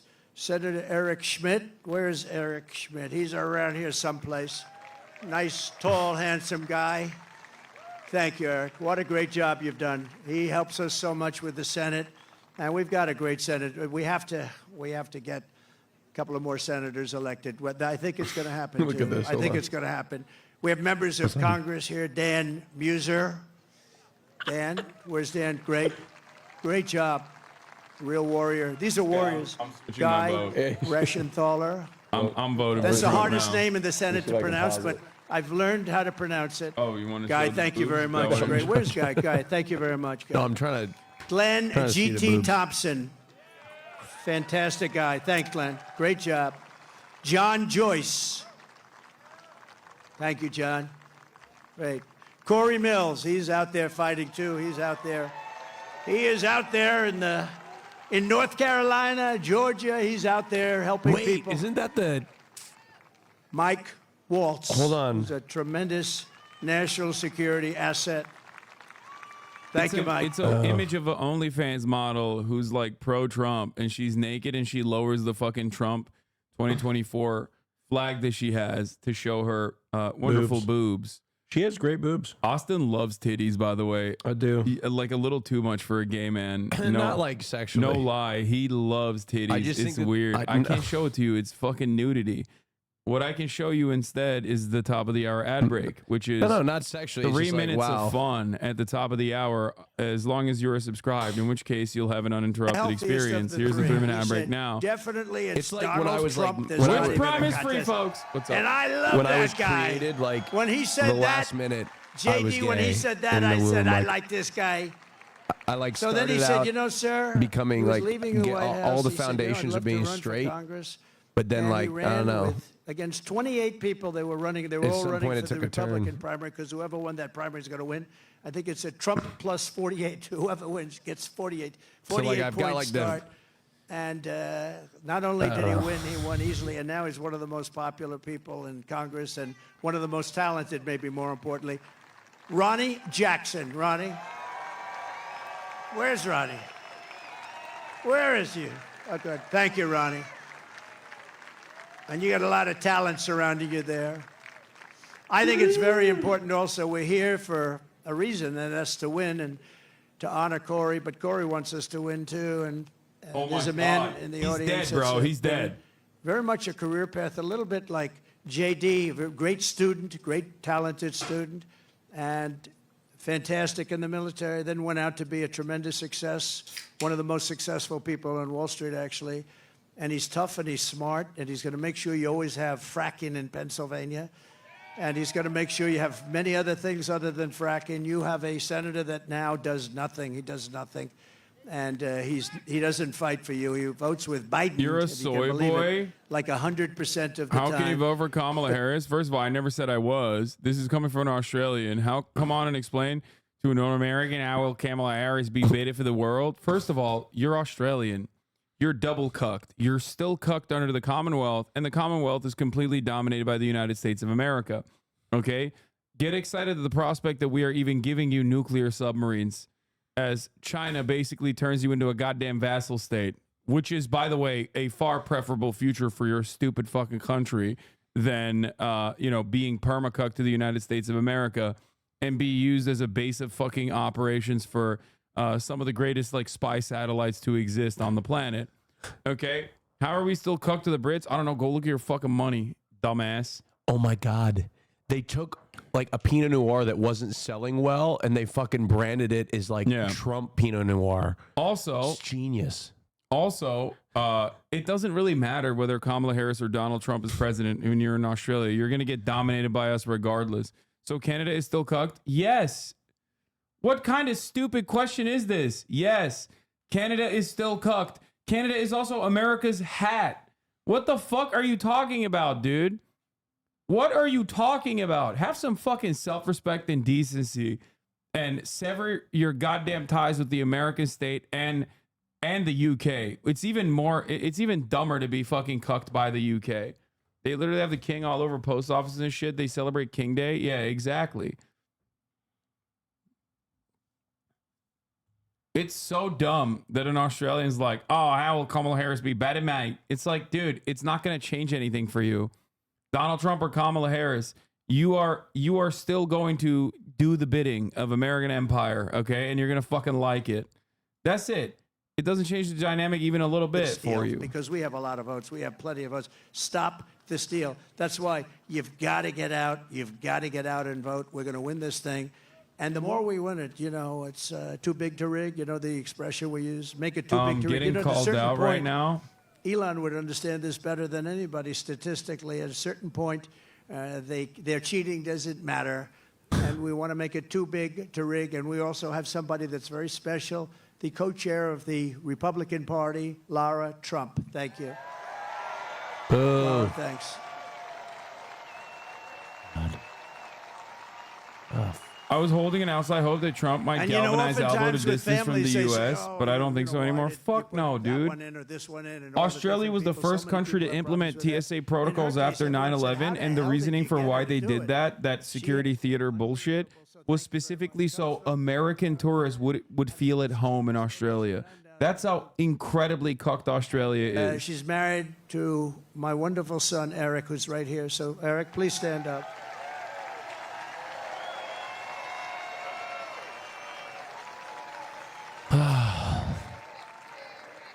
He's a great guy. Eric has a distinction.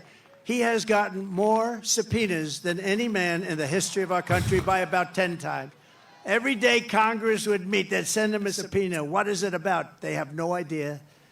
Australia is so cooked to the United States. They saw Americans doing war crimes in Afghanistan. They were like, we need to get us, mate.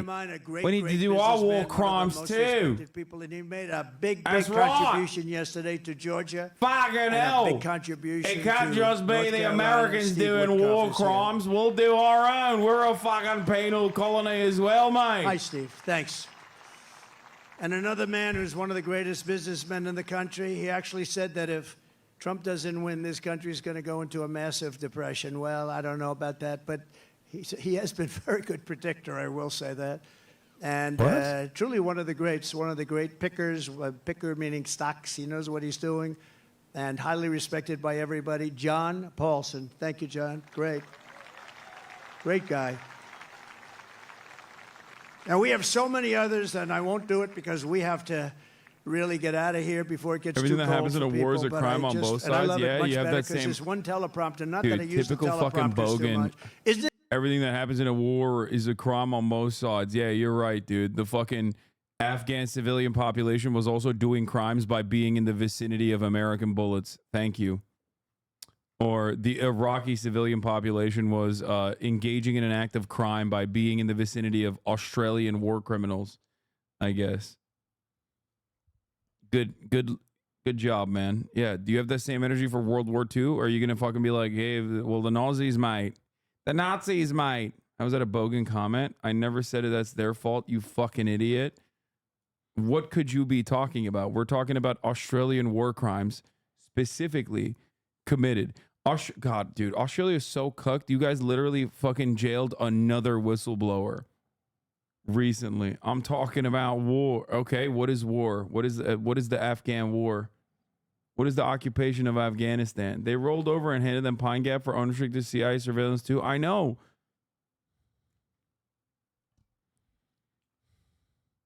Any war is a crime on humanity, for fuck's sake. All right, mate. He ran over, National Guard. He ran over and grabbed Corey, and Corey was still living, and he was doing mouth-to-mouth resuscitation on a man who was really in bad shape, like nobody's ever seen, and his family appreciates it. He's calling him gay now. So thank you, Rico, very much.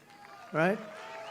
Amazing, amazing the people that we have. And you learn about them under times like this. That's when you really learn. So we're going to be seeing Rico again. And Ed Shear, fantastic job. Thank you, Ed. We appreciate it. Thank you, Ed.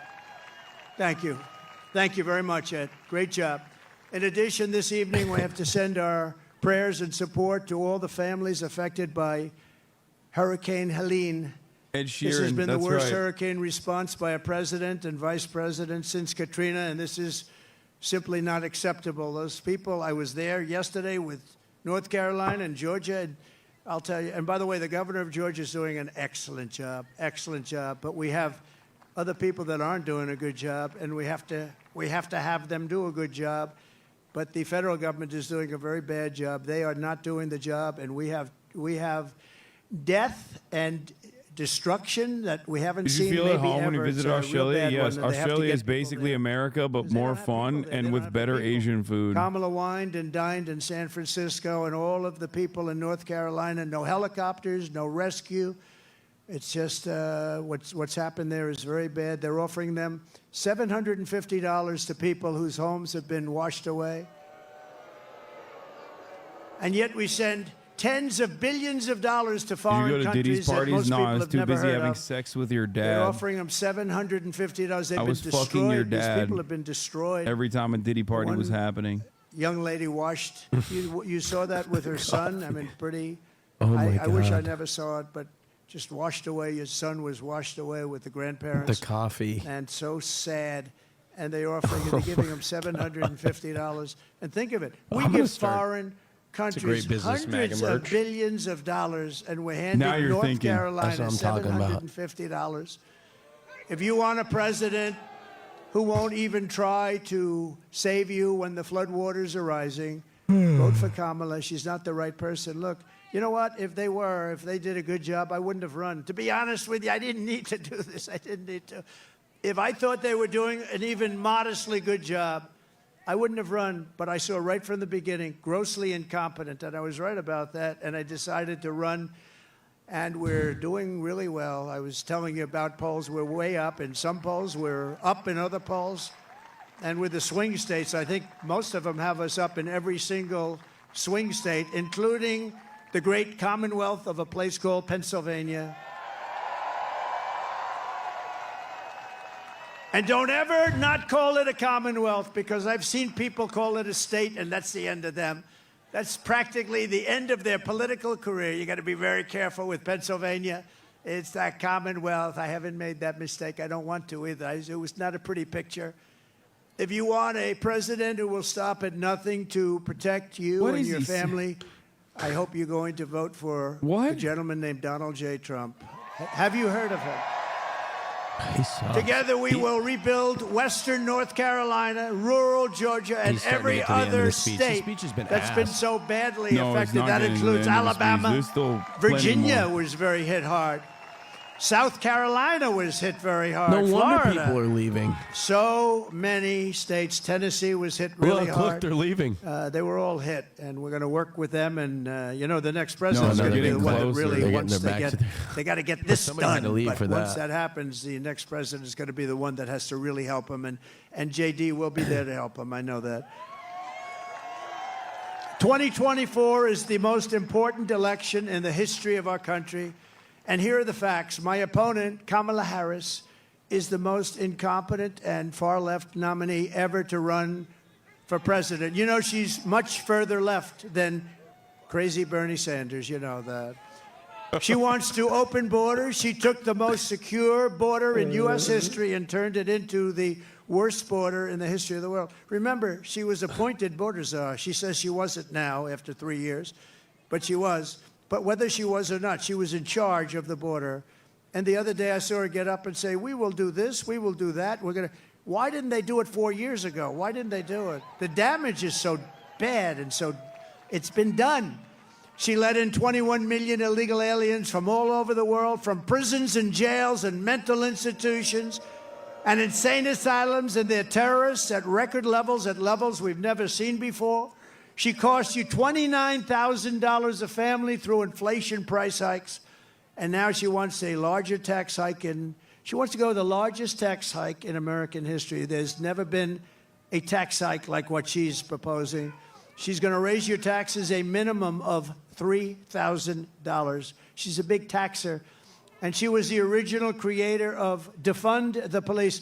I think for all the sheriffs over here, if you're a partner in Defund the Police for even 2 days, you cannot be president. But she was one of the founders of Defund the Police, and she still believes that, by the way. I don't know how anybody could, but she still believes that. And if she ever had a chance, there's a good possibility she'd go back to it. Can you imagine? Somebody's robbing our house. Well, there's nothing we can do about it. That's what they say there's nothing. You know, they tried it. And you know where they tried it? In Minnesota with our vice president. And it wasn't working out too well. It was working out very well for the robbers and the criminals. That's the only one it was working out well for. Kamala Harris vowed to abolish ICE. She wants mass amnesty and citizenship for illegals. And worst of all, she lost, and this is maybe the worst thing in the whole, that nobody talks, the fake news won't mention it. She lost more than 325,000 migrant children that are now dead in slavery or just plain missing, probably never to be seen again, never to see their parents again. She's literally a fucking cop herself. What are you talking about? 325,000 have been lost. She praised the idea of a 70% to an 80% tax rate. She imposed a natural gas export ban on Pennsylvania, which is killing your energy workers and your pricing. You know, you have one of the highest energy costs in the country, and yet you're sitting on top of a massive amount of energy that she doesn't want to get. It's been a disaster. Dude, this is like kind of optics related, but like Trump supporters are so fucking like gross. You know, with politicians, and so goddamn gross looking. Yeah, there's like a stink around them. Like I can fucking see one from a mile away. When I see someone, it's never like a normal person. No, it's never like. Rarely ever do you encounter someone and they're like a buttoned up normal guy or gal, and they're a fucking Trump supporter. You know what I mean? It's weird. They have this like weird aura, this weird energy about them every time, especially ones that you see at the Trump rally. Like you can, you know, the peak of the cult.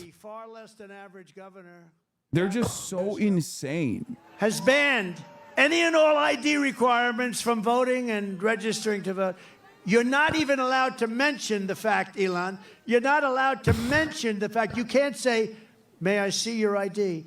If you do, it's a criminal act. This is a takeover of the country. You're not allowed to ask for an ID. If you do, it's a criminal count. Other Democrat states are following. This is only so they can cheat. There's only one thing that you do this for, so that you can cheat on elections. There's no other conceivable reason. Kamala Harris is a radical left Marxist. She is a woman. Like, look at this lady who made like a Elon Musk shirt. Like, you're not mentally well.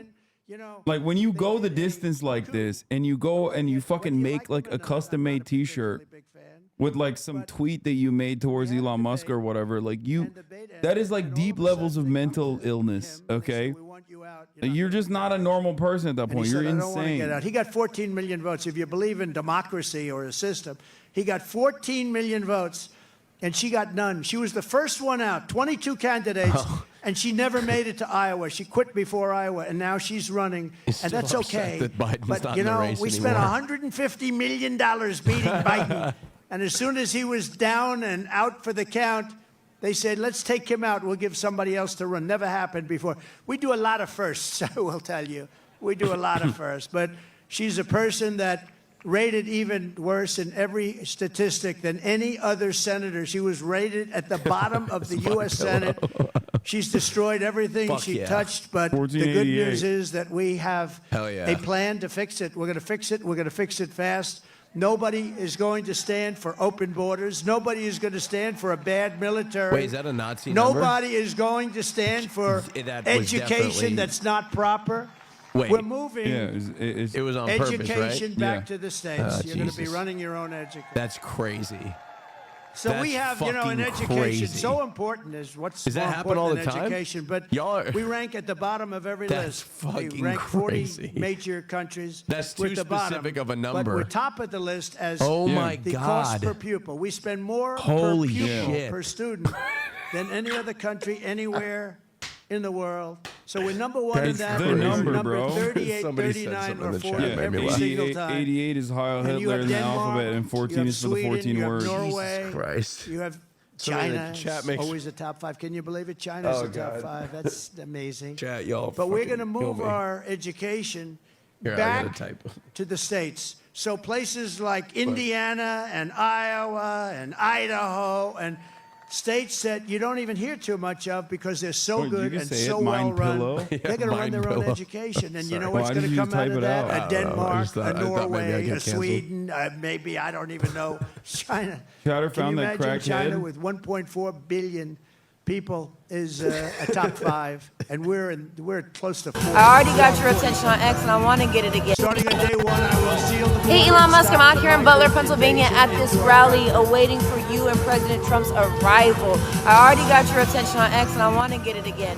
I want to work with you to make the America Pact great again. I'm standing here right now, but I really got to see it in the back. I really got to see it in the back. So watch out. Oh. Yikes. Definitely a normal person. You know what I mean? Like that's definitely a normal fucking individual right there, dude. Definitely not like genuinely mentally ill. United States. And you know what? I would have been worse than them. I would have had it done even faster. They've dumped them into the United States of America, and that's what we have. And it's dangerous out there. We're getting them out. We're getting them out quickly. And we will defeat inflation, and we will make America affordable again. And it's going to Inflation is start already down, with isn't liquid it? gold. We have more liquid gold, oil, and gas Is. under our prices feet are still up. than any nation in the world, Due to greedy including Saudi corporations. Arabia and Russia. We will become energy independent like we were just 4 years ago. You know, 4 years ago, we were energy independent. Can you believe it? And then we were going to become energy dominant. We will be dominant within a matter of months, and we will make so much money. We are going to drill, baby, drill. Oh, Jesus. And we will again open Anwar. Ronald Reagan tried to do it. Every single president from before Reagan tried to do it, and I got it done. Anwar is the largest drilling site anywhere in the world. It could be larger than Saudi Arabia, could be larger than Russia. It's in Alaska. And I got it done, and we worked to get it done. And one of the first things he did was terminate Anwar, and that was going to take care of Are old y'all Asia. tweeting at That was her? going to Look at make her. us so much money. We would Look have at her paid on her off debt. phone. You would have gotten. I gave you the biggest tax reduction in history. You would have gotten even a bigger one. You were going to be just very happy. You were going to say, "I like that guy very much." 20 million Americans are behind on their say electric that. bills They're right gonna- now. It was just announced. 20 million Americans. They're They're gonna struggling now do to it. pay Don't- their monthly don't bills at a fucking- record don't rate. do There's that. never been anything like it. Oh, God damn And it's it, all because chatters. of their You guys are such anti-U.S. fucking energy. idiots, dude. You're such fucking idiots, dude. You're so stupid. Yeah, good job. Well, I didn't do that, did I? No, they were already doing it. You shouldn't have called it out. Now they're going to do it more. Cars, if you buy a Don't do Tesla, that, which is Chad. good. Which good. We will have your energy prices cut in half. It'll be cut in half within a period of 1 It's a year from mentally ill January person, 20th, dude. which is Y'all the are day crazy. we take office, and that's going to save you a lot of money. And that's going to, in turn, bring down the prices of everything because, you know, more than anything else, people tell me about the groceries. The groceries are groceries. They use the, and what they're talking about is food. Everything's going to be coming down when we do that. We're also going to get your interest rates way down. JD. We will bring automobile manufacturing too. back to the United States at levels never seen before. And we will turn the United States into a manufacturing superpower again. It hasn't been there in many, many years. He still looks like shit. We had it started 4 years JD. ago. The centerpiece of my plan for a manufacturing renaissance will be a 15% made in America corporate tax rate. In other words, if you make your product in the United States, you get a rate. So Hate I to cut break it it to you, from Hassan, but your chat is 39% mentally ill to too. No, I know. 21%. Everyone said that was impossible. I got it I done. know. And we had the best boom we've ever had. We did more revenue when we had it at 21 than when it was at 39. Think of it, much more. The following year, we did much more. And then I'm going to take it from 21 to 15, which will make us the most competitive country in the world. Nobody will be able to compete with us. But that 15 rate only goes for those who make their product in America. They have to make their product here, otherwise they pay 21. And we will protect those companies moving into America and all of our existing companies with stiff tariffs placed on companies that don't move in. If they don't come in, if they don't want to make their product here, that's fine, but they're going to be tariffed. We have to protect our companies, and that's what we're going to do. Dude, she's now the only way showing they her can fucking get out tweets of that paying the those tariffs dumbass is to Trump supporters build their behind Donald plants Trump. and factories in America. We Oh may my even be able to God. get Elon Oh to my build some of God. them. I think we will. And hire American workers for the job. We're going to hire American workers for the job. We will pass the Reciprocal Trade Act. If China or any other country charges us 100 or 200% tax, then we will likewise charge them a 100 or 200% tax. We had a lot of problems on that one with the Senate, and we're going to get that done. Think of it. They charge us, and we don't charge them. Now they charge us, we're going to charge them the same thing. Reciprocal, it's reciprocal. I will not let Mexico, China, or any other country sell cars into the United States to the detriment of our auto workers who will do better than they have ever done. We're going to bring back the car business like it was 50, 60, and 70 years ago. Everyone's going to want to be back here. And I will not approve Japan buying U.S. Steel 70 years ago, the greatest company anywhere in the world. It was the greatest company anywhere in the world, and now we have Japan buying U.S. Steel. I don't like that. We will deliver massive tax cuts for workers, and we will have a policy that I think is so great. No tax on tips. No tax on overtime. And no tax on Social Security for our great seniors. No tax.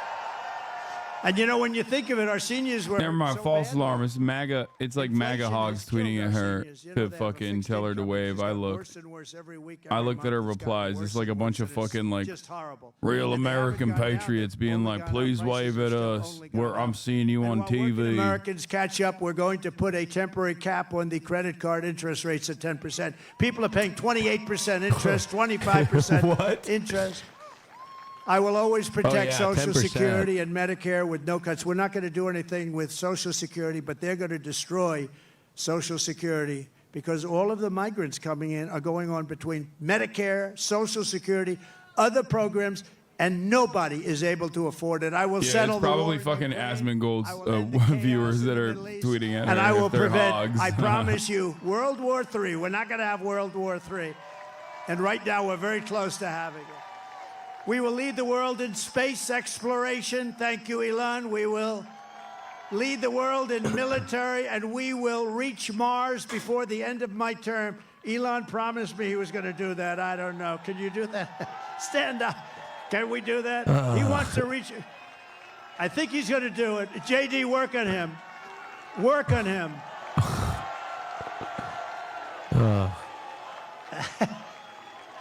Work on him. JD is working on Elon. No, he told me that he is. we're going to win, and he's going to reach Mars Work by that the end of our cock, term, JD. which is a big thing. Before I mean, they're China, all before such- Russia, they're before all- anybody, right? And I'm They're very- all the exact same My type of money's on that fucking guy loser. right there. We will rebuild our cities, including Washington, D.C., making them safe, clean, and beautiful again. And we will keep the U.S. dollar as the world's reserve currency. It's losing right now. It's losing right now, but I'll be able to do it. Other people won't. I'll tell these countries as they leave us on the. I say, you want to do business in the United States? You're going back into the reserve currency. And if you don't, we're going to charge you a big, fat, beautiful tax to do business in the United States. And they're going to say, I would love very much to go back into the U.S. reserve currency. No, we're going to save it. But these people aren't going to save it. They don't know how to talk. They don't know how to think. Together, we will deliver low taxes, low regulations, low energy costs, low interest rates, and low inflation so that everyone can afford groceries, a beautiful car, and a home. Very basic. It's very basic. We will stop the invasion, end migrant crime, strengthen our military, build a missile defense shield around our country, keep critical race theory and transgender insanity. We're going to keep it the hell out of our school. Insanity? We're going to keep that insanity out of our school. And as I said, we will keep men out of women's sports. So demeaning to women. You saw that in the Olympics. They have female boxing, women's boxing, and Oh my God, there's a young lady still from just Italy. Very good boxer, very, very good. Oh, she my was all God. excited, but she played It's a so person funny who that it's like transitioned. this is just a Person total fake transitioned, story that male they made up and they to a just female. keep pushing and it. yelled about And, it. the But young girl so from much Italy, of this beautiful young woman. madness, I'm not allowed to say that so anymore much of this politically, but I'll madness say is she was a beautiful directly young just woman. made up If you shit. say that, that's the end of your career, right? But it's not. If it is, so be it, okay? We've got to get back to real life. But this beautiful young lady is out, and she gets, little jab, left jab. And she goes back, oh, my God, I've never been hit like that. This is just like a defensive. Then he goes, the corner say, you can take her. You can. So they push her out. Boom, another one. And she says, that's enough. I can't do it. I can't take it. Chat, you have to understand, him being like Iman Khalif is a man or trans or whatever when she is not, is no different than like any number of different conspiracies that they operate on. Like the fact that immigrants are killing hundreds of thousands, if not millions of Americans. Like it's just made up. All of that shit is just fucking made Side up. of the barbell, an eighth of a pound on the other, and they can't do it. And the record standing for 18 years, they just can't do it. Most of the Republican strategy is just creating a completely fucking made up story and then getting a lot of hype surrounding it. And if left unchecked, continuing along with it. Sometimes even if they are outed as lying, they still continue to lie about it. Religious liberty, restore free speech, and we will secure our. We don't know if the guy who attempted self-immolation is a CBS journalist or not. Family will thrive, and every day will be filled with opportunity and hope. We need hope. We need the American dream back, don't we? We're going to have the American dream. We're going to have the American dream, so every kid in your family is going to grow up and say, I want to be like Elon Musk. I want to have 200 billion in cash. I'm going to be like Elon Musk. That's the American dream. But for that to happen, we must defeat Kamala Harris, and we must stop her country-destroying, radical left agenda once and for all. We cannot have it happen. So you must get out and you must vote. Here in this incredible Commonwealth, we stand on the shoulders of generations of Pennsylvania patriots who gave everything they could give, every single thing for their rights and for their freedom. Pennsylvania is where our founding fathers declared American independence and sounded the beautiful Liberty Bell. It's where the Army weathered its brutal winter at Valley Forge, where General George Washington led his men on a daring mission across the Delaware, and where generations of tough, strong, beautiful miners and steelworkers put Pennsylvania's spirit into every single thing they did. And from Gettysburg to Germantown and Philadelphia to Barron Hill and I guess they're no from longer running Brandywine to right here in Butler, this is the place where Pennsylvania patriots poured out their blood with the love of their country. They love their country so much. And so in honor of all those American heroes who came before us, we will press forward, we will push onward, and together we will win, win, win. We're going to win, win, win. Nothing will sway us, nothing will slow us, and no one will ever stop us, no matter what dangers come our way, no matter what obstacles we must face. We will keep striving toward our magnificent American future. We will not fail. We will not allow ourselves to fail. From this day forward, we will always put America first, and we will take back and save the United States. November 5th, Election Day, will be the most important day in the history of our country.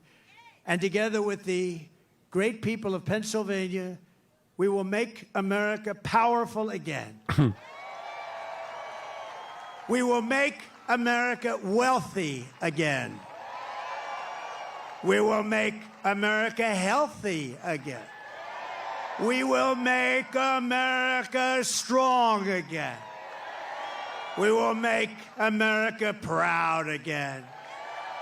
We will make America safe again. And we will make America great again. Thank you, Pennsylvania. God bless you. Damn, God bless you, tuned out. Pennsylvania.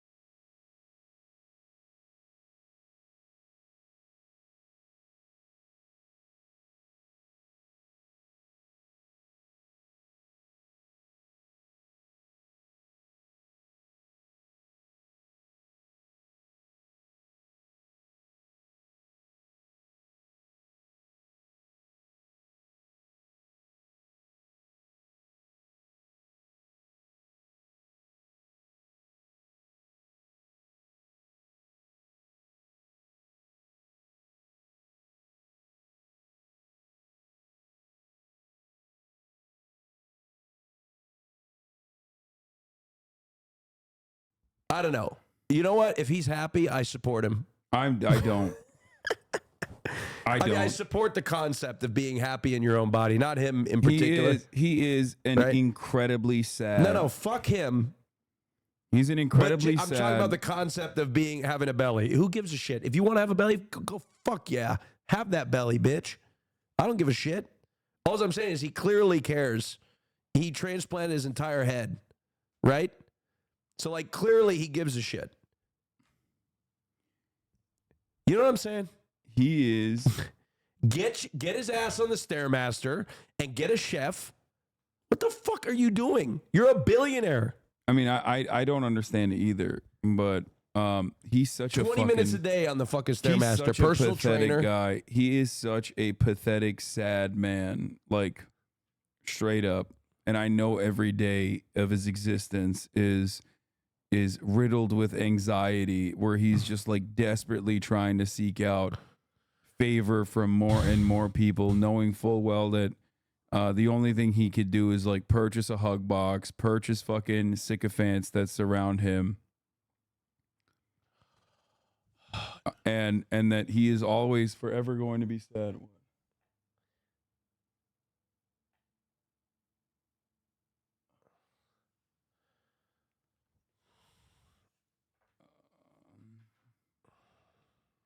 I mean, I don't know.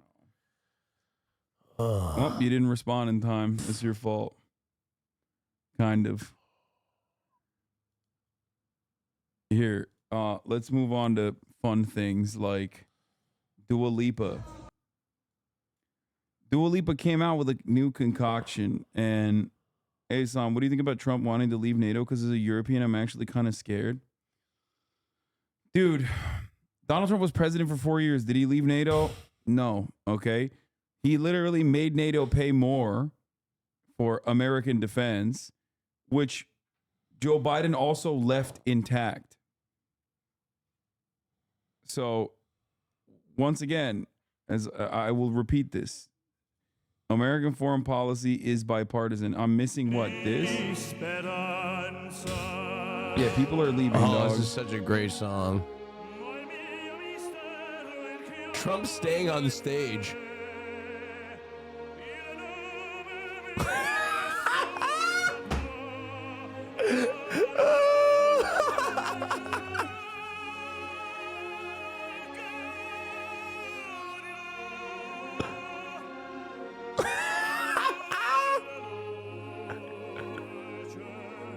This is a weird bargain because, like, there's news media reporting now on, like, people leaving Trump's rallies before Trump's speeches are done.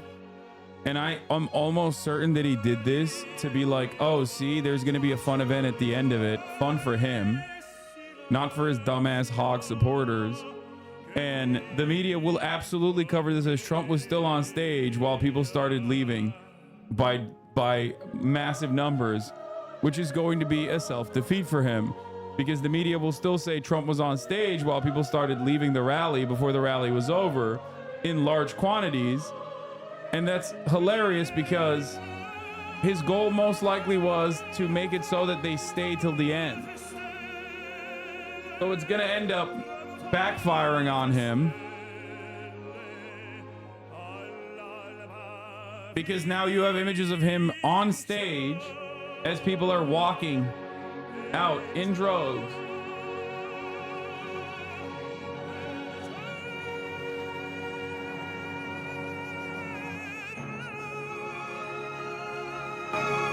This guy is spitting though. Holy shit, he's got pipes.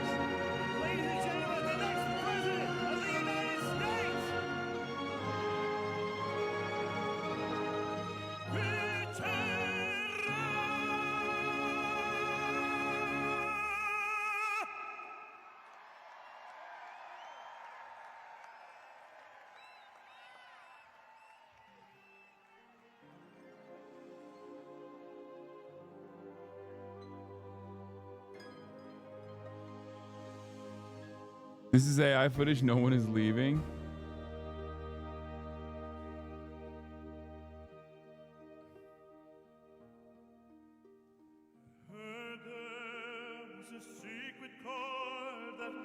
David played and it pleased the Lord, but you don't really care. Well, I'm looking at what you're saying. I'm watching. goes like this, the fourth, the fifth, the minor fall, the major lift, the baffled king composing hallelujah, hallelujah. Shrek songs? I don't think.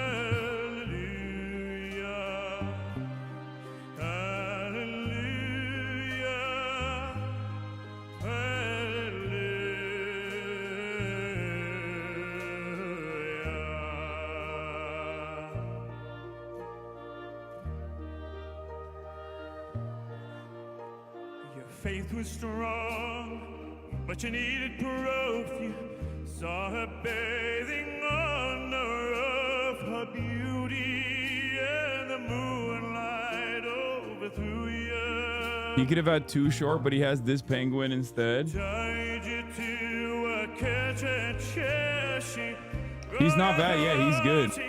cut your hand from your lips. She drew the hallelujah.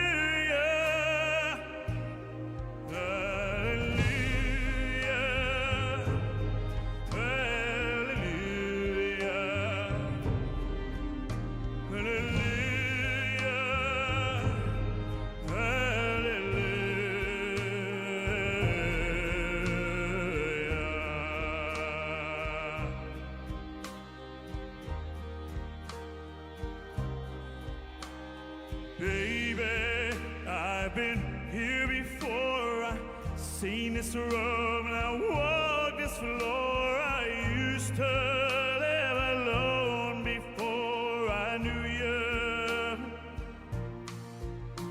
I've seen your flag on the marble arch, and love is another victory march. It's cold and it's a broken hallelujah. Austin is not muted. We were both muted. We were talking.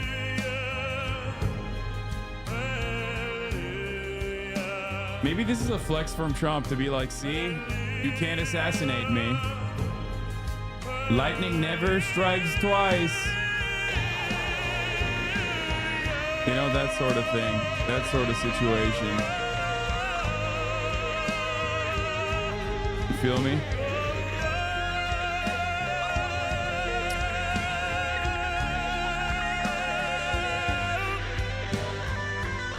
You think NATO doomers are thinking increasing NATO spending? Member states get upset and start electing right-wing leaders because of the bad economy. Right-wing leaders? Who do you think NATO is? That's why Maloney came into power as an Italian fascist and is gladly on board with NATO. No right-wing leader in Europe is going to be anti-NATO. Okay? They'll say they're anti-NATO to win votes, but they will never be anti-NATO. NATO is responsible for the resurgence of fascism in Europe in the immediate aftermath of World War II. Okay? If chat keeps saying unmute because they're singing, I'm gonna fucking hope that I'm gonna hope what happened to Trump happens to me, okay? I don't care, dude. Well, like, what the fuck? You guys are so fucking stupid. This is better than his speech. I mean, yeah. Yes, and countries are trying to join NATO to avoid fascistic land grabs. No, dude. I mean,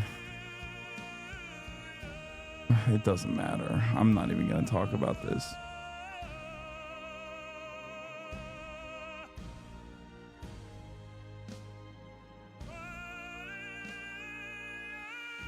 Stop talking, show some respect.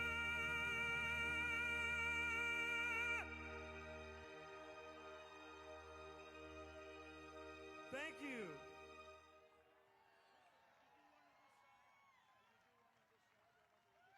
13 million people watching on X, the Everything app. Yeah, no, it's real. It's definitely real. USA! USA!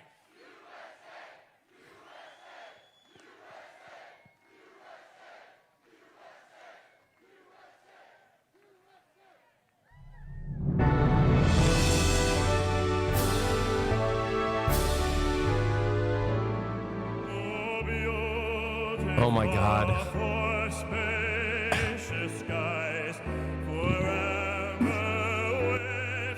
Oh my God, there's another one. Here we go. Why does it feel like a cult? Because it is, dude. Because it is.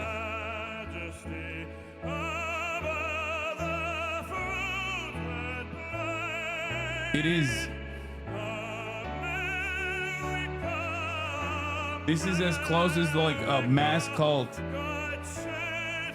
Close to a mass cult as you can get, okay? Here, can you put that over there? On the chair? Yeah, sure. Getting fucking heated.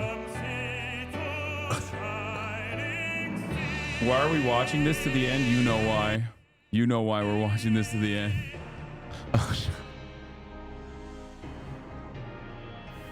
You never know, okay? You never know. I'm gonna go get some food. Didn't you eat already? Oh, you had breakfast. I eat multiple times a day like a normal human being. I know, you're right, you're right. My bad, my B. I am not waiting. Okay. I'm taking Austin to the Lebanese fundraiser later. The fundraiser for Lebanon.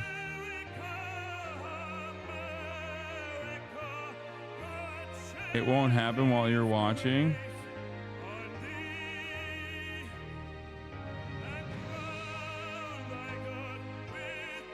Where'd you get that shirt from? It's a Chromeo Lebanon shirt, dude. They gave it to me. They're my homies. I don't know. I'm sure they sold it at some point.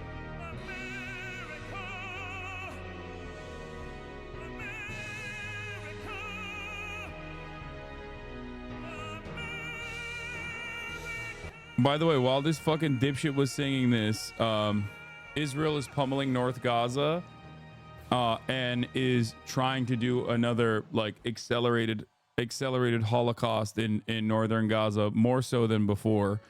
I know you're gonna be like, what do you mean? That's normal. Like that's always how it is. And the word, yeah, it's Israel is bombing Lebanon. From what I understand, it might have even blown up a Lebanese gas station owned by a French company. But of course, that the FDD guy that I follow for a lot of these like events immediately was like, ooh, secondary explosions after the first bombing implies that there was a munitions depot here. And one must ask the question why. Hezbollah is hiding weapons in the middle of a densely populated civilian area. And it turns out it was likely a gas station that blew up. But that didn't stop the Foundation for Defending Democracy guy from fucking acting like it wasn't a gas station.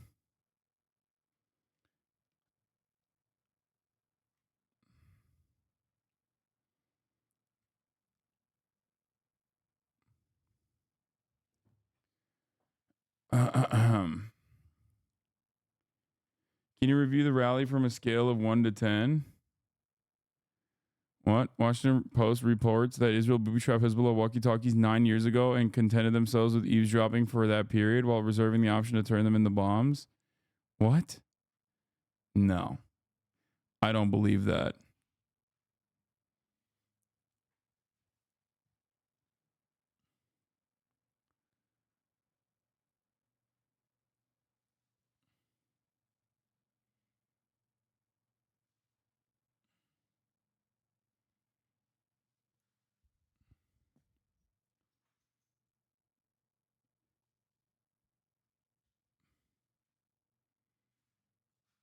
Yeah. I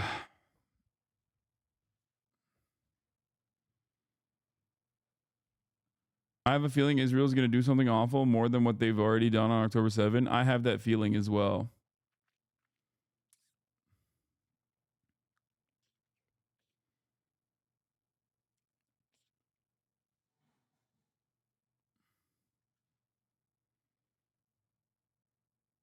Basically doing the master cleanse, Dua Lipa on her hot girl shit. The only thing I take issue with in this Dua Lipa concoction, the only thing I take issue with is the fact that she put the Coke in the Coke in the glass.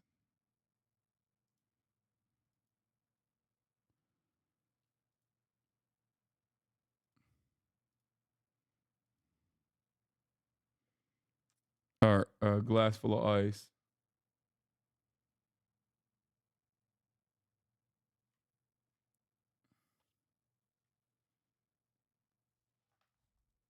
Did they already start their attack on Iran? No.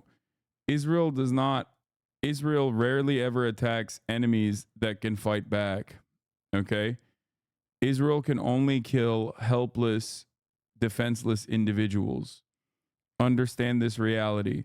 No matter what happens, Israel only knows how to punish and murder children and ruthlessly slaughter more and more kids. That's it. They literally are, they're cowards. They're fucking cowards. They might inevitably, dude, why are these guys posting about this? Like, this doesn't look good. I actually don't understand it.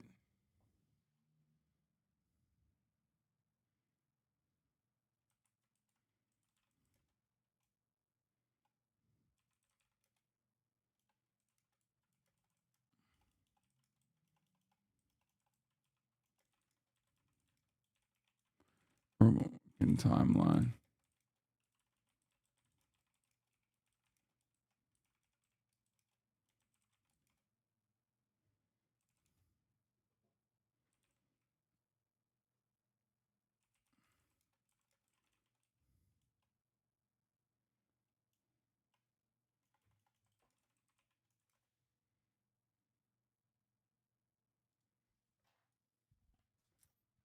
Wait, that's Elon? Why does he look like that? He just looks like that, dude.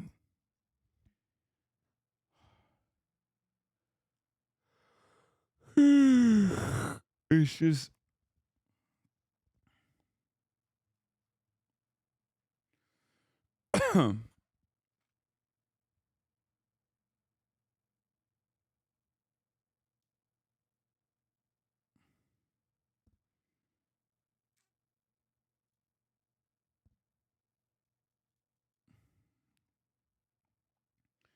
Israel just got fucked by Hezbollah on the ground invasion and they immediately just went back to bombing civilians instead? Exactly. They have no way. They have no way of like. They have no way of. They have no way of fighting an honest fight or a fair fight, even though it wouldn't be a fucking fair fight to invade Lebanon anyway. But they can't even do that. I've told you this already. An unattractive person supports my perceived opponent. Liberal, we better use it, my Democrats. Yes, dude, Elon Musk is gross, both inside and out. Sorry that fucking offends your sensibilities. Like, the fuck? Yeah. I mean, he's not just unattractive. There's plenty of unattractive people on either side of the political spectrum. He's also completely fucking oblivious to the way he looks and the way he behaves, especially because he's surrounded by people who are telling him he's awesome. Okay? Like, this to me, and the fact that it's being celebrated regularly by all of these other fucking dinguses up and down the timeline show me that the Republicans are so delusional, they don't even have a concept of like optics or perceiving things that are in front of their eyes. It's just pure team sport at this point.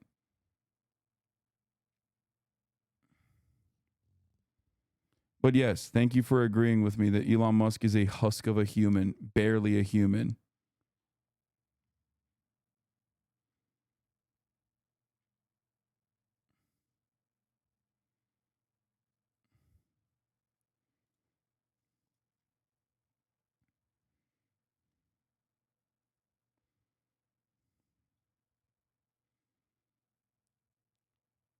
Anyway, will your event be streamed anywhere? I think so.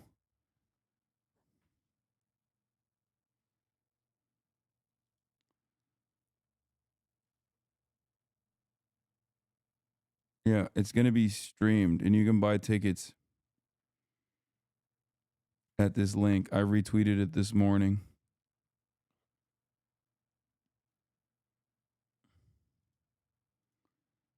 That broski, you got a response to that or no? Like in order of priority, I feel like the things that Elon Musk advocates for, purchasing an entire social media platform and like actively turning that social media platform into a propaganda rag for Nazi sentiments, including but not limited to following Nazis, elevating Nazis, sometimes restoring Nazi accounts deliberately and voluntarily, even after they have shown that they have child sexual abuse material that they actually disseminated on the platform. I feel like that is, in order of priority, magnitudes worse than someone calling him ugly. But if your main counter to that is like, I can't believe you fucking ugly shamed him, then I don't know what to tell you, you know? It seems like your priorities are a little out of whack. Yeah, I think he's a gross person inside and out. He is a physically monstrous, demonic individual.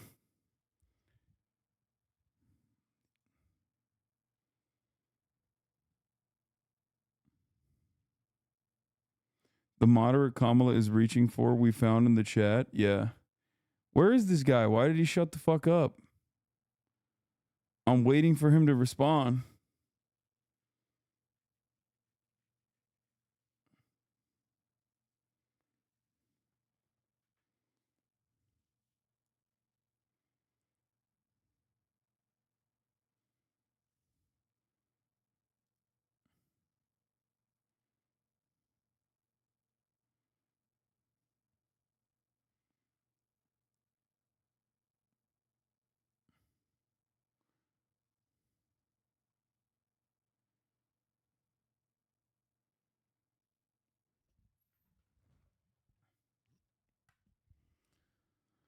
Oh, no, don't let the Hasan Elon libel go unchecked. It's not even libel, it's just correct.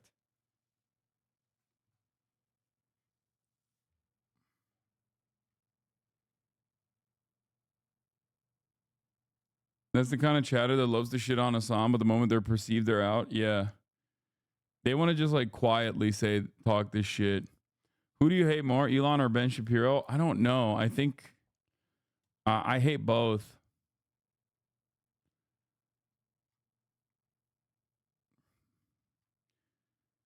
It's a really tough question. I feel like Elon might take it. What a vague post by Fox News reporter. Yeah, of course. I mean, he is like literally at the tip of the spear in the Hosborough operation for Fox News. Trey Yingst. Something significant is happening in northern Gaza tonight. Still gathering details. What he means by that is basically, I'm still waiting for my IDF contact to tell me, how these schools and these mosques and the remaining camps that exist in northern Gaza were pummeled into oblivion in an appropriate manner, that it had to be done. That's what he means when he says that. I've been thinking of counter argument for why Hezbollah shouldn't be allowed to what? How Israel shouldn't be allowed to attack Hezbollah. Okay. I don't understand what you're asking for here, but here's a really solid way to completely stop the strikes, right, on northern Israel from Hezbollah. It's called no longer doing genocide in Gaza. Okay? That is what Hezbollah has said. Israel has that option. They could do that, and the attacks on northern Israel, like the bombing campaign in northern Israel, will stop. Israel just simply doesn't consider that to be a thing that is within the realm of reason. Okay?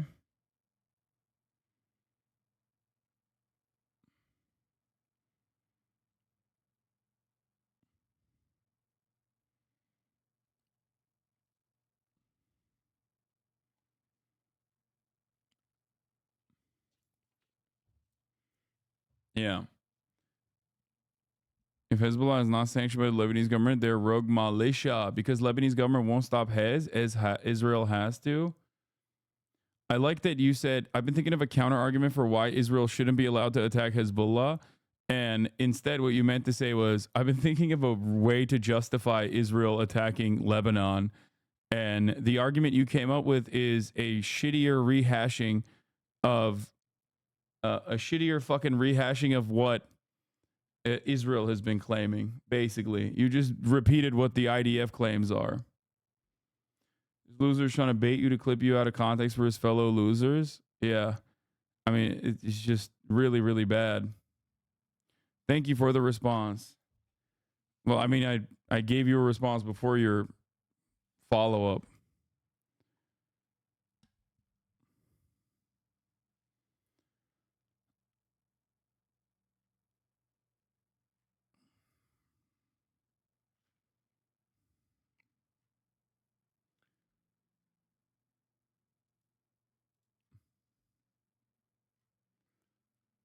Hezbollah is not simply just a rogue militia, by the way.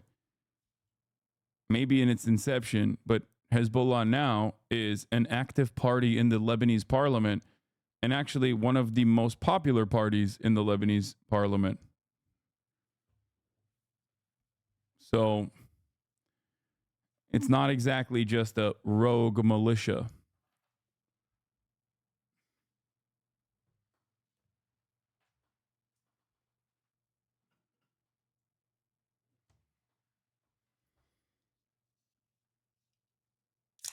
Israel's actions in Lebanon is also precisely the reason why Hezbollah exists to begin with. Are you part of a sleeper cell?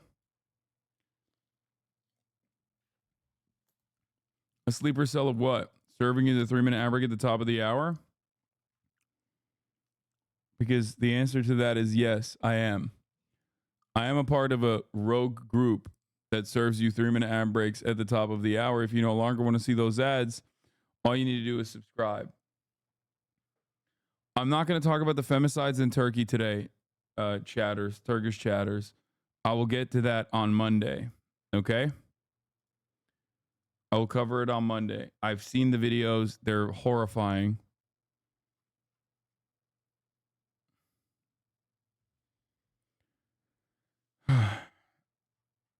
Instead, you're going to play Elden Ring, right? No, I'm not going to do that either. Here's the 3-minute ad break now, by the way.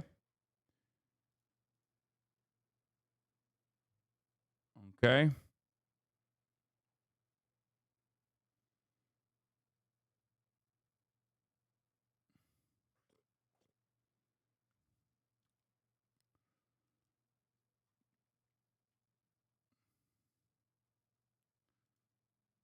Late to the party, Senator Van Hollen.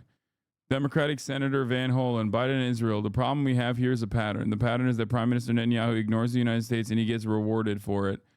Wow. Biden sought peace but facilitated war. By Nicholas Kristof. I mean, New York Times op-ed's finally arriving at this fucking conclusion months later. Not the worst, I guess. I guess it means that like something is changing. Something is changing in the overall attitudes and the way that we examine our relationship with Israel.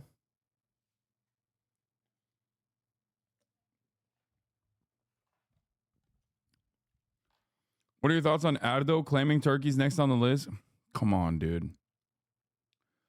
Turkey is a NATO nation with American nukes inside of American military bases. Turkey is a NATO country with American nukes inside of American military bases. Turkey has the second largest military in NATO.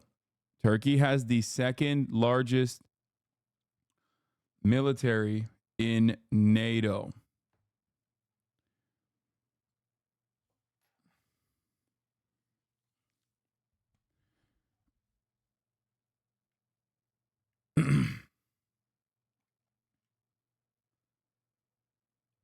No, Israel is not going to fucking invade Turkey, a country that has direct pipelines that energize the entire Israeli grid that redirect oil and gas from Azerbaijan into Israel.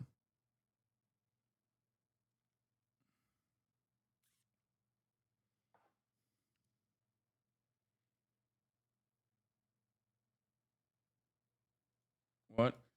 For your information, you need to consider that his involvement in the government and allowing corruption through his party and his allies' party, especially Gebran Basil, led to these heavy losses. They forgot for a second that they were a resistance, just an angle I think you should cover, considering they have been heavily weakened. I mean, it literally doesn't matter because Israel's invasion reminds people as to directly why they exist. Israel beat the fuck out in 2 minutes if they invaded Turkey? No, I mean, no, this is just silly. It's not a real thing. It's not a real point of contention, okay? Recep Tayyip Erdogan basically just reiterates that every now and then because he knows that there's a lot of appetite in every Muslim country to put a stop to what Israel is doing.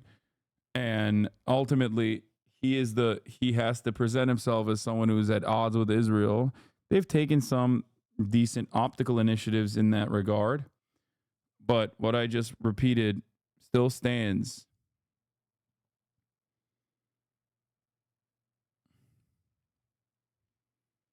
Okay.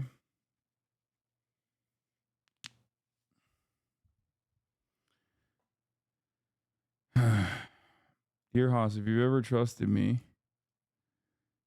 on anything, trust me on this link. Every time a pollster asks me anything, I ask them who I can vote for to stop sending weapons to Israel in violation of 18 USCC 1091D.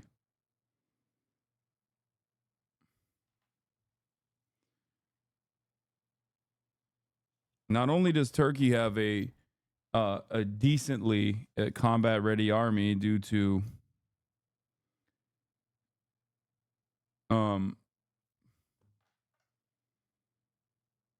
its military actions against, people that want to create their own nation states in the region. But beyond that, more importantly than that, more significantly than that, the Turkish government provides Israel with energy.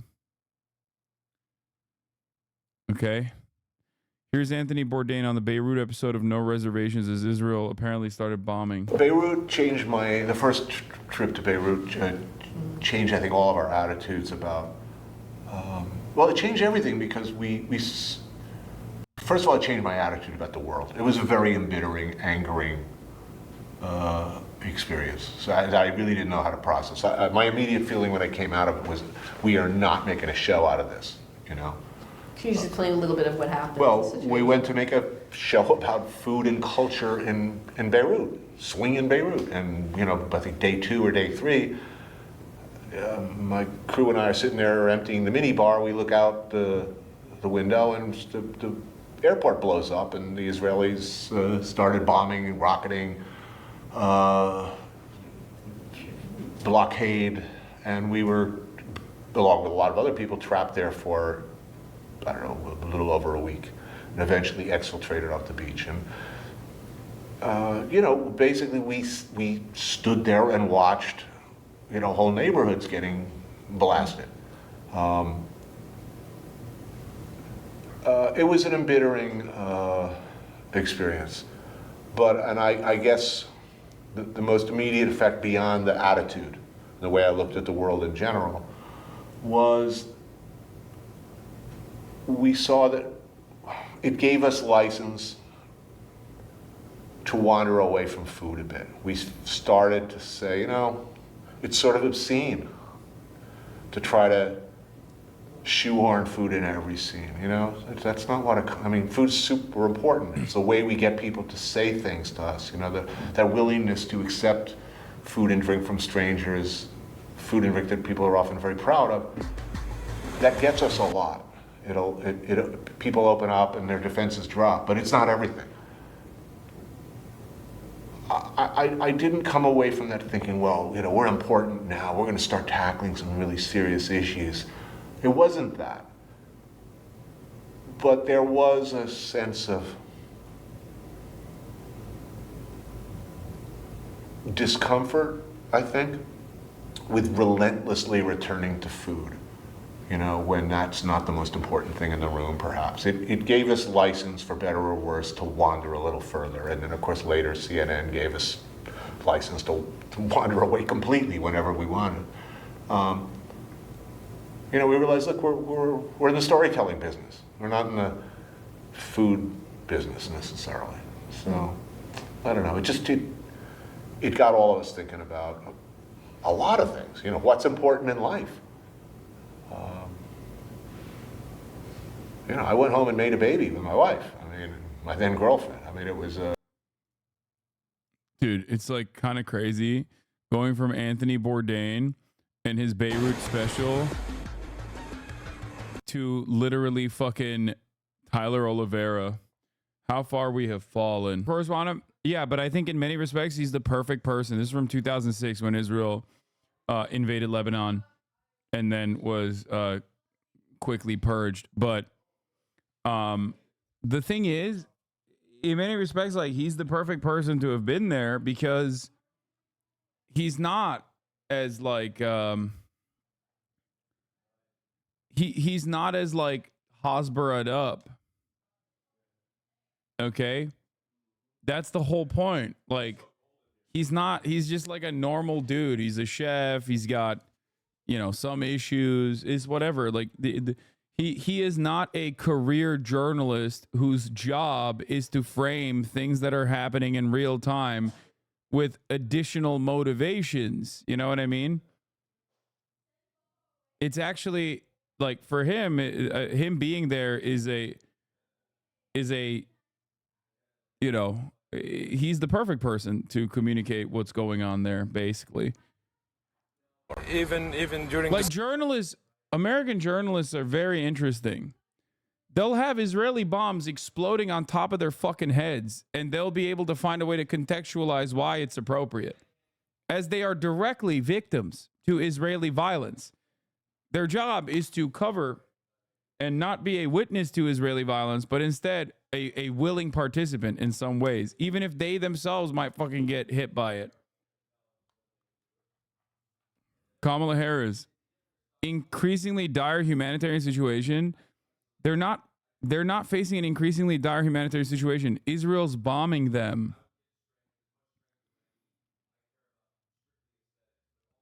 Israel is bombing them, Kamala. Your ally, you're giving them the bombs to bomb Lebanon. This is not a natural disaster.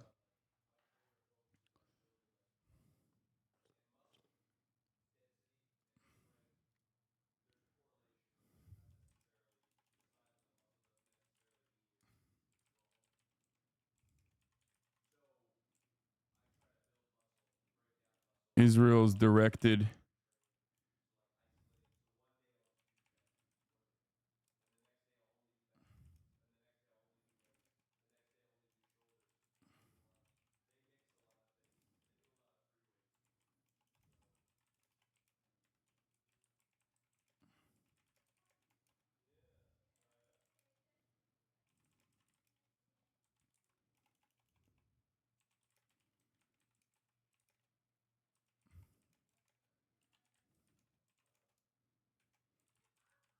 increasingly dire humanitarian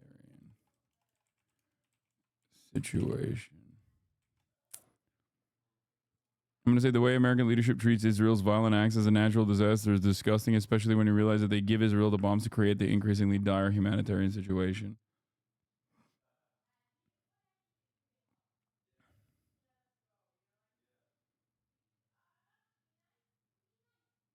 You're going to lose that Trump follow if you tweet that. Trump doesn't follow me. He only added me one time. Yeah, category 5 bombs. Dude, like, do you hear this? It's like Hezbollah kidnaps 2 Israeli soldiers, like takes them as prisoners of war.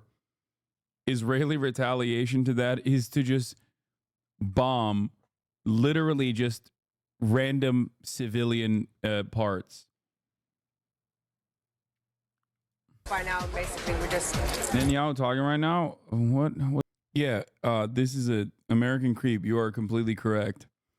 When I visited Oklahoma City, I was once again reminded of the reality that the rural-urban divide is an international one, and that places like New York and the people that live there have more in, like, not the people that live there have more in common, but like places like New York are more similar to places like Beirut than New York is to fucking Tulsa. Okay? Straight up. 100%. And I say this as someone who's lived in many cities around the world, in both Turkey and in America. Not around the world necessarily, but I lived in Istanbul. I grew up in Istanbul. I grew up in Ankara. I lived in Miami. I lived in New Jersey. I've spent quite a bit of time when my mom was living in New York, and now I live in Los Angeles. And let me tell you, okay, cities are literally, cities and city life is why the anti-rural stance. It's not an anti-rural stance. I'm just simply stating that a lot of people don't understand that big cities are very close to one another in terms of attitudes, in terms of culture in general. Obviously, there's still going to be cultural differences. Oh my God, everyone wants to play the victim. Yeah. Woke up the next morning to the news that the airport had been bombed.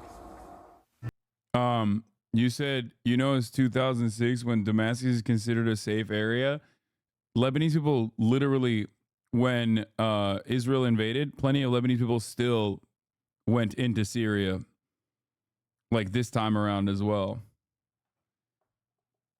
Maybe not the Damascus, but He refused to go. He just said, I'm with you. I'll stay by your side. Yeah, they were actually also going or escaping to Syria in such large numbers that Israel bombed the border crossing. Israel bombed the border crossing yesterday between Syria and Lebanon.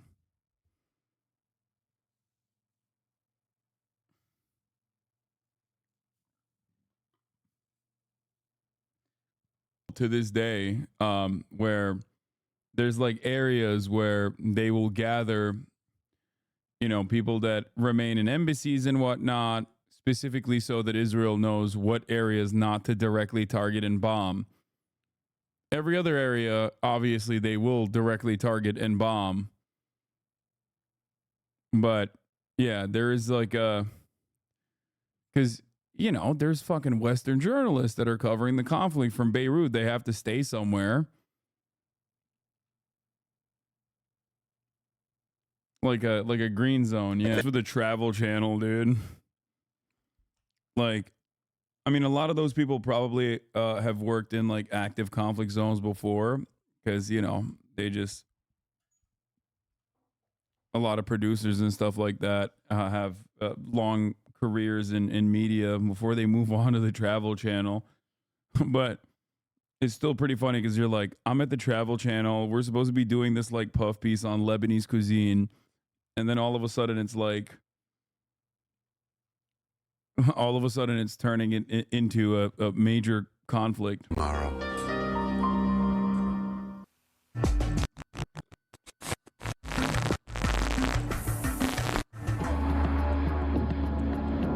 Oh yeah, the other side of the story is that this is happening in 2006, which is like at the peak of dehumanization of Arabs in general.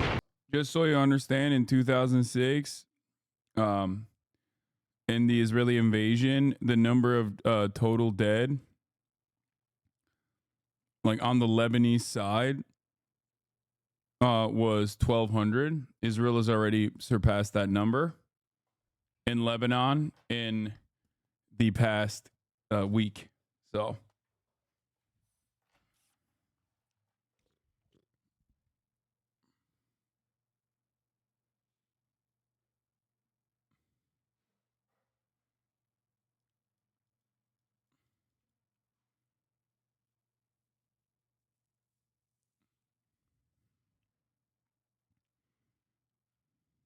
something saying. Yes, worth mentioning that in 2006, when Israel invaded Lebanon, they were also using the bring them home phraseology for the 2 IDF soldiers Hezbollah took.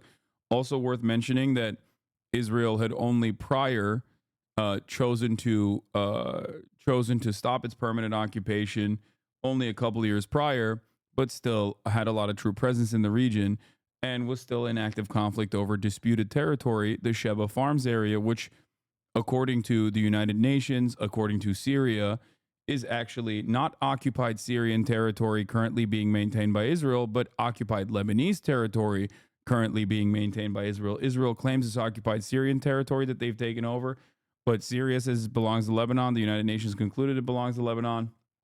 And a week before, or like a little bit before, the cross-border operations were occurring, where Hezbollah fighters like shot a bunch of Israeli soldiers, I think 6 or something, and then they mentioned it and kidnapped 2 of them, took them as prisoners of war. Israel had used a car bomb on another Hezbollah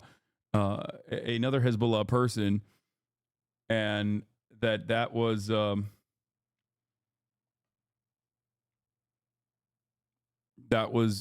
what, like, the pivotal point was. That led to the pivotal point. After Hezbollah took 2 Israeli soldiers, a prisoner of war, Israel chose to return their troops home by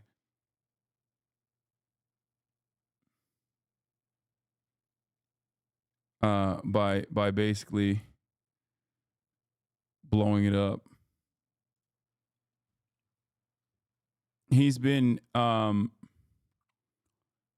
he went all around the world, including the West Bank, and I mean, he went to Gaza as well. He went back to Beirut. He's done more work. Oh my God. I'm sorry for showing you fucking Tyler Oliveira, which many people are saying our generation's Anthony Bourdain. That's what they're saying. Meanwhile, while this is happening, CENTCOM chief lands in Israel as IDF readies response to an Iranian missile attack. Now, there's something really interesting about that that I must mention here. And by the way, the 2006 invasion ended with Hezbollah giving Israel a bloody nose, of course, which is another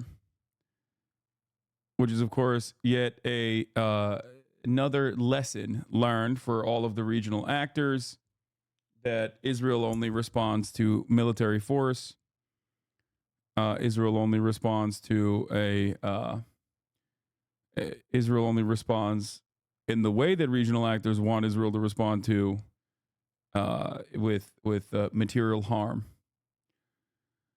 So, anyway, CENTCOM chief is in the middle, is in Israel. Israel is readying its attack against Iran. Preparing to strike Iran, U.S. General Kurilla, the head of CENTCOM, will be arriving in Israel in the next 24 hours. He's expected to coordinate Israel's retaliation for Iran's missile assault. If CENTCOM is helping coordinate, Just Foreign Policy says, if CENTCOM is helping coordinate Israel's retaliation on Iran, that is a direct violation of U.S. law. Unless Congress authorizes U.S. military action, Pentagon cannot coordinate the military forces of any foreign country if such forces will become engaged in hostilities. More evidence that the U.S. military officials are fully considering direct participation in the conflict in violation of constitutional war powers. Heard at the Pentagon, DOD official says, this is Nancy Youssef. Heard at the Pentagon, DOD official says, the U.S. has no intention of doing offensive ops in the Middle East. Me? What if Israel launches something and needs your help? DOD official, then call me back. Remember what I told you? Like, Benjamin Netanyahu's final October surprise would be to do something so unimaginably stupid in terms of like escalating this into a regional conflict in a way that forces the American military that is already there, that is already stationed there, by the way. Some of your relatives are in those fucking ships. Here, I mean, you know what? Let's just play this clip from motherfucking August. My suspicion is Benjamin Netanyahu is in the pocket of Donald Trump and is going to, one, simultaneously continue using this war to maintain his coalition, okay? And will not stop and maybe even escalate tensions in an effort to fuck up the Democratic Party's chances of winning this reelection. If you think that that is a silly reason to like continue doing genocide, I promise you these guys have a very profound understanding of American news, American media, American attitudes, and American politicians, and who gets to run the show. He thinks he can get a better deal from Trump. Okay? That's why he went to Mar-a-Lago. He flew to Mar-a-Lago personally. These things matter.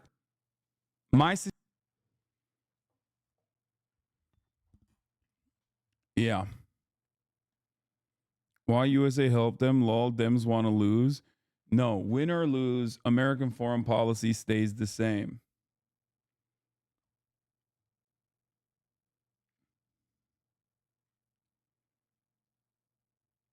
Win or lose, American foreign policy must remain the same. Okay?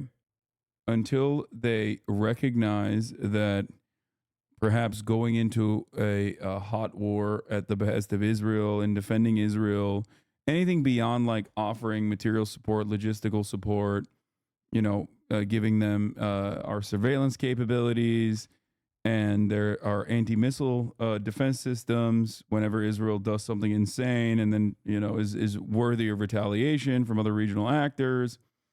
Anything beyond that, or even Israel striking Iranian oil refineries in a way that is not managed by the Iranian government, in a way that is unsuspected, in a way that is a direct escalation that harms Iranian energy interests, will escalate this and globalize this conflict even further. I've already covered this before.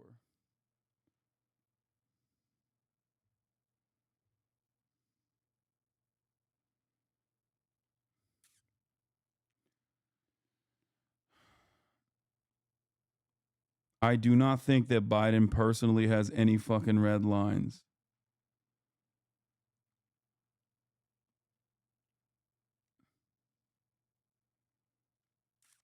And no, I'm not going to do Tyler Oliveira. Trigger warning and even worse, Elon face. Uh-oh. Oh, God.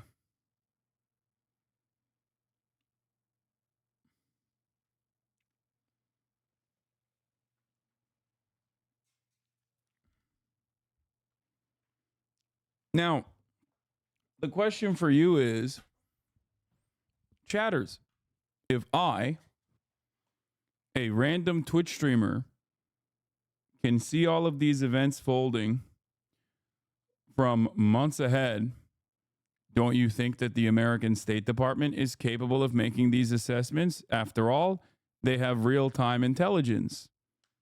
They have direct contact with Israeli officials. They engage in information sharing. So if I can see this happening, I'm certain that they can too. It's not like this is an unforeseeable, unpredictable disaster unfolding. This is something that Benjamin Netanyahu, Israel has, they've telegraphed this.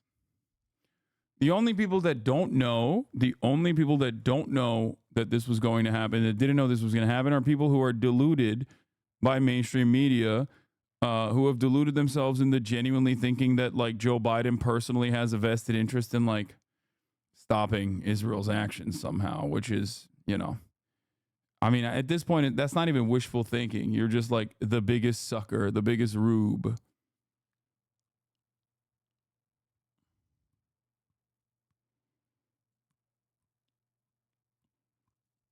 It's that simple.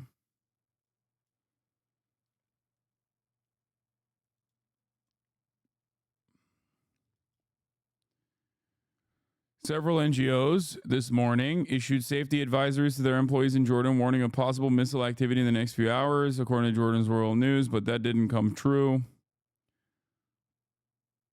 The possibility of ballistic missile fire from Iran in the next few hours is possible. The memo also read this was 6 hours ago.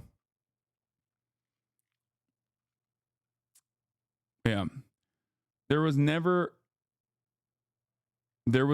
a moment where Joseph Robinette Brandon was not entirely in the pocket of Israel. Like, for sure. He was always pro, do whatever the fuck you need to do.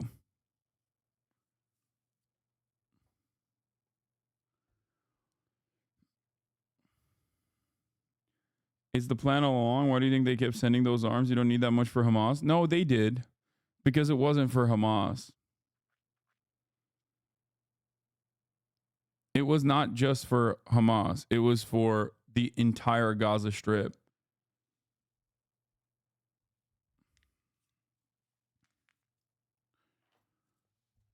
Anyway.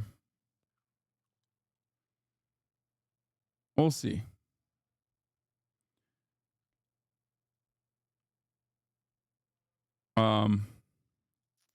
On that note, I won't be doing Okay Buddy. I have to go to this event where we are fundraising for the victims of Israeli violence in Lebanon. You can watch it. Like I said, the link is, I retweeted the link. And tomorrow I have multiple podcasts that I will be filming. My own podcast, Fear and I also will be going on Chuckle Sandwich. So I will not be live streaming. Hopefully nothing crazy happens. I don't know. We'll see. We'll see if something like truly insane, world-changing events are occurring. I might just stream after Chuckle Sandwich potentially. But I love you all, and I will see you hopefully not tomorrow, but on Monday. Peace, everybody.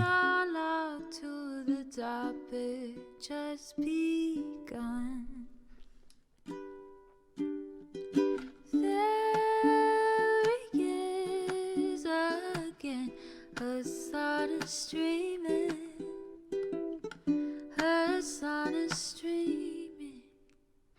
There he is again. Hasan is streaming. Hasan is streaming. Reviewing the P.O. box. Uncle Uyghur's face. Sudden discord at your prop. Great names take embrace. Tiny Bernie Sanders, LGBTQ Air Force. The whole left at your fingertips, on at your door. H3 crowded debate, the Young Turks online show. 3 full fucking years of this, plenty more to go. 90-day fiance talks of champagne bourgeoisie. A Trump rally live reaction, a mass riot at DC. There he is again, Hasan is streaming. Hasan is streaming. There he is again, Hasan is streaming. Hasan is streaming. Reading a live stream, fair comments, Austin show chat advice, and all the ways the right-wing pipeline can suck you in online. JCS react, Lord frame gets broken, cover blown. sun streaming at your home. Total radicalization coming out to find the system you were taught to trust in was broken the whole time. All these daily streams, whether big or whether small, have helped me and so many find the meaning through it all. There is again her sun is streaming, her sun is streaming. There